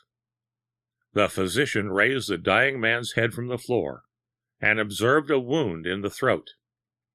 "I should have thought of this," he said, believing it suicide. When the man was dead, an examination disclosed the unmistakable marks of an animal's fangs deeply sunk into the jugular vein.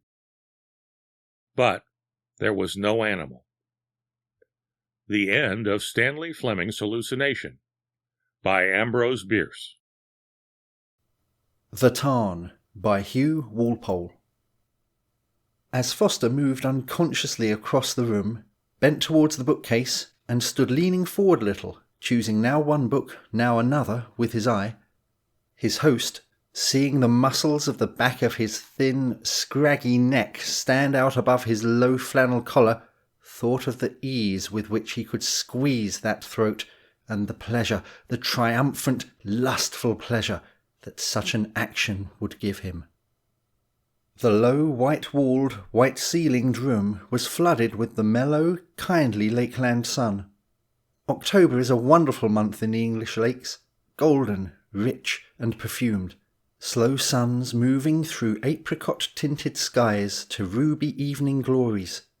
The shadows lie then thick about that beautiful country, in dark purple patches, in long web-like patterns of silver gauze, in thick splotches of amber and grey.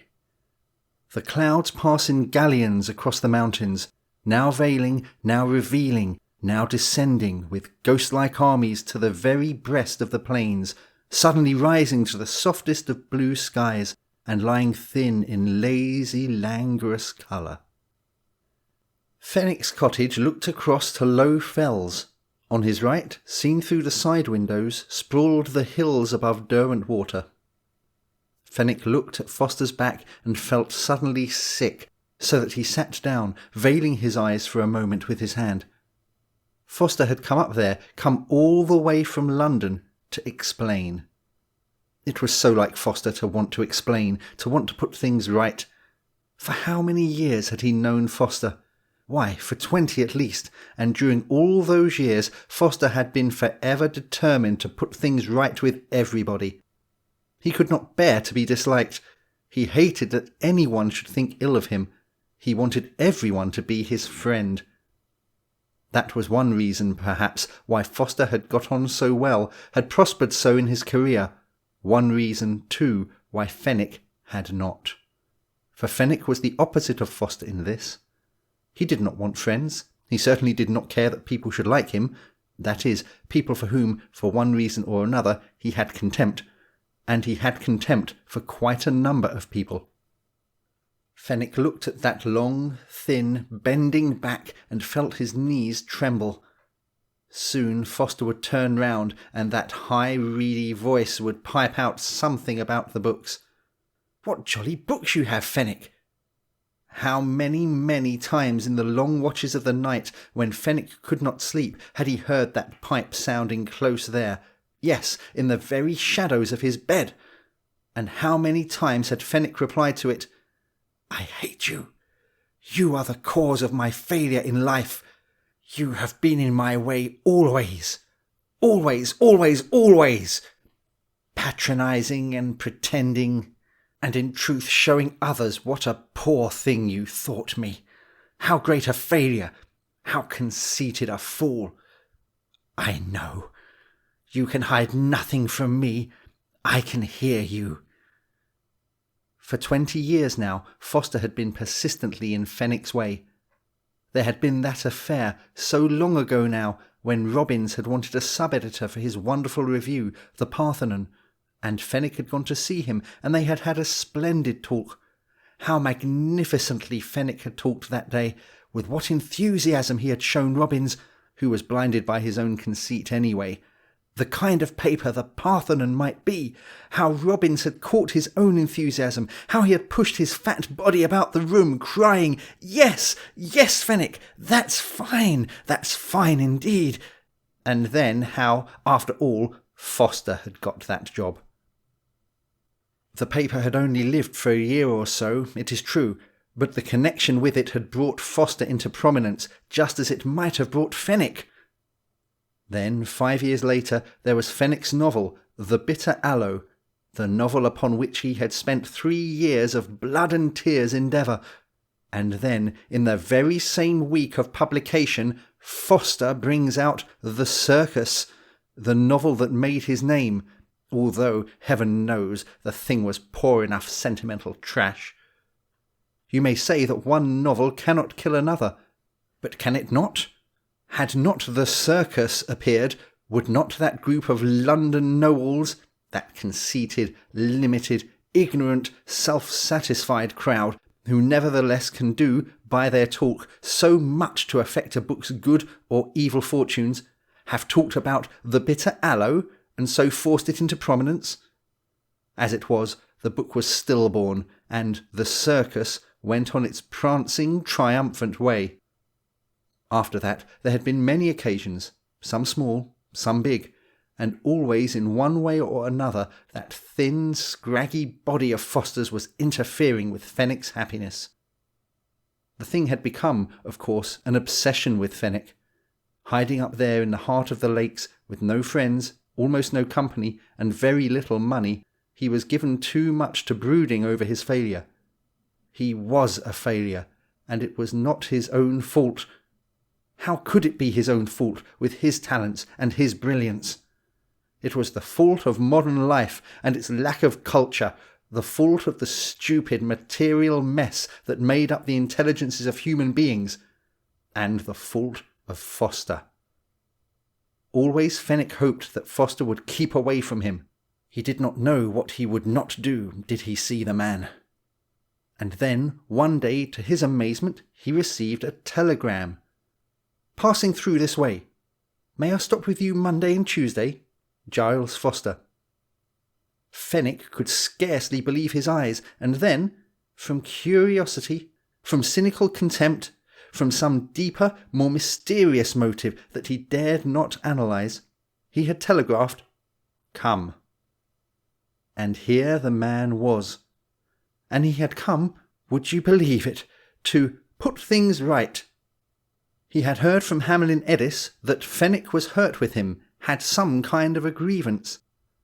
I didn't like to feel that, old man, and so I thought I'd just stop by and have it out with you, see what the matter was, and put it right. Last night after supper, Foster had tried to put it right. Eagerly, his eyes like a good dog's who is asking for a bone that he knows that he thoroughly deserves, he had held out his hand and asked Fenwick to say what was up. Fenwick simply had said that nothing was up. Hamlin Edis was a damned fool. "Oh, I'm glad to hear that," Foster had cried, springing out of his chair and putting his hand on Fenwick's shoulder. "I'm glad of that, old man. I couldn't bear for us not to be friends. We've been friends so long." Lord, how Fenwick hated him at that moment. "What a jolly lot of books you have!" Foster turned round and looked at Fenwick with eager, gratified eyes. "Every book here is interesting. I like your arrangement of them too, and those open bookshelves. It always seems to me a shame to shut up books behind glass." Foster came forward and sat down quite close to his host. He even reached forward and laid his hand on his host's knee. "Look here. I'm mentioning it for the last time, positively. But I do want to make quite certain. There is nothing wrong between us, is there, old man? I know you assured me last night, but I just want—" Fenwick looked at him and, surveying him, felt suddenly an exquisite pleasure of hatred. He liked the touch of the man's hand on his knee. He himself bent forward a little and, thinking how agreeable it would be to push Foster's eyes in, deep, deep into his head, crunching them, smashing them to purple, leaving the empty, staring, bloody sockets, said, "Why, no, of course not. I told you last night. What could there be?" The hand gripped the knee a little more tightly. "I am so glad. That's splendid, splendid. I hope you won't think me ridiculous, but I've always had an affection for you ever since I can remember. I've always wanted to know you better. I've admired your talent so greatly. That novel of yours, the one about the aloe, the bitter aloe? Ah, yes, that was it. That was a splendid book. Pessimistic, of course, but still fine. It ought to have done better. I remember thinking so at the time. Yes, it ought to have done better. Your time will come, though. What I say is that good work always tells in the end. Yes, my time will come." The thin, piping voice went on. "Now, I have had more success than I deserved. Oh, yes, I have. You can't deny it. I'm not being falsely modest. I mean it. I've got some talent, of course, but not so much as people say. And you, why, you've got so much more than they acknowledge. You have, old man. You have indeed. Only, I do hope you'll forgive my saying this, perhaps you haven't advanced quite as you might have done. Living up here, shut away here, closed in by all these mountains in this wet climate, always raining. Why, you're out of things. You don't see people, don't talk and discover what's really going on. Why, look at me. Fenwick turned round and looked at him. Now, I have half the year in London, where one gets the best of everything, best talk, best music, best plays, and then I'm 3 months abroad, Italy or Greece or somewhere, and then 3 months in the country. Now that's an ideal arrangement. You have everything that way. Italy or Greece or somewhere? Something turned in Fenwick's breast, grinding. How he had longed, oh, how passionately, for just 1 week in Greece, 2 days in Sicily. Sometimes he had thought that he might run to it, but when it had come to the actual counting of the pennies, and how this fool, this fathead, this self-satisfied, conceited, patronising... He got up, looked out at the golden sun. "What do you say to a walk?" he suggested. "The sun will last for a good hour yet."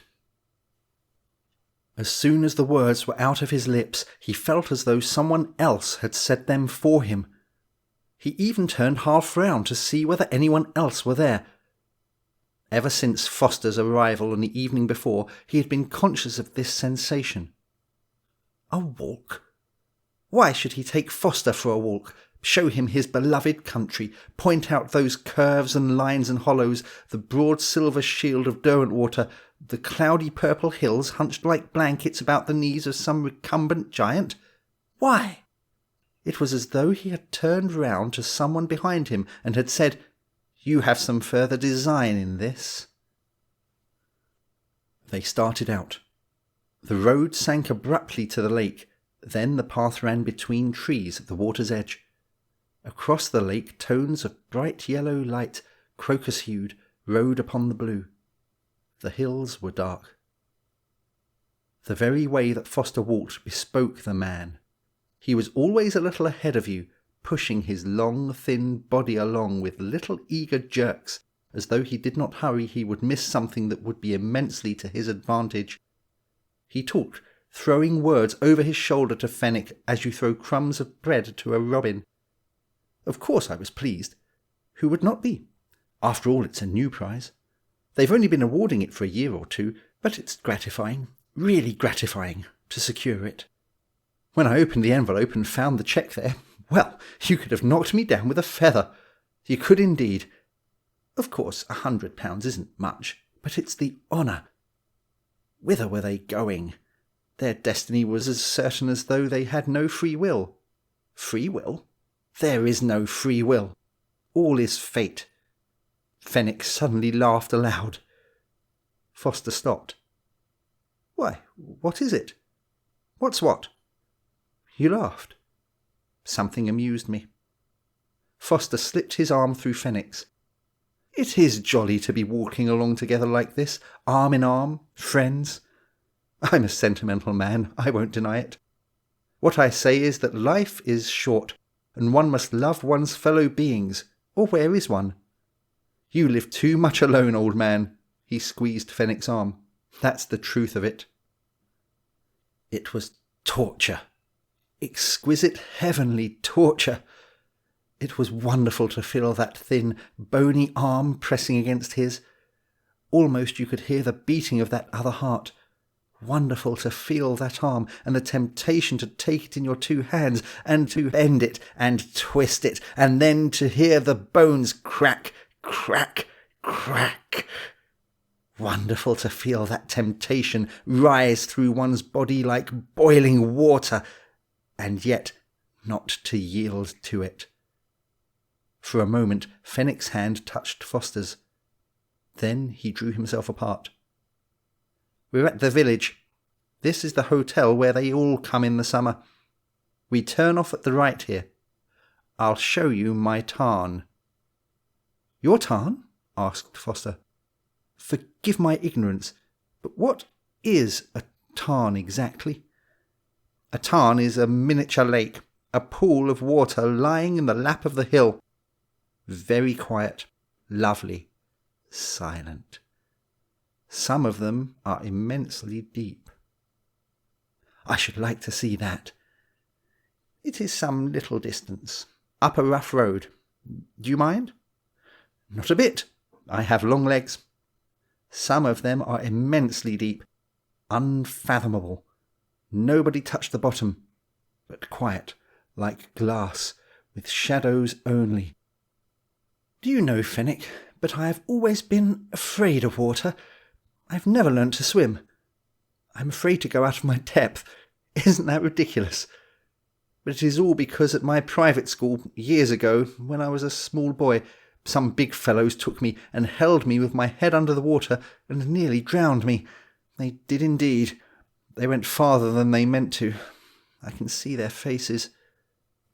Fenwick considered this. The picture leapt to his mind.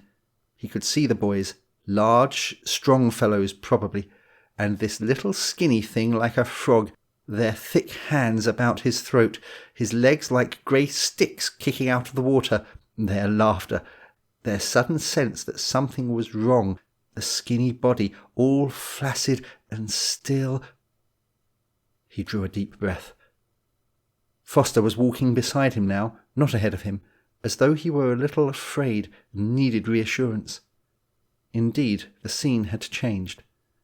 Before and behind them stretched the uphill path, loose with shale and stones. On their right, on a ridge at the foot of the hill, were some quarries, almost deserted, but the more melancholy in the fading afternoon, because a little work still continued there. Faint sounds came from the gaunt listening chimneys. A stream of water ran and tumbled angrily into a pool below. Once and again a black silhouette, like a question mark, appeared against the darkening hill. It was a little steep here, and Foster puffed and blew. Fenwick hated him the more for that. So thin and spare, and still he could not keep in condition. They stumbled, keeping below the quarry, on the edge of the running water, now green, now a dirty white-grey, pushing their way along the side of the hill. Their faces were set now towards Helvellyn. It rounded the cups of hills closing in the base, and then sprawling to the right. "There's the Tarn," Fenwick exclaimed, and then added, "The sun's not lasting as long as I had expected. It's growing dark already." Foster stumbled and caught Fenwick's arm. "This twilight makes the hills look strange, like living men. I can scarcely see my way." "We're alone here," Fenwick answered. "Don't you feel the stillness? The men will have left the quarry now and gone home. There is no one in all this place but ourselves. If you watch, you will see a strange green light steal down over the hills. It lasts but for a moment, and then it is dark. Ah, here is my Tarn. Do you know how I love this place, Foster? It seems to belong especially to me, just as much as all your work and your glory and fame and success seem to belong to you. I have this, and you have that. Perhaps in the end we are even after all. Yes. But I feel as though that piece of water belonged to me and I to it, and as though we should never be separated. Yes. Isn't it black? It is one of the deep ones. No one has ever sounded it. Only Helvellyn knows, and one day I fancy that it will take me too into its confidence. Will whisper its secrets. Foster sneezed. Very nice. Very beautiful, Fenwick. I like your Tarn. Charming. And now, let's turn back. That is a difficult walk beneath the quarry. It's chilly, too. Do you see that little jetty there? Fenwick led Foster by the arm.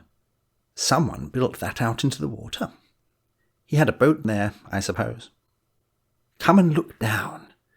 From the end of the little jetty, it looks so deep, and the mountains seem to close round. Fenwick took Foster's arm and led him to the end of the jetty.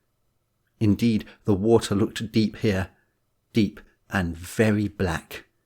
Foster peered down. Then he looked up at the hills that did indeed seem to have gathered close around him. He sneezed again. "I've caught a cold, I'm afraid. Let's turn homewards, Fenwick, or we shall never find our way." "Home, then," said Fenwick, and his hands closed about the thin, scraggy neck. For the instant the head half turned, and two startled, strangely childish eyes stared. Then, with a push that was ludicrously simple, the body was impelled forward, and there was a sharp cry, a splash, a stir of something white against the swiftly gathering dusk, again, and then again, then farther spreading ripples, then silence. The silence extended. Having enwrapped the Tarn, it spread as though with finger on lip to the already quiescent hills. Fenwick shared in the silence. He luxuriated in it. He did not move at all.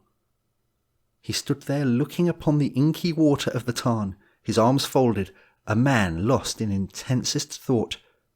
But he was not thinking. He was only conscious of a warm, luxurious relief, a sensuous feeling that was not thought at all. Foster was gone. That tiresome, prating, conceited, self-satisfied fool. Gone, never to return. The Tarn assured him of that.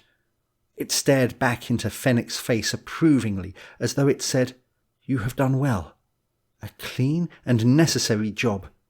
We have done it together, you and I. I am proud of you." He was proud of himself. At last he had done something definite with his life. Thought, eager, active thought, was beginning now to flood his brain. For all these years he had hung around in this place, doing nothing but cherish grievances, weak, backboneless. Now, at last, there was action.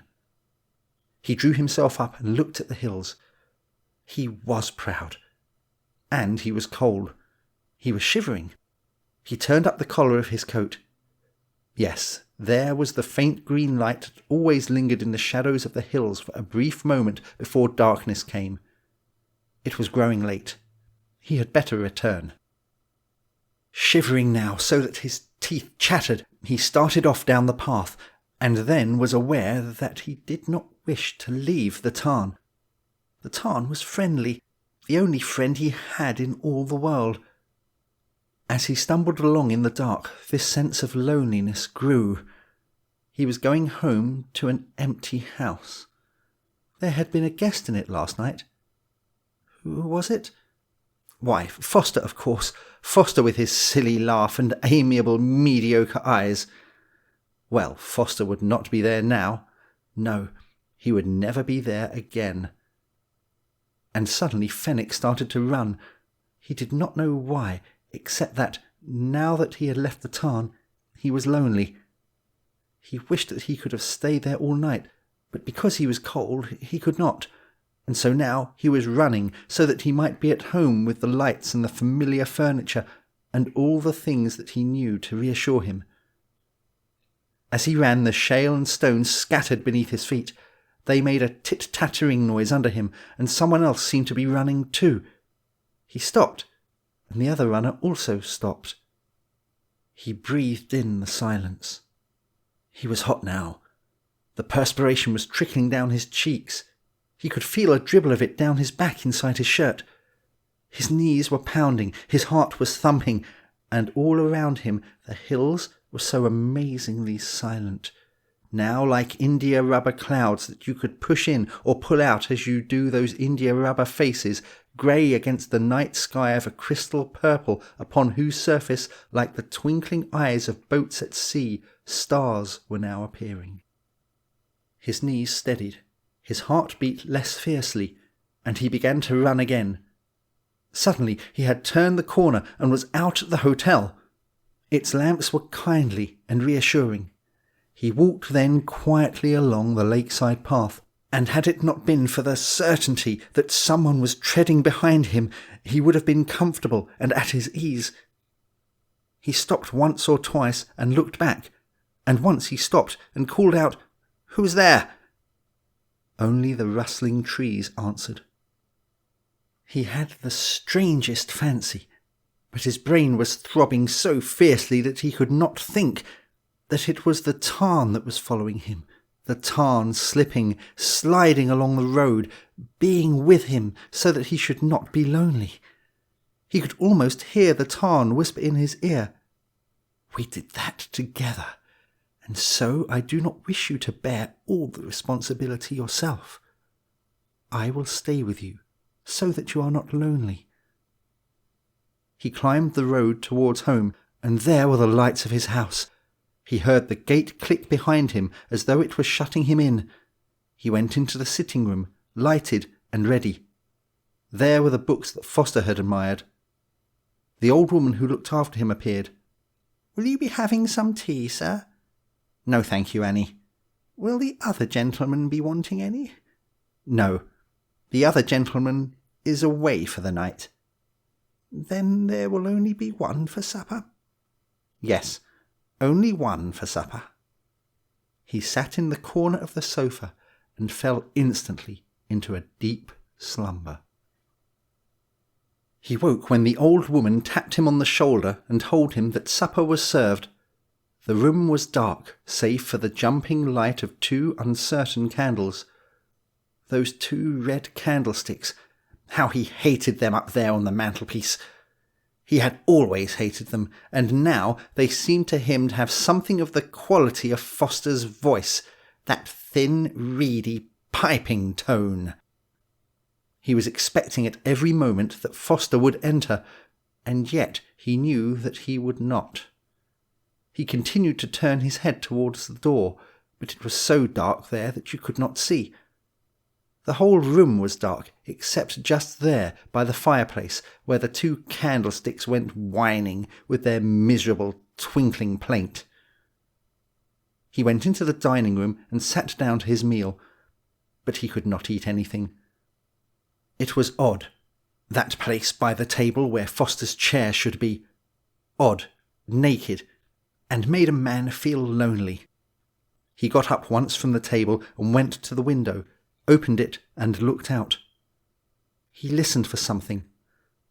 A trickle as of running water, a stir through the silence as though some deep pool were filling to the brim, a rustle in the trees perhaps.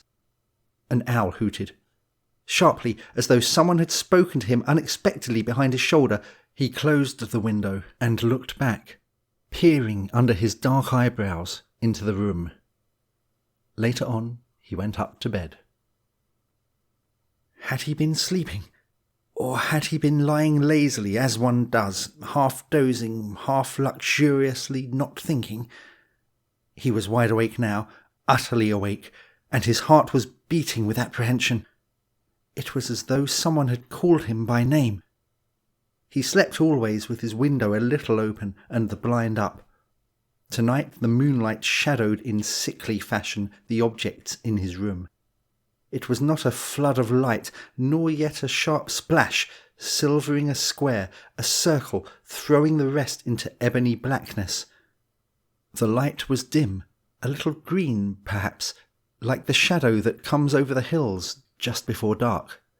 He stared at the window, and it seemed to him that something moved there. Within, or rather against the green-grey light, something silver-tinted glistened. Fenwick stared. It had the look, exactly, of slipping water. Slipping water! He listened, his head up, and it seemed to him that from beyond the window he caught the stir of water, not running, but rather welling up and up, gurgling with satisfaction as it filled and filled. He sat up higher in bed, and then saw that down the wallpaper beneath the window water was undoubtedly trickling. He could see it lurch to the projecting wood of the sill, pause, and then slither down the incline. The odd thing was that it fell so silently. Beyond the window there was that odd gurgle, but in the room itself absolute silence. Whence could it come? He saw the line of silver rise and fall as the stream on the window ledge ebbed and flowed. He must get up and close the window. He drew his legs above the sheets and blankets and looked down. He shrieked. The floor was covered with a shining film of water. It was rising. As he looked, it had covered half the short, stumpy legs of the bed. It rose without a wink, a bubble, a break. Over the sill it poured now in a steady flow, but soundless. Fenwick sat back in the bed, the clothes gathered to his chin, his eyes blinking, the Adam's apple throbbing like a throttle in his throat. But he must do something. He must stop this. The water was now level with the seats of the chairs, but still was soundless. Could he but reach the door? He put down his naked foot, then cried again. The water was icy cold. Suddenly, leaning, staring at its dark, unbroken sheen, something seemed to push him forward. He fell. His head, his face was under the icy liquid. It seemed adhesive, and in the heart of its ice, hot, like melting wax. He struggled to his feet. The water was breast high. He screamed again and again. He could see the looking-glass, the row of books, the picture of Durer's horse, aloof, impervious. He beat at the water, and flakes of it seemed to cling to him like scales of fish, clammy to his touch. He struggled, ploughing his way towards the door. The water was now at his neck. Then something had caught him by the ankle. Something held him. He struggled, crying, "Let me go! Let me go! I tell you to let me go! I hate you! I hate you! I will not come down to you! I will not—" The water covered his mouth. He felt that someone pushed in his eyeballs with bare knuckles. A cold hand reached up and caught his naked thigh. In the morning, the little maid knocked, and receiving no answer, came in, as was her wont, with his shaving water. What she saw made her scream. She ran for the gardener. They took the body with its staring, protruding eyes, its tongue sticking out between the clenched teeth, and laid it on the bed. The only sign of disorder was an overturned water jug. A small pool of water stained the carpet. It was a lovely morning. A twig of ivy, idly, in the little breeze, tapped the pane. End of the Tarn. Yuki-Onna by Lafcadio Hearn. In a village of Musashi Province there lived two woodcutters, Mosaku and Minokichi. At the time of which I am speaking, Mosaku was an old man, and Minokichi, his apprentice, was a lad of 18 years. Every day they went together to a forest situated about 5 miles from their village. On the way to that forest there is a wide river to cross, and there is a ferry boat. Several times a bridge was built where the ferry is, but the bridge was each time carried away by a flood. No common bridge can resist the current there when the river rises. Mosaku and Minokichi were on their way home one very cold evening when a great snowstorm overtook them. They reached the ferry, and they found that the boatman had gone away, leaving his boat on the other side of the river. It was no day for swimming, and the woodcutters took shelter in the ferryman's hut, thinking themselves lucky to find any shelter at all. There was no brazier in the hut, nor any place in which to make a fire. It was only a 2-mat hut with a single door, but no window. Mosaku and Minokichi fastened the door and lay down to rest, with their straw raincoats over them. At first they did not feel very cold, and they thought that the storm would soon be over. The old man almost immediately fell asleep, but the boy, Minokichi, lay awake a long time, listening to the awful wind and the continual slashing of the snow against the door. The river was roaring, and the hut swayed and creaked like a junk at sea. It was a terrible storm, and the air was every moment becoming colder, and Minokichi shivered under his raincoat. But at last, in spite of the cold, he too fell asleep. He was awakened by a showering of snow in his face. The hut of the door had been forced open, and by the snow light, Yuki Akari, he saw a woman in the room. A woman all in white. She was bending above Mosaku and blowing her breath upon him, and her breath was like a bright white smoke. Almost in the same moment she turned to Minokichi and stooped over him. He tried to cry out, but found that he could not utter any sound. The white woman bent down over him, lower and lower, until her face almost touched him, and he saw that she was very beautiful, though her eyes made him afraid. For a little while she continued to look at him. Then she smiled, and she whispered, "I intended to treat you like the other man, but I cannot help feeling some pity for you, because you are so young. You are a pretty boy, Minokichi, and I will not hurt you now. But if you ever tell anybody, even your own mother, about what you have seen this night, I shall know it, and then I will kill you. Remember what I say." With these words she turned from him and passed through the doorway. Then he found himself able to move, and he sprang up and looked out. But the woman was nowhere to be seen, and the snow was driving furiously into the hut. Minokichi closed the door and secured it by fixing several billets of wood against it. He wondered if the wind had blown it open. He thought that he might have been only dreaming and might have mistaken the gleam of the snowlight in the doorway for the figure of a white woman, but he could not be sure. He called to Mosaku and was frightened because the old man did not answer. He put out his hand in the dark and touched Mosaku's face, and found that it was ice. Mosaku was stark and dead. By dawn the storm was over, and when the ferryman returned to his station a little after sunrise, he found Minokichi lying senseless beside the frozen body of Mosaku.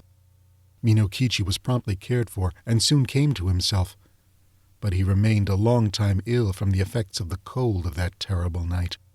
He had been greatly frightened also by the old man's death, but he said nothing about the vision of the woman in white.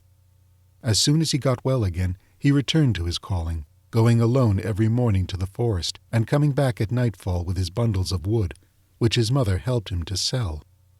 One evening, in the winter of the following year, as he was on his way home, he overtook a girl who happened to be traveling by the same road.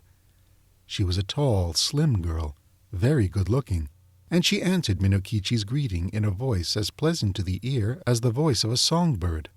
Then he walked beside her, and they began to talk. The girl said that her name was Oyuki, that she had lately lost both of her parents, and that she was going to Yedo, where she happened to have some poor relations, who might help her to find a situation as a servant. Minokichi soon felt charmed by this strange girl, and the more that he looked at her, the handsomer she appeared to be. He asked her whether she was yet betrothed, and she answered laughingly that she was free.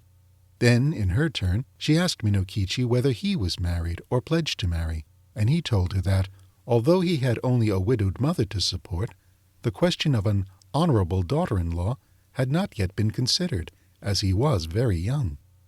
After these confidences, they walked on for a long time without speaking, but, as the proverb declares, Kiga areba me mo kuchi hodo ni mono wo iu. When the wish is there, the eyes can say as much as the mouth. By the time they reached the village, they had become very much pleased with each other. And then Minokichi asked Oyuki to rest a while at his house. After some shy hesitation, she went there with him, and his mother made her welcome and prepared a warm meal for her. Oyuki behaved so nicely that Minokichi's mother took a sudden fancy to her and persuaded her to delay her journey to Yedo. And the natural end of the matter was that Yuki never went to Yedo at all. She remained in the house as an honorable daughter-in-law. Oyuki proved a very good daughter-in-law. When Minokichi's mother came to die, some 5 years later, her last words were words of affection and praise for the wife of her son. And Oyuki bore Minokichi 10 children, boys and girls, handsome children all of them, and very fair of skin. The country folk thought Oyuki a wonderful person, by nature different from themselves. Most of the peasant women age early, but Oyuki, even after having become the mother of 10 children, looked as young and fresh as on the day when she had first come to the village. One night, after the children had gone to sleep, Oyuki was sewing by the light of a paper lamp, and Minokichi, watching her, said, "To see you sewing there with the light on your face makes me think of a strange thing that happened when I was a lad of 18. I then saw somebody as beautiful and white as you are now. Indeed, she was very like you." Without lifting her eyes from her work, Oyuki responded, "Tell me about her. Where did you see her?"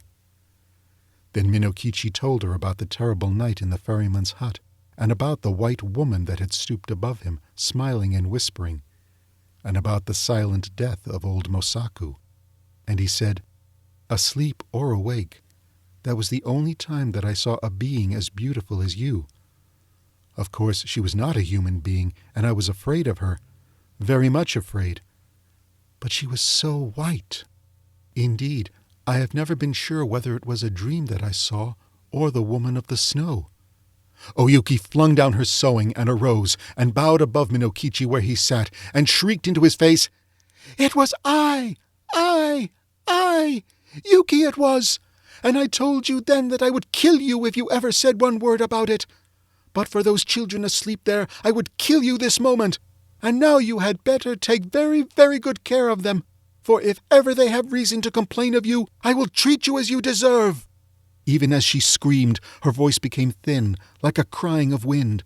Then she melted into a bright white mist that spired to the roof beams and shuddered away through the smoke hole. Never again was she seen. End of Yuki-Onna.